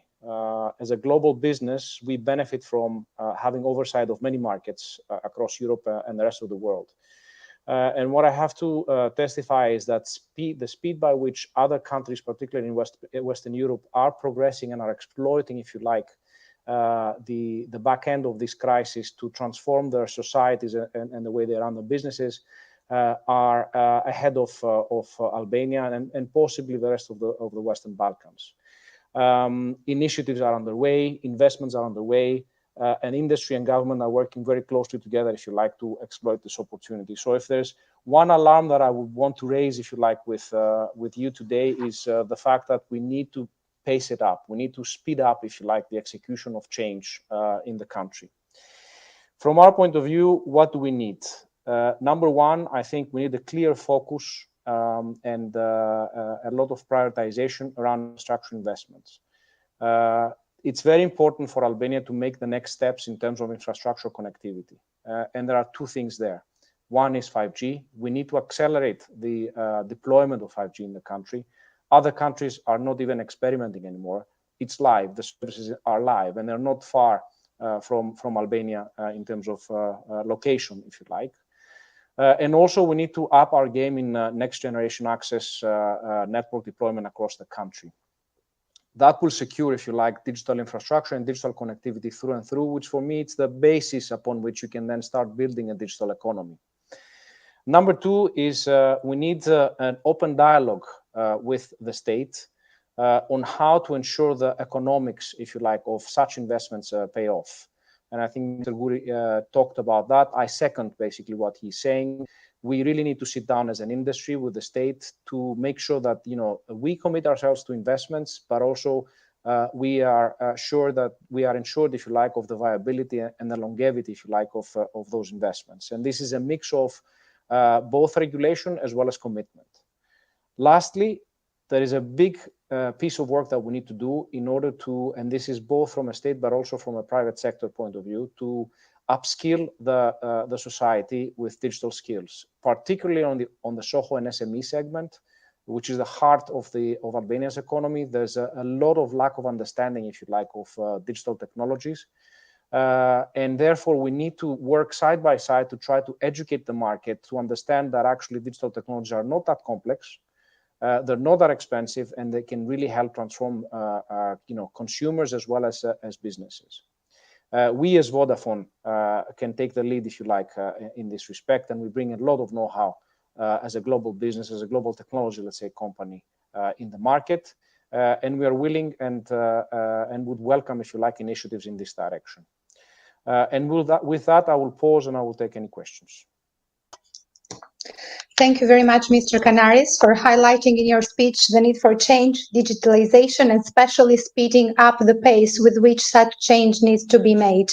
I'd like now to invite Mr. Pankin, the President and CEO of the Black Sea Trade and Development Bank, to share his thoughts on the investment potential and the financing opportunities with regard to connectivity and networks and digitalization. The floor to you, Mr. Pankin. Thank you. Thank you very much. For development bank, especially question of infrastructure connectivity, really very important. And for Albania as a small country, I think regional connectivity, this is a kind of top priority, and regional infrastructure, of course, it will be a very important part. But I will not share you our success. I will explain, maybe try to explain why we failed to start any infrastructure project in Albania. We tried many times. It was a lot of discussion and a lot of attempts, but no one was not realized. So what kind of reason? Maybe I think it's really important to understand why it was not possible for us to realize this project. I think first of all, of course, there is some geographical constraint. Traffic is not very big, so there is some basic problem with infrastructure, and especially if return on infrastructure project. But this is a normal. What is more important for us? All development institutions require procurement, clear procurement procedure, open procurement procedure, international standard of procurement. And this is a big problem in all our project in Albania. So this is procurement issue every time in all countries. This is a problem, especially in Western Balkan, but in Albania it was again a serious problem that we couldn't overcome. Second point I would like to mention, this is of course a problem with government authority. Sometimes priorities are shifting. Sometimes government is changing and they have different priority. So for us it was difficult to have let's say strong, stable communication and strong support from government in some project. Maybe in other Balkan countries it looks a little bit better. Again, maybe I would like to mention, especially for Albania and especially for energy project, problem is that lack of historical data. If you are starting project in hydroelectricity, in solar electricity, question is you need long history of database. And this is a problem in Albania to find this history of database. So again, this was one of the reasons. And maybe finally, but not least, question is, in order to start serious infrastructure project, we need good feasibility study. In order to have good feasibility study, we need to spend some initial money. And this is a problem for municipality, for local authority. That's why I think we need to think how to manage to attract technical assistance facility for project preparation. And for example, for this year, we started our technical assistance fund in our bank. And so I think we will be ready to provide some technical assistance for local authority in Balkan country in order to prepare some infrastructure project in our countries. Thank you very much. Thank you for your attention. Thank you very much, Mr. Pankin. I'd like to thank you very much for highlighting especially the areas of need for government support, the application of international standards of procurement, and the need for technical assistance also at a local level, which is important for the application of financing and financial support in the field of networks, connectivity, energy, etc. Well, I would like to close up now by thanking all the participants and the speakers in our panel, Ms. Aldan, Mr. Guri, Mr. Canaris, and Mr. Pankin, for sharing with us their perspective and wishing them and their companies success in the important contribution and role they continue to play in the transformation of our economies through the power of connectivity and digitalization. I wish you all a good continuance of the remainder of the forum. Thank you very much. Thank you. Thank you. Thank you.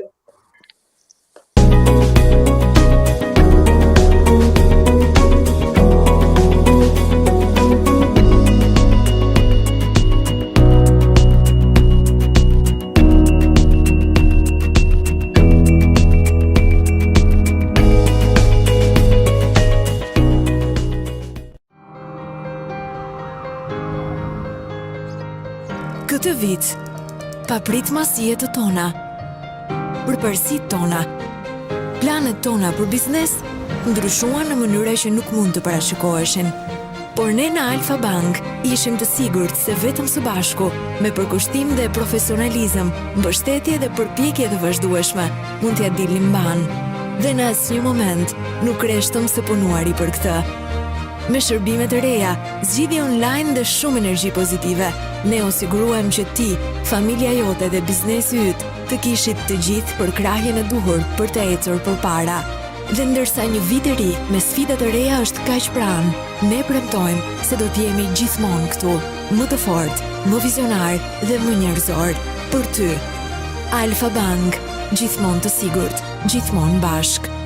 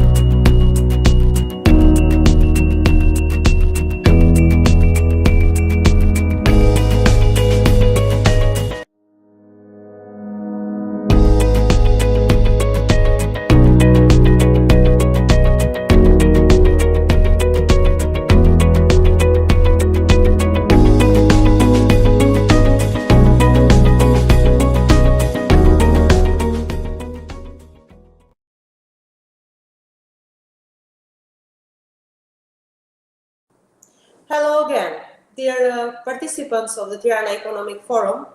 I am happy to be back again after moderating the first panel that it was given to me, the one on the economic recovery of the pandemic.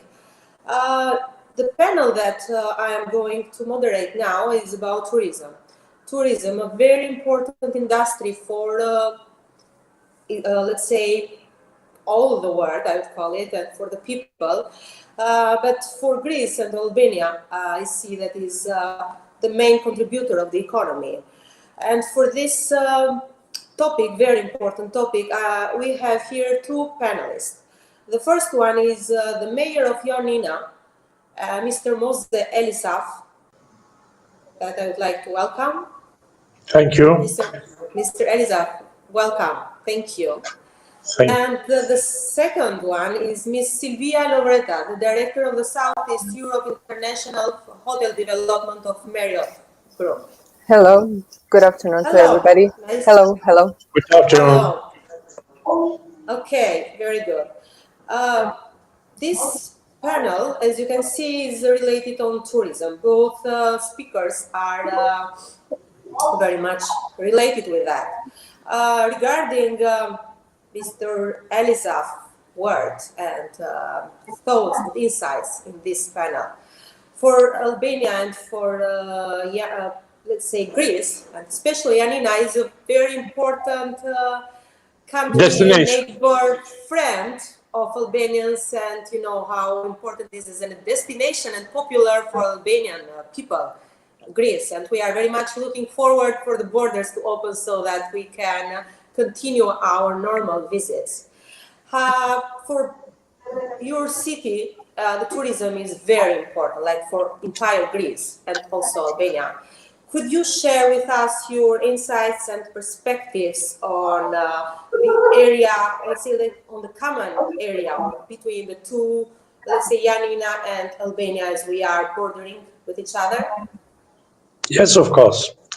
I would like to cordially thank the organizers for their honorable invitation to participate in this very inspiring Tirana Economic Forum. I want to say how happy I feel to be among distinguished guests and speakers from our dear neighboring country. I have to introduce myself. I'm Moses Elisaf, Emeritus Professor of Internal Medicine and more than 1 year the Mayor of Ioannina, a city of 120,000 citizens, the capital of Epirus, but also the administrative, economic, medical, cultural, and touristic center of northwestern Greece. Interestingly, our city, in close proximity to the Albanian border, offers hospitality to thousands of Albanian people visiting our area for a number of reasons. It should be mentioned that Ioannina has always been a multicultural, multilingual, and multi-religious city with Christian, Islamic, and Jewish influences defining its identity. The presence today of 4 Islamic mosques, the impressive Jewish synagogue among the many famous Christian churches and monasteries, is an internal proof of this multicultural history and tradition of the city throughout the passage of time. Furthermore, it's worth mentioning the strong Albanian influence in the configuration of our city. All know that the famous Ali Pasha was a determining factor in the history of all area and of Greek independence. An international congress with the contribution of Albanian researchers on the Ali Pasha and his period would be held in our city in June in the context of the events on the occasion of 200 years of the Greek Revolution. As the mayor of the city, I have a strong commitment to preserve the memory of the city and to make known its multicultural past. The planned extraversion of the city with the promotion of the city benefits, including its beauty, its infrastructures, its rich historical past, and the impressive monuments, is our first priority from the assumption of my duties. During my 2 days visit in the capital of Albania in December 2019, I had a chance to meet and interact with some excellent representatives of the local and the central government. I recall with deep warm feelings our casual and human meeting with Mr. Klosi, who generously dedicated some of his time in a Sunday morning to meet with me and my colleagues.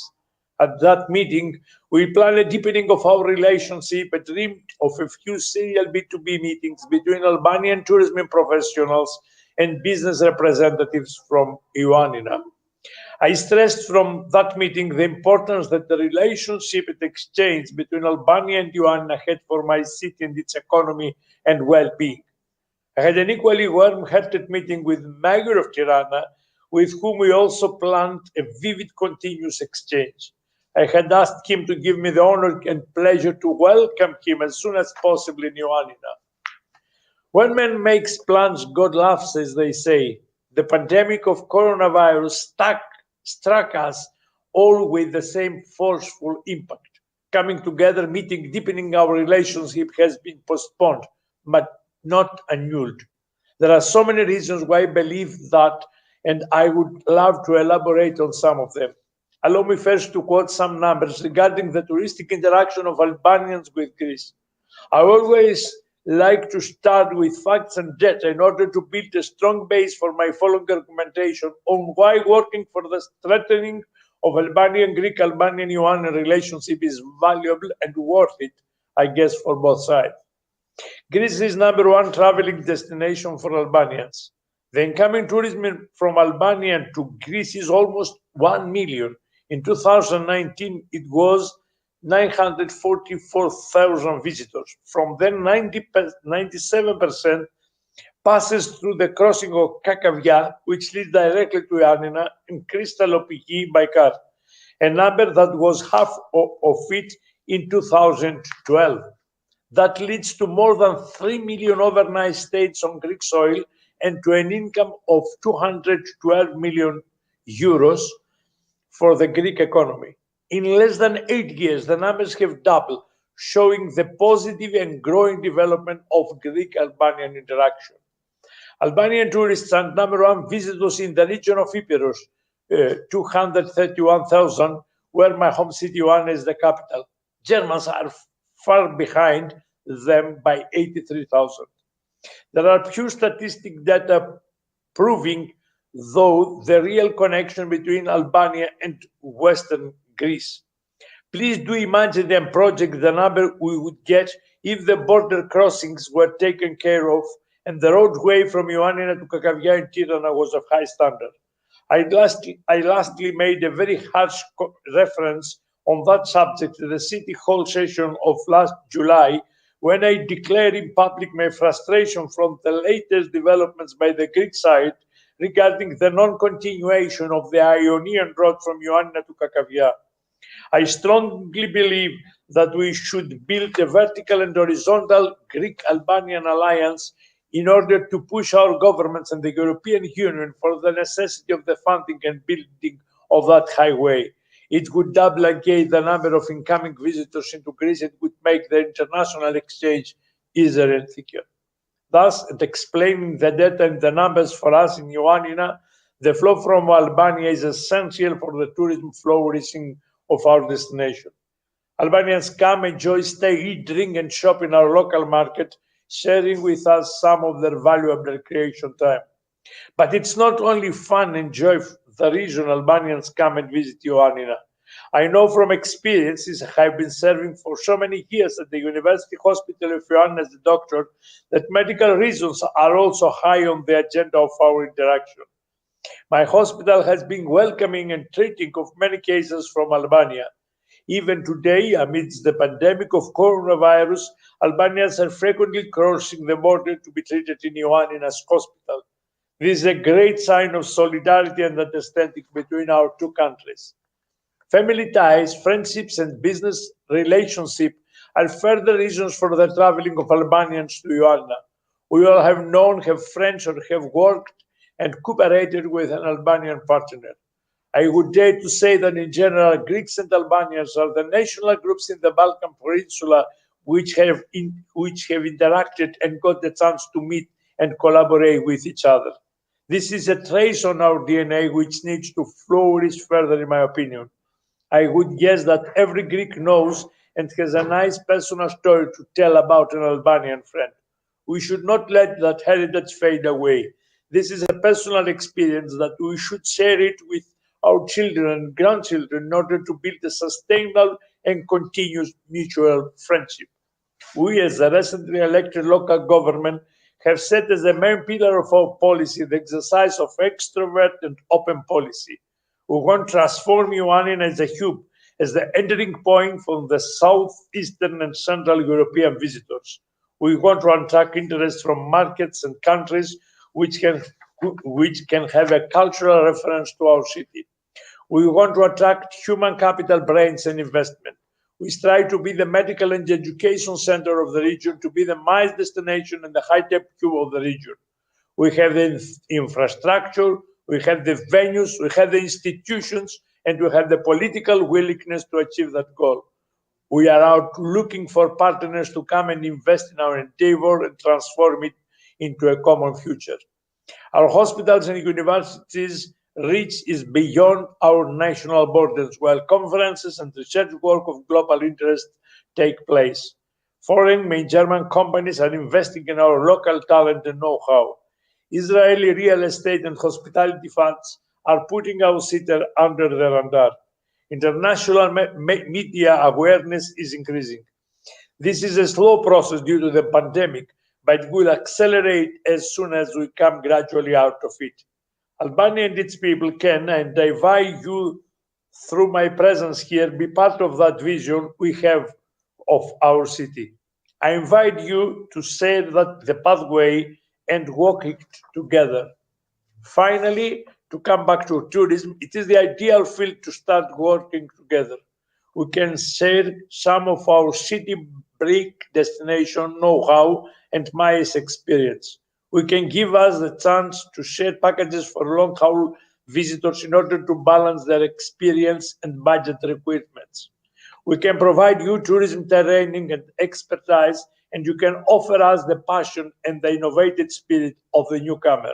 Soon, when this global pandemic is over, we shall be ready to start cooperating. Albanian tourism is valuable to us. Today, I take the chance to renew my pursuing of your cooperation in order to strengthen our tourism exchange, take initiatives and plan these B2B meetings we intended to organize so that we make the two-day traffic more frequent and more sustainable. This exchange will enhance the friendship of our people and contribute to a long-term and fruitful, peaceful coexistence. Thank you for your attention. Thank you. Thank you, Mr. Mayor. Thank you, Professor Eliza. It was very good and we're pleased to listen and to see once more how you highlighted the positive growth between Albanian and Greek interaction.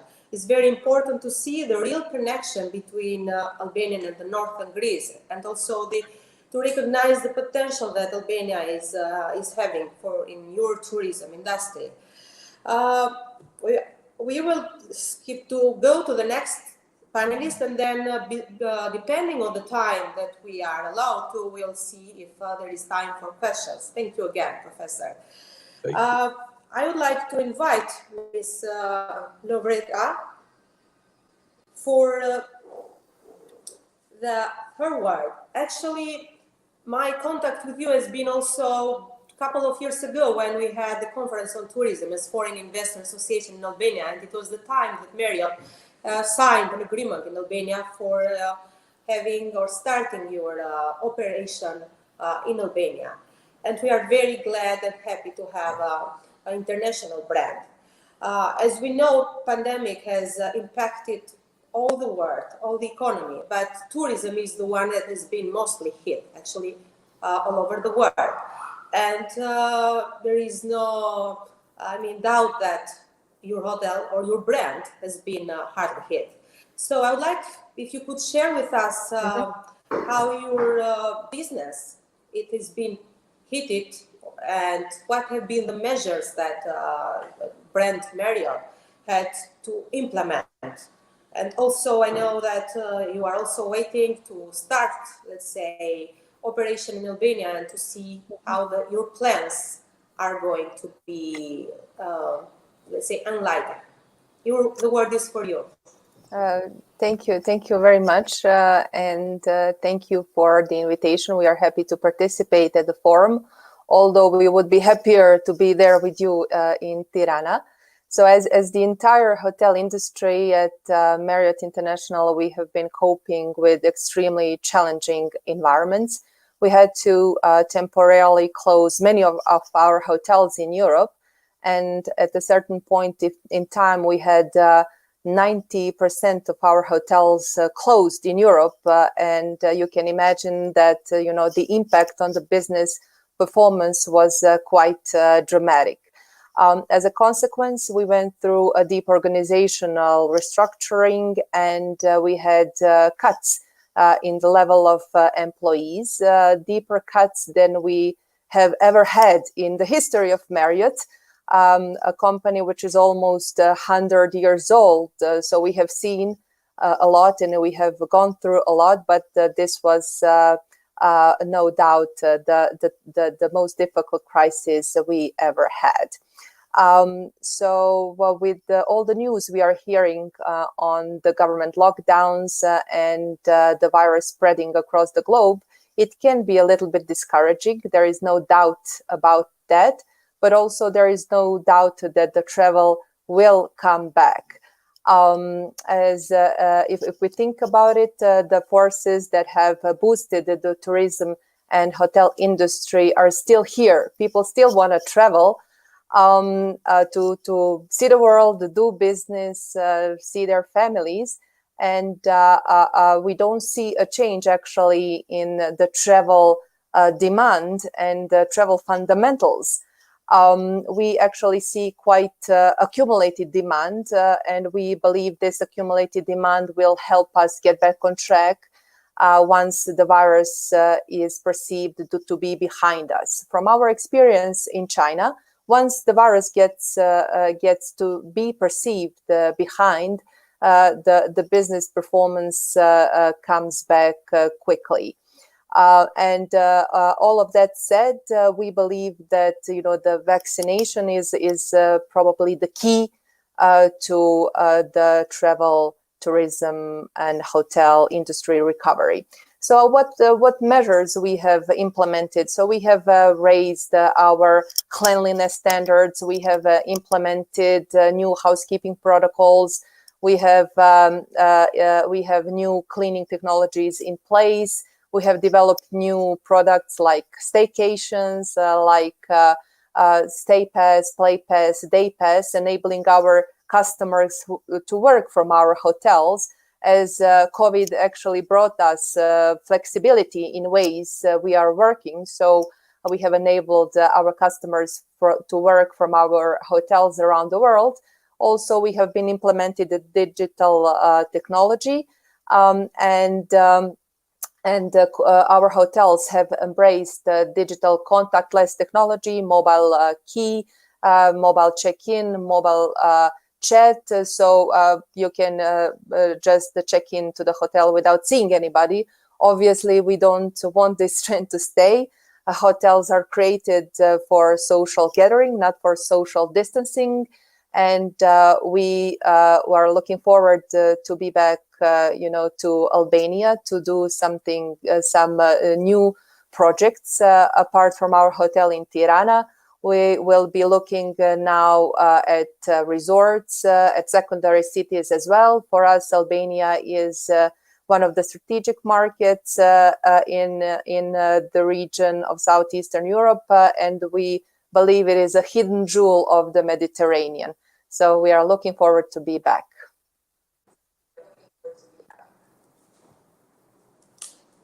Oh, it is very nice to hear on your plans and also on the optimism. As you mentioned, after the vaccines, we hope that things will be changing positively and we'll go towards normality, because people love to travel. I mean, it's 1 year that it has been kept us far from the plans, long-term plans, not even short-terms. And we hope that this now will come true. And also we hope that Marriott in Albania will have a good business, and why not to extend further, not only to the capital, but also to our coastline, which is a very important, let's say, destination for the tourists, and it really presenting a real potential. I think the time is not giving us let's say more allowance for more questions. I think it was very explanatory from both panelists, and I am happy that I had the chance to moderate and to be here with you and sharing with the audience your insights and your experiences, and also your optimism for the near future and for the cooperation between our countries, Albania and Greece, and also Albania and Marriott as a brand. Thank you again. Thank you so much. We thank you so much for the invitation. It is a pleasure also for us. Thank you. Be safe.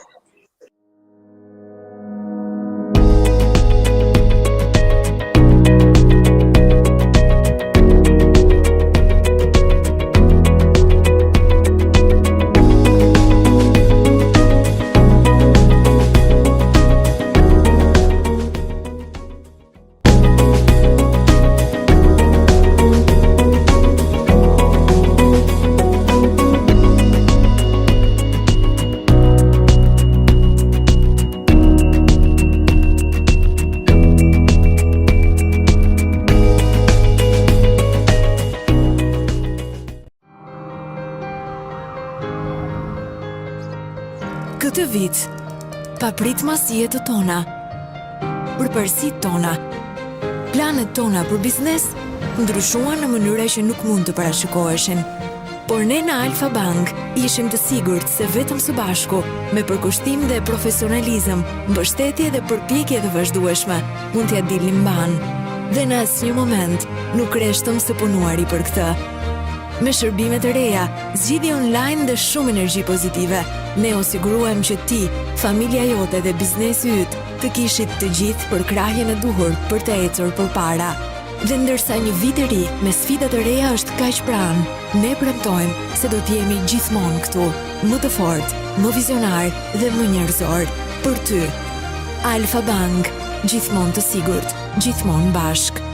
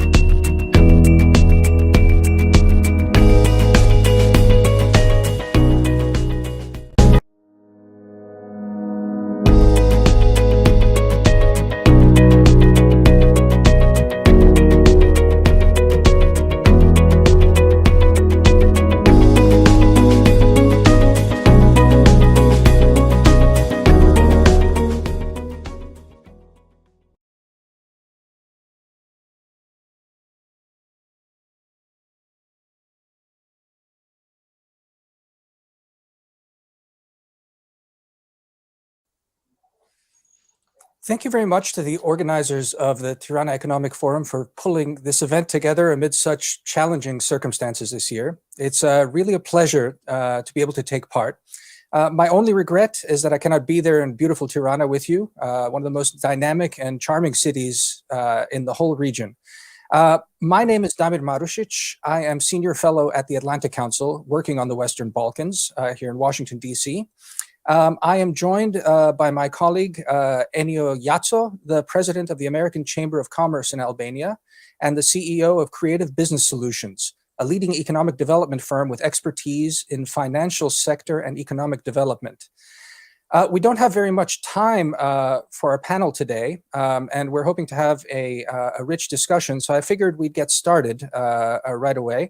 Mr. Iatso, our subject for today's discussion is U.S.-Albanian relations in the Biden era. And I must admit, it's not a terribly easy topic to do. In the earliest days of this administration, I think there was much optimism and speculation within the broader Western Balkans that the Biden administration would have a full and developed agenda for the region.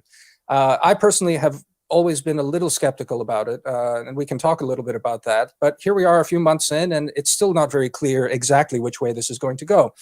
I think one of the priorities of the Biden administration seems to be to want to patch up things with its core European allies. And unfortunately, that means that for countries that are not yet in the EU, there's perhaps less attention being paid to them. Could you tell us what, in your opinion, are Albania's top priorities with the Biden administration? Let's start that way. Right. Well, thank you for the introduction and very good question, actually. I think a single goal for all the U.S. administrations has been to advance Albania's integration into the European Union. I think that continues to be a very good goal. Despite some setbacks and some delays, I think that the expectation is for the EU to start the openings of the negotiations with Albania sometime this year. But I think beyond the EU accession, formally, the U.S. government has three goals with Albania: defense, democracy, and business.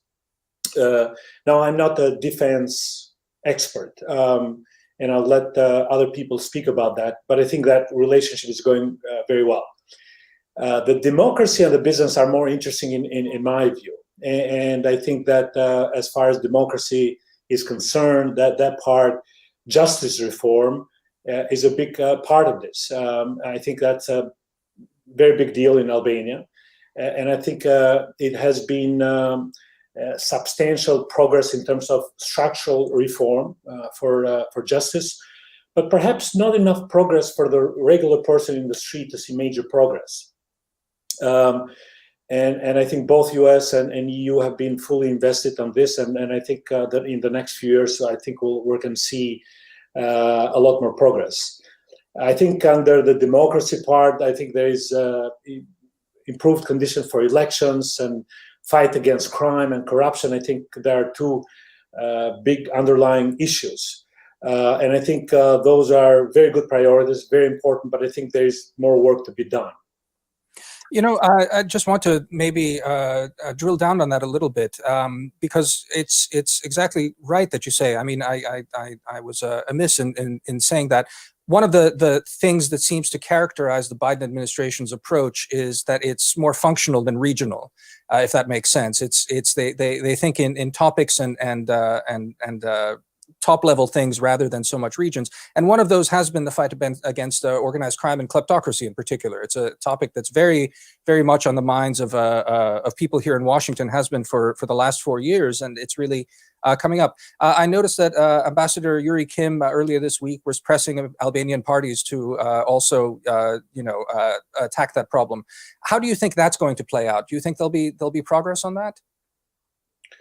We're optimistic. It's a big deal. I think, well, I am relatively optimistic. The reason is because I think we as a chamber have discussed this quite a bit. Actually, it's a big theme for us.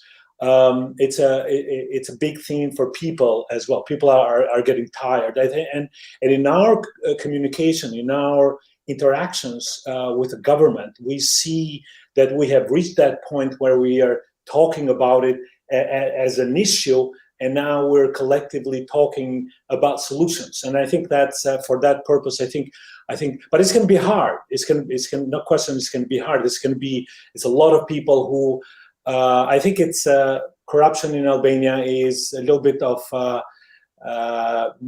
it's kind of sort of like normal. Like, a lot of people do it. It's a way of life, a little bit. And so there's going to be a lot of pushback.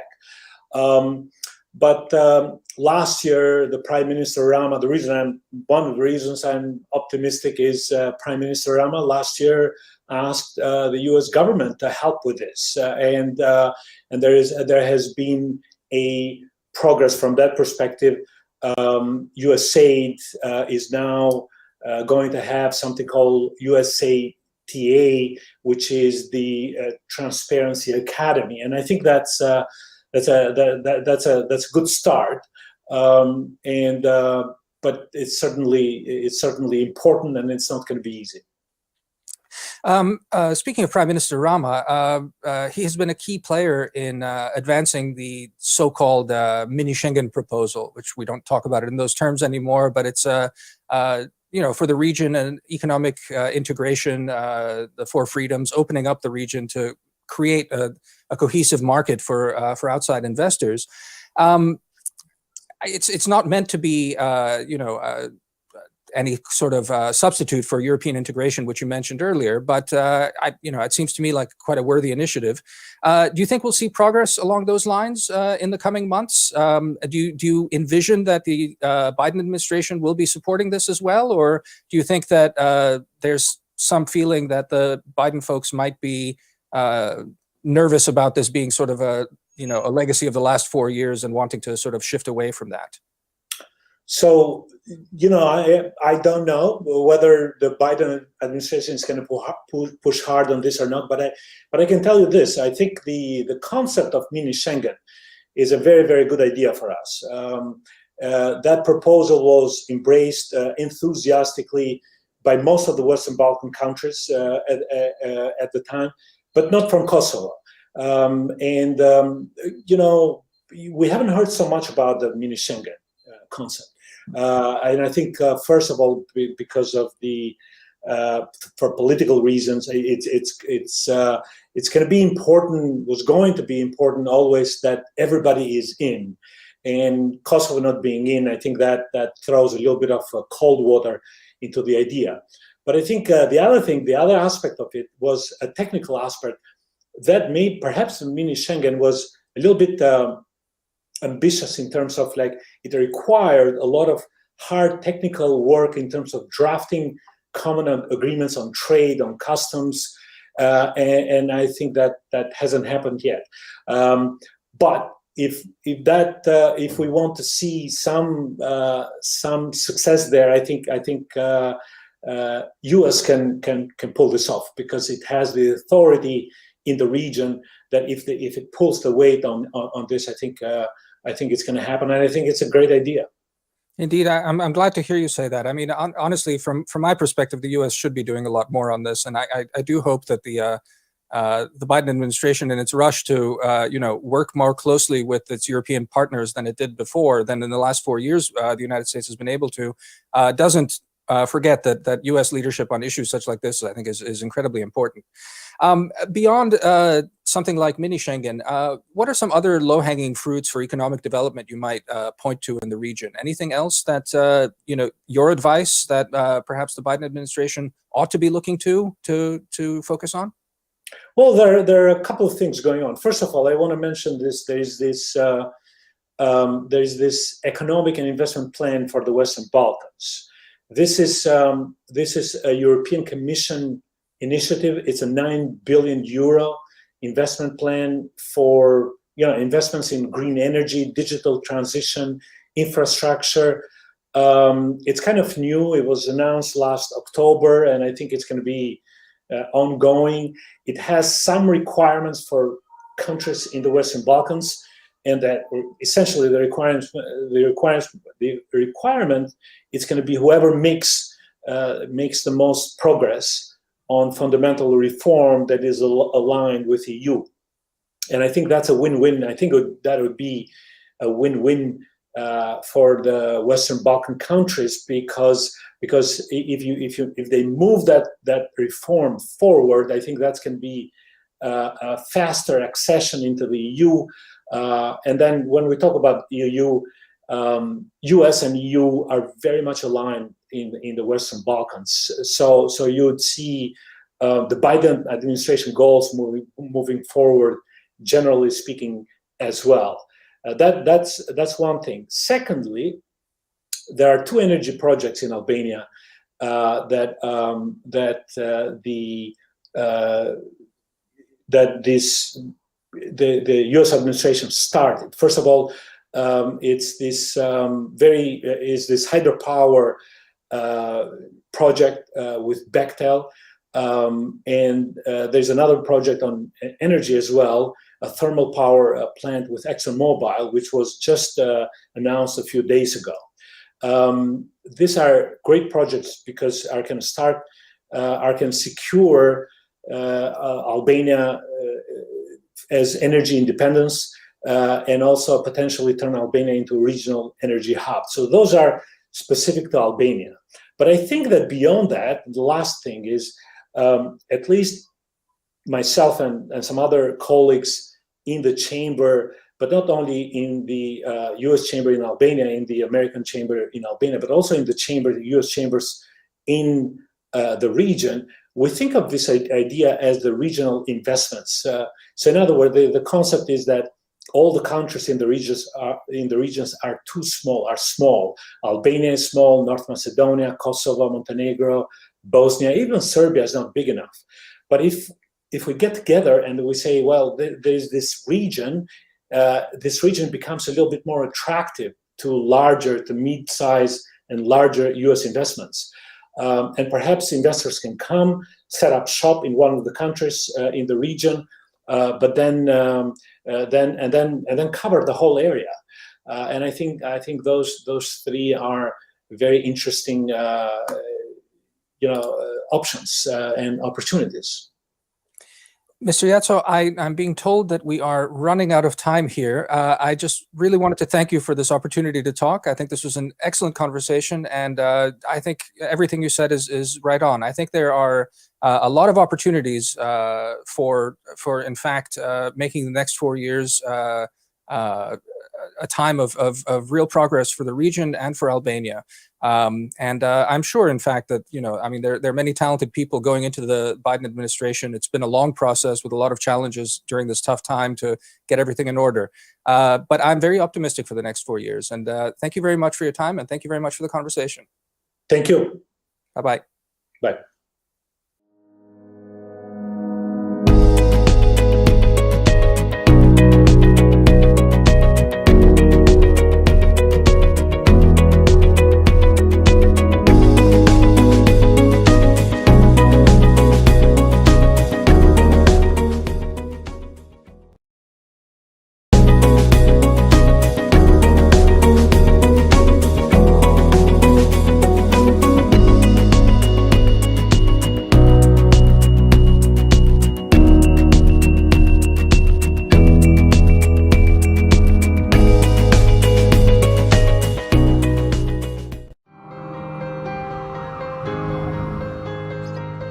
Këtë vit, papritmasijet tona, përparësitë tona, planet tona për biznes ndryshuan në mënyra që nuk mund të parashikoheshin.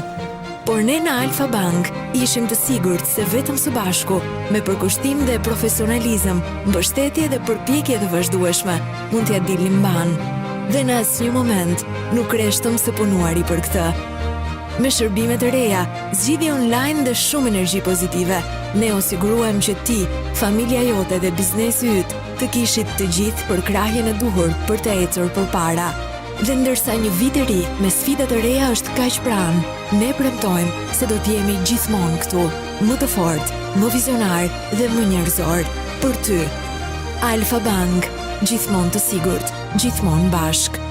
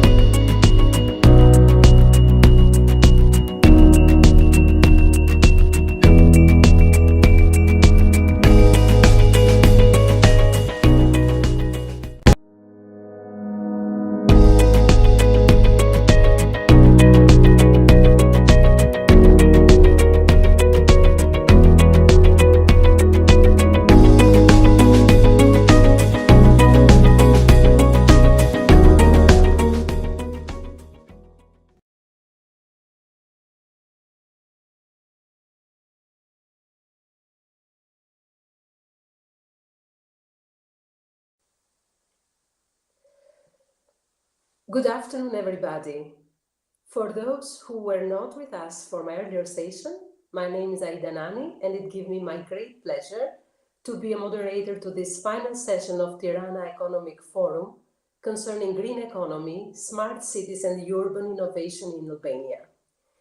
We are very fortunate to have with us this afternoon a very knowledgeable panel who will be giving us a very valuable insights on this very relevant topic and global topic. My first speaker with an opening statement is the Deputy Mayor in Tirana, Ms. Anuela Ristani. Following on will be Mr. Henrik Bokluis, Public Sector Leader Europe, Middle East, Africa, Russia of Cisco, following by Mr. Guido Clery, European Investment Bank, Head of Western Balkan and Slovenian Unit, Ms. Esmeralda Asani, Adriapol Institute, Executive Director, and my last speaker will be Mr. George Kremlis, Chief Advisor to the Greek Prime Minister for Environment.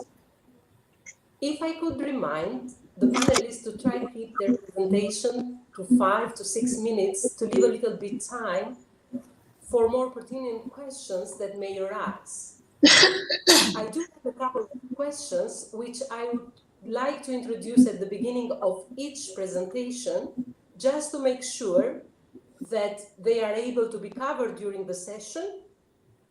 Without any further ado, I may introduce Ms. Anuela Ristani to give her opening statement. And as an opener, my question to you, Deputy Mayor, is Tirana pollution continues to be a huge problem, health problem. With proper planning and proper enforcement, do you think complete ban on motorized traffic in Tirana city center, and particularly in Bloku area, is possible? Deputy Mayor, the floor is yours. Good afternoon, everyone. It's a pleasure to be here with you today. I see you've had a very prolific day of work and amazing speakers, and I'm really happy to be part of this. Before I handle your question in particular, just let me give you a little bit of an overview of what we're doing here to make Tirana a sustainable city. Why I say sustainable is because when we say sustainable, we also account for a smart city, account for a green city, and account for also a clean city. So all of those elements are part of having a sustainable system of urban development and of urban cohabitation, because that is really the core of what it means to administer a city in itself. And Tirana being a home to 1 million citizens and basically the center of all Albanians getting services from it every day, although not everybody might be a resident of the city. It's true. It's obviously a ripe place for pollution in terms of the ones that is the air quality. But on the other hand, it has a great opportunity to mitigate that. Why that is because we are not necessarily married to a certain industries or to certain economic developments that are tied to polluting businesses. Our pollution is mainly caused by vehicles, by emissions, by the private cars or privately owned cars, or from buses. And so the reason having less of them and having less of this sort of transportation definitely improves the air quality, which is on one hand the good news, on one hand a challenging news. Why it is a good news is because this is all a result of attitudes. It's not a result of something that cannot be controlled. We've run some numbers here in the city, and we've accounted for most of the movement of traffic, of cars, of personal usage is done by people for very, very short distances. Tirana clearly very walkable, very bikeable, and these are some of the directions we're working on it. You asked me about the complete ban.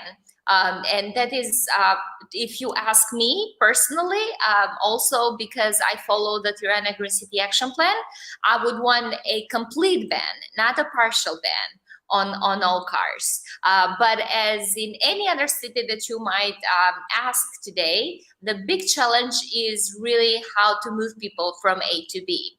And the best answer so far has been to reduce long commutes and to make the city the 15-minute city concept. Here in Tirana, we'll get a chance to make it a 5-minute city concept. But to your surprise, it's not just a matter of banning private vehicles or banning cars. It's also a matter of planning. And it's also a matter of how you organize your city and your services. Our Tirana Urban Plan, which was adopted in 2016, really envisages this kind of city, the city where you have mixed services, so you have mixed usage of development. So, you know, in any new development right now, in any part of the city, there are certain percentages of residential space, there's a certain percentage of business space, there's a certain percentage of service space. Why is that? It's exactly because you don't need to go from the periphery to the center to obtain services, but you should be able to get your basic services for your day-to-day living in the proximity of where you choose to live and where you choose to send your kids to school. So by doing that, you drastically reduce all the needs to move from A to B, and basically reduce also the need to use vehicles and to increase emissions. You asked about the particular area. And I must say, it's not the most polluted one in the city. You'd be surprised. It's actually one of the more moderate ones in terms of air quality. But to give people a sense of the air quality and the quality of air that they have in several stations of the city, we have put in measuring of the air quality, which proves that it doesn't matter how centrally located certain places are. If you ban traffic from those places and if you make them fully pedestrian and fully bikeable, the air quality improves immediately, which is, again, what I was saying. The bad news is that it's caused by us. The good news is that it can be undone also by the citizens and also by human behavior, basically. So yes, the traffic control and let's say the city planning for certain areas would allow for some ban, for some partial traffic ban that is done in a more scientific way, rather than just me telling you, oh, this is a decision right now and there's no more cars going in the Bloco area. But it's not just the Bloco area. Like I said, that's not going to solve any problems. The real problem is to reduce as much as possible the entire usage of private vehicles and other means of transport that really do pollute. Part of that is also the responsibility of the urban transport. A lot of our, not a lot, but all of our operators that are running bus lines, they are private enterprises, so they are privately owned. The city itself doesn't have a fleet. What we're doing, however, is that we are designing routes that can still have an economic rationale of being run with cleaner energy vehicles. We are right now running a study with GIZ for exactly this, for the sustainable transport system of the city.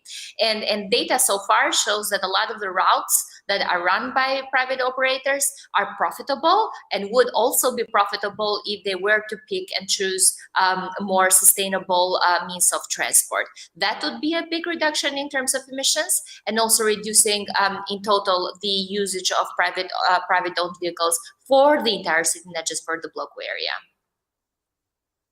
Thank you very much, Ms. Anuela. Maybe we'll have time in the end of the session to have some more questions. I would like to give the floor to Mr. Hendrik Blokhuis. Hi there. It's a real pleasure and honor. Yeah, sorry, Ida, go ahead. Yeah, you're welcome. It's a real pleasure to have you in our panel. As we had before some exchanging of opinions, as I told to you, I still, before you make the presentation of what Cisco represents when it comes to the smart cities, green cities, and all this global topic, I would like your opinion of what is the state of readiness of Albania to have its first smart city, or when Albania will be ready for its first smart city, in your opinion. Thank you so much, and thank you, Mrs. Deputy Mayor, for the great introduction. It's a pleasure and honor to be here. This is not going to be a Cisco commercial, because I don't own the wisdom or truth on smart cities, especially for Albania, but I have been traveling a lot. I'm working 25 years in the industry, now responsible for Europe, Middle East, and Africa and Russia, visited many cities, learned some big lessons, and I just want to share you some high observations to be able to then maybe serve you in your roadmap towards becoming a smarter city. And what we've learned internationally is that, first of all, it may sound strange from a technology guy like myself, that innovation and smart cities does not start with technology. It's ambition, it's passionate people, it's having the right ecosystem, the right governance model, being allowed to fail as well. Sometimes innovation is all about failure, getting up, learning, progressing, but also a clear digital agenda, a framework to work from. And throughout the day, I have seen a lot of passion. I've seen already ecosystems being built up, so that's a good start. And also, I like to rephrase smart cities more to resilient cities. And why I say that is, well, it's great to be smart. And if you would go to the Albanian citizens and say, hey, would you like a smart city? They say, okay, but what are you going to do with those city brains? But being resilient in the dynamic world of today, being able to bounce back, to be agile, to be flexible, to be inclusive, to handle things like traffic management, waste management, that will also increase the support of your citizens, which are very important stakeholders going forward. Now then, from an architecture point of view, technology point of view, it is super important to build a safe and secure and standardized platform on which also citizens and other organizations can start to innovate. Open data, share the data that you have, because in a way, the data that the city generates is owned by the people, using a clear set of what we call APIs, so that building that foundation sort of, on which then solutions can be developed, it will prevent silos. I've seen so many cities where there were enthusiastic, ambitious people working in silos, but preventing the connectivity between it. And they look great, but they often build their own platform. They have difficulty having the business case around that from a funding perspective. They are not interoperable. And innovation in isolation is almost like a lonely brain cell. It looks clever, but every doctor will say that soon will die. So it will also prevent the waste of money and also enables innovation between the solutions, between a lighting, smart traffic, a waste management. They should all come down to the same platform.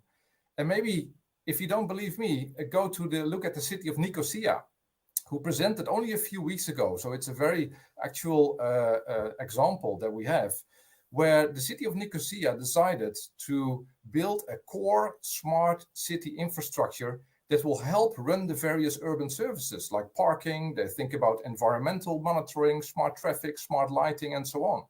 It's part of the smart city strategy, talk about a plan of the municipality, and it really aims to transform the capital into a smart city by 2022. Now, I don't know if they will get it by that soon, but still. And the mayor, Konstantinos Georgiadis, is very driving that as a key stakeholder. Now, coming to a close, I mean, this is all great, but what can Cisco do? Now, of course, we are a technology company. We spend 6 billion on research and development. By the way, we are not about making money out of anyone's data. We leave that to others. But we are making stuff that connects people, things, processes, and data, and then gets the data securely to whatever you want. And that's what we've been doing since 1984, nothing more, nothing less. But next to that, what we can also do, and I increasingly do, is connect, for example, Tirana to other cities around the world for inspiration, to learn from each other. Again, innovation is a function of collaboration these days. Share best practices around the world. Another thing that we are pleased to already be doing is that the last couple of years, we already have trained thousands of Albanian students using 10 of your great schools and educational institutes on digital skills. And we love to increase that investment and continue doing that. So that is our way also to help Tirana, Albania on the digital skills topic. And in closing, but that's more like confirming what has already been said this morning, the regional collaboration in the Western Balkans is very important. I mean, later on, the Greek advisor to the ministry will also speak. Greece has a great plan already. Let's learn from that. Let's work together on that, and then great things will happen. Thank you.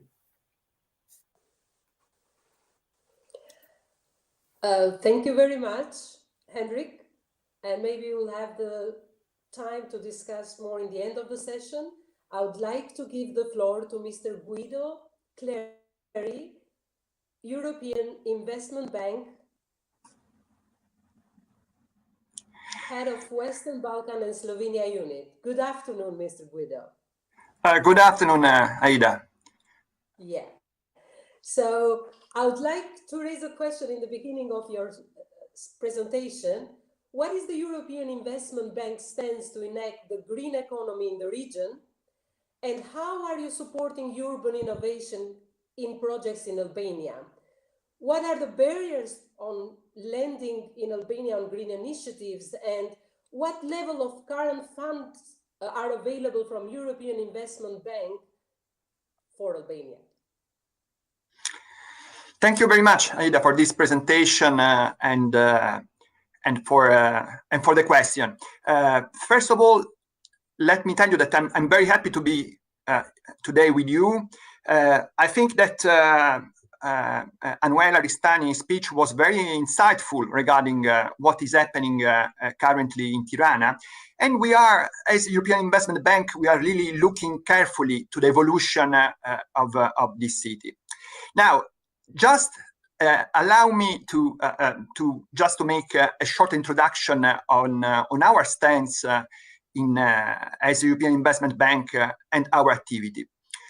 Well, in 2020, the European Investment Bank kept its promise, and we increased green investment and transform ourselves into the European Union Climate Bank. We laid out our plan for this great climate investment wave and preparing a roadmap under which 50% of our activity will support climate action and environmental sustainability by 2025. This ensures that all our activity is aligned with the Paris Climate Agreement, and it sets on course to mobilize €1 trillion for green investment by the end of this decade.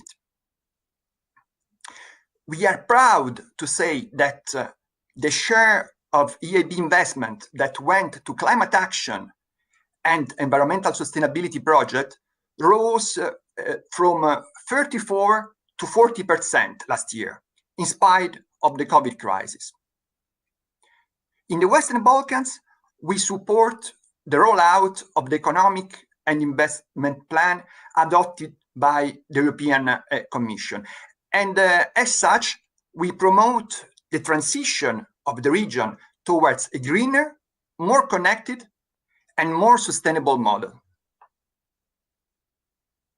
Now, in 2020, we deliver for the Western Balkans around 900 million euro of loans. And we therefore reaffirm our full support to Albania in achieving its goal and reforms in line with the EU policies and enlargement strategy. In the last months, the European Investment Bank has been swift in responding, addressing the liquidity needs of our counterparts. But as the crisis evolves, the liquidity is not only the key issue. In fact, the crisis is inducing a structural change, And this will require substantial rethinking of what we are doing, where smart and green and sustainable become essential words. And new investment are needed, and therefore also new investment financing, restructuring, and an overall transformation will be really crucial rather than dealing only with liquidity. Let me say that in 2018, when I met, it was the first time with Erion Velai, the mayor of Tirana, and with Anuela Ristani, the deputy mayor, we discussed at the time about priorities and agreed on joining forces for the most urgent project in the city. Our first priority in the list was the redevelopment of the Lana River urban space. Overall, the project implementation is progressing well, with a technical assistance package that we increase of 100,000 euro, and we are slightly behind schedule due to what happened with the COVID-19 outbreak, but we are confident that once completed, the project will be a best practice of urban redevelopment in Albania and in the Western Balkans, with an improved quality of life for the citizens of Tirana. In 2021, our flagship project with the municipality foresee UKT, the municipal water company, as promoter. The project that we have in place consists of the structural improvements of the water distribution system in the city of Tirana.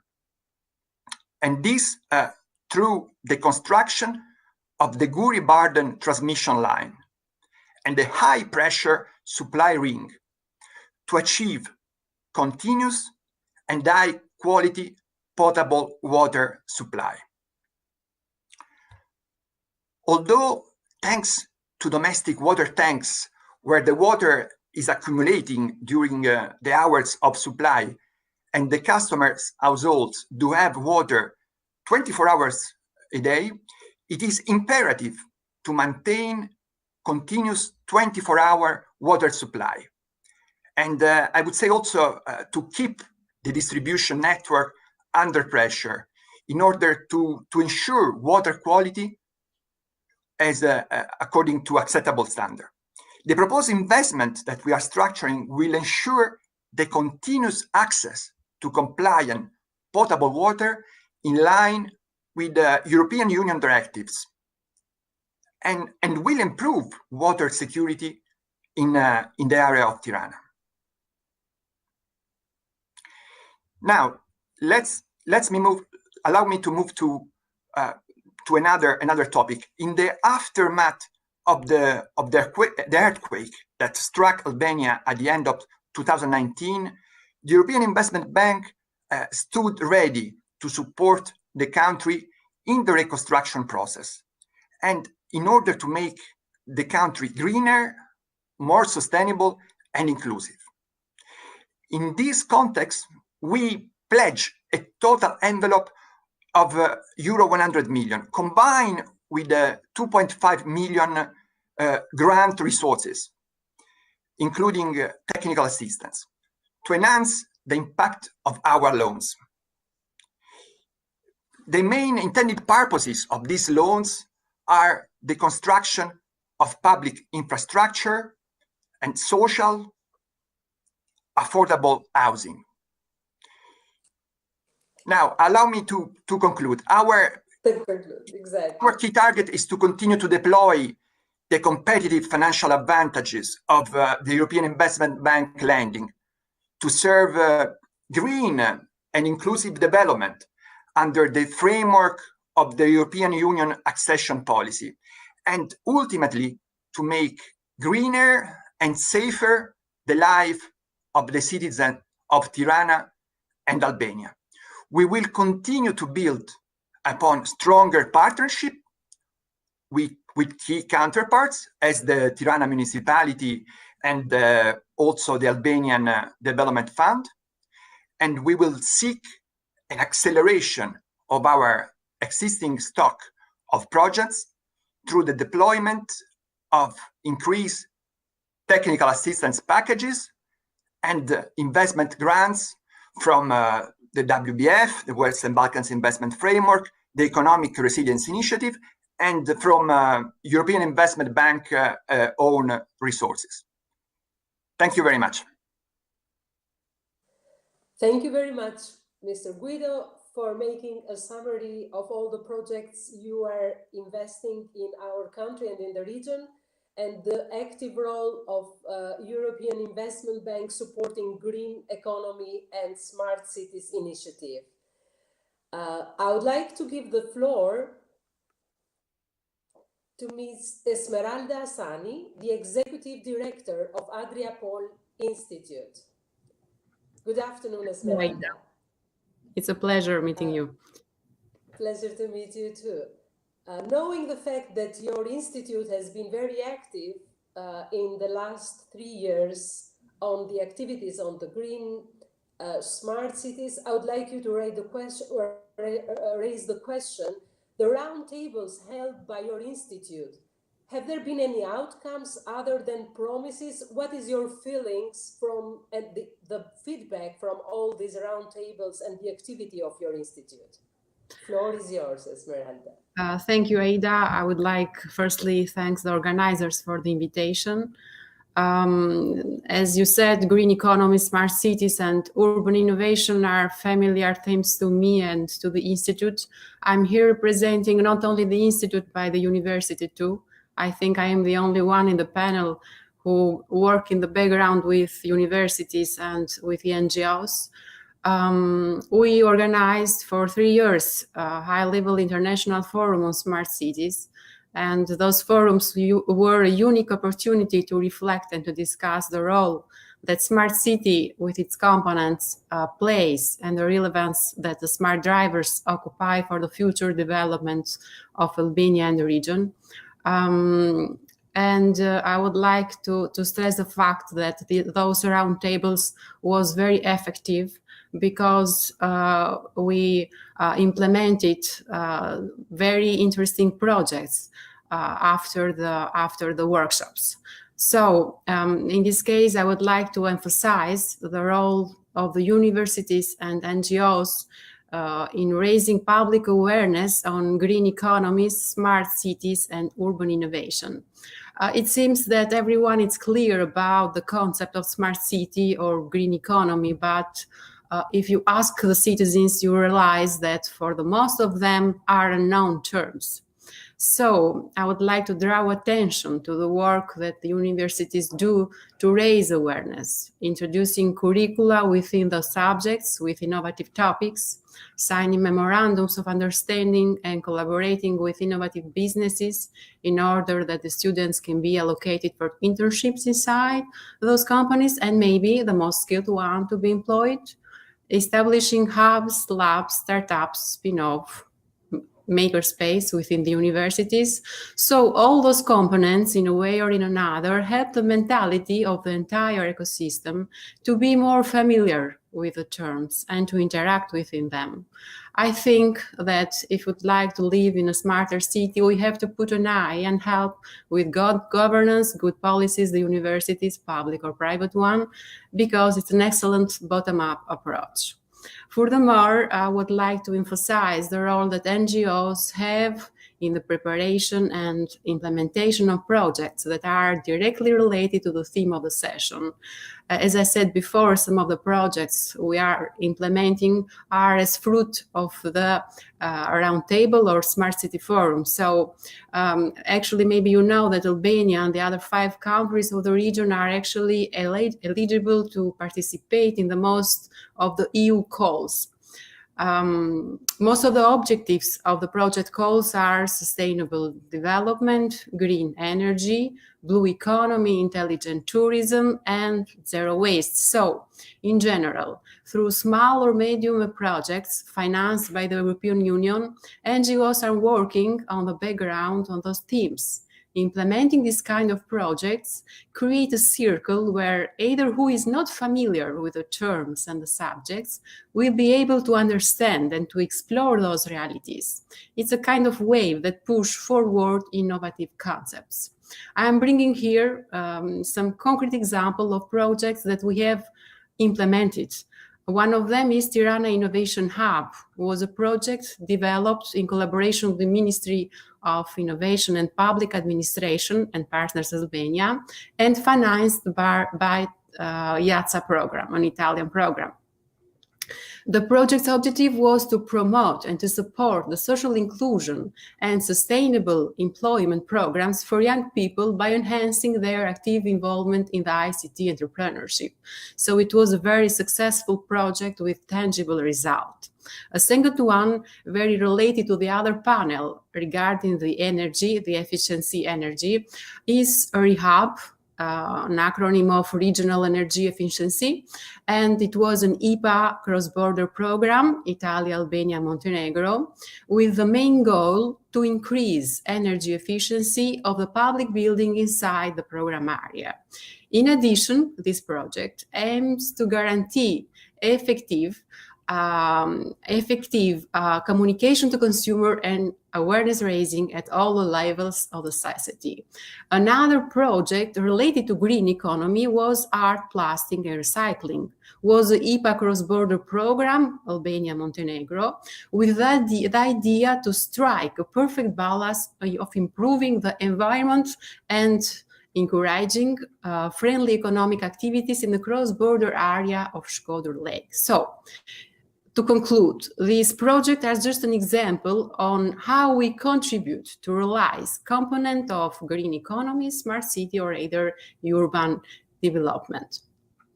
Thank you for the attention. Thank you, Esmeralda. It was very inspiring projects you have followed with your institute, and I really look forward that you do more awareness campaign when it comes to the green cities, and as you said, building more curricula from the education, from where it starts, because this is how we can empower the young generation from the schools. Right. Thank you very much. Thank you. I would like to invite my last speaker, Mr. George Kremlis, Chief Advisor to the Greek Prime Minister for Environment. Welcome, Mr. George. Thank you. It is my pleasure to be part of this important forum and timely forum, and in particular to be a speaker on this last panel, which is a forward-thinking one. I would like to share with you some key ideas which are very relevant for Albania too and for the Western Balkans. We are in the era of the Green Deal, of the climate law, of the new initiatives to combat climate change. And of course, what is important to know is that the Green Deal has an external dimension, what I would call the diplomacy of the Green Deal, which encompasses circular economy, a key and emblematic priority of the European Union, which is the new economic model against the linear economy, which was the model of the past, that the European Union promotes not only within its 27 member states, but also in the Western Balkans and in its neighborhood policy, a model that we are also promoting worldwide.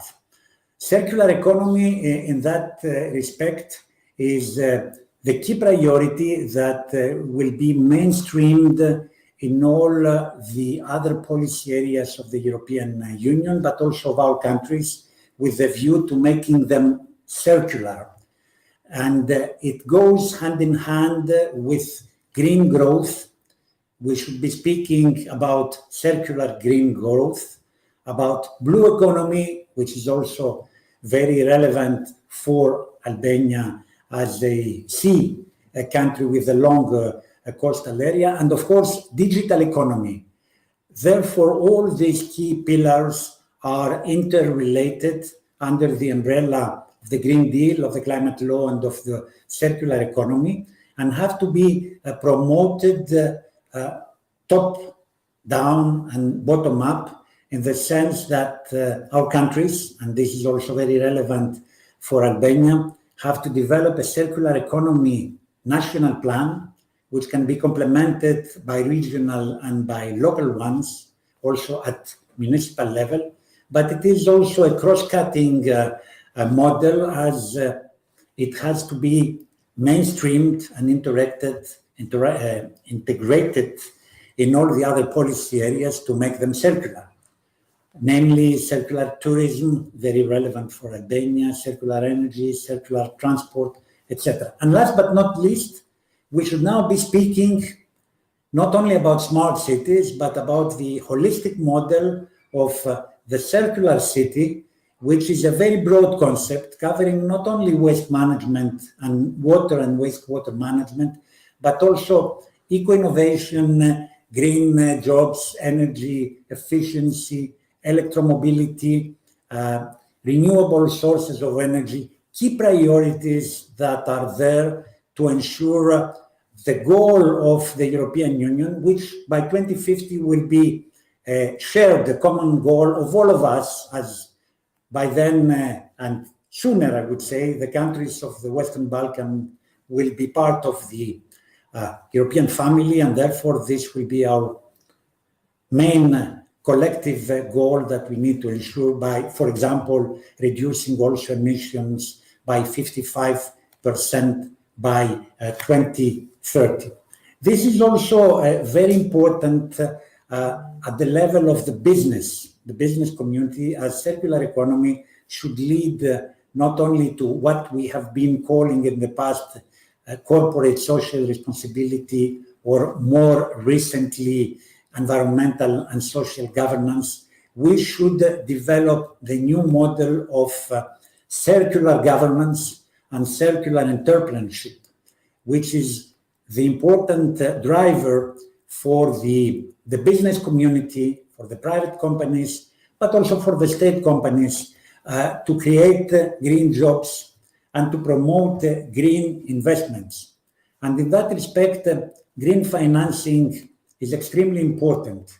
The European regulation on taxonomy identifies the criteria to make investments green and to ensure green financing.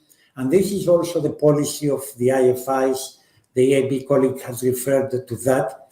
All these priorities have to be reflected in the projects that will be submitted for co-financing, also by the instruments which are dedicated to Albania, to the neighborhood policy, with the view to their accession to the European Union, but also for the financings from the IFIs. And therefore, the taxonomy regulation reflects also a best practice that needs to be followed by those countries, and in particular by Albania, to ensure that all of their financings will be made available, as this will boost green financing, which is key in the perspective of what we call green growth, blue economy, and circular economy. These were some general considerations that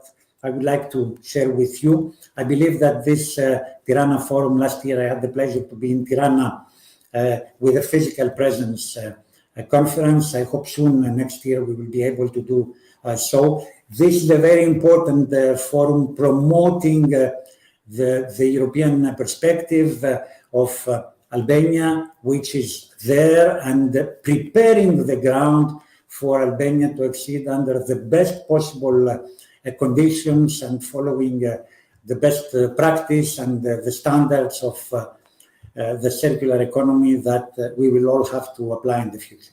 Thank you for your attention. Thank you very much.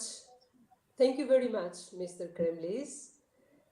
Because I didn't make my question in the beginning, I would like to ask you the question. Feel free to make it now. Yeah, it was very interesting to hear about the circular economy and blue economy and all these new concepts. But my question, and this also my very personal question is, has the Trikala smart city in Greece been financially successful? In other words, has there been an evidence of return on investment as a very advanced concept that they have applied? Yes, thank you very much for the question. Indeed, Trikala was a good practice as regards municipalities in Greece. I would even say best practice in developing the concept of smart city, which was the concept of the past. I'm now referring to the circular city. There is a qualitative difference and the difference in terms of scope, but this being said, indeed, Trikala has developed the key elements of a smart city in terms of waste management by better organizing the collection of waste, by reducing the cost, and therefore by generating economies in the waste management of the city, by managing the river and the risks for floods, as it is an area which was mapped in the areas that could suffer from floods. A city that has promoted energy efficiency and electromobility, and in that respect, it has created green jobs. It has led to saving money for the citizens. And I would like to stress that probably the most important added value was that the social circular economy concept has been developed in the sense that the city has shown that they are closer to their citizen to serve their daily needs in terms of the quality of their lives and of the protection of their environment. There is always more to do as we are now in the era of the energy transition. There are a lot of initiatives that will have to be further supportive, but Trikala have led by example, and this is really a good practice that we are following not only in Greece but also abroad. Just to make a short clarification, because it's very interesting, the new concept that you introduced about circular economy and blue economy. Do we have to forget the smart cities and to jump to the circular economy? The smart city concept is always there, as well as the corporate social responsibility, but now we are in new generation concepts that are developed in line with the new priorities of the European Union: circular economy, digital economy, and blue economy. And therefore, we need somehow to upgrade the concepts. We need to develop new concepts. The smart city model is always a good and very valid model that we can always follow. But as I was saying at the beginning, qualitatively speaking, and in terms of scope of the actions, the circular city offers a holistic model, which includes also the social circular economy components to build ownership in terms of collective efforts that a city, not only with its own governance, but also with its citizens, have to promote to improve the quality of their lives and, of course, of their environment, which is key not only for the citizens, but also to become a pole of attraction for tourism. And this example, for example, is very relevant for Tirana, that is also a tourism destination, not only as the capital of the country, but also as a prominent destination in the Western Balkans. I would like to thank you very much. Maybe we'll adjust, and in the next conference, we'll put circular economy as a separate subject and see what will be the advancement from this time to the next conference. Thank you very much, Mr. Kremlis, and I would like to thank all my panelists. If they are still there.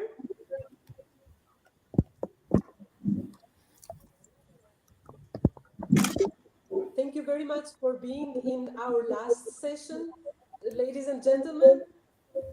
This panel was the last panel of the third edition of the Tirana Economic Forum.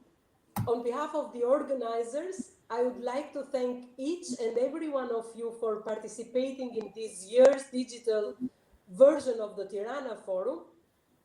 And a special thank you to our valuable sponsors for their contribution. Let's renew our appointment for the next year. Hopefully, we'll have the opportunity to meet in person. Have a nice evening. Mbrëmje të bukur, kalo vrade. Thank you very much. Faleminderit. Efkaristo.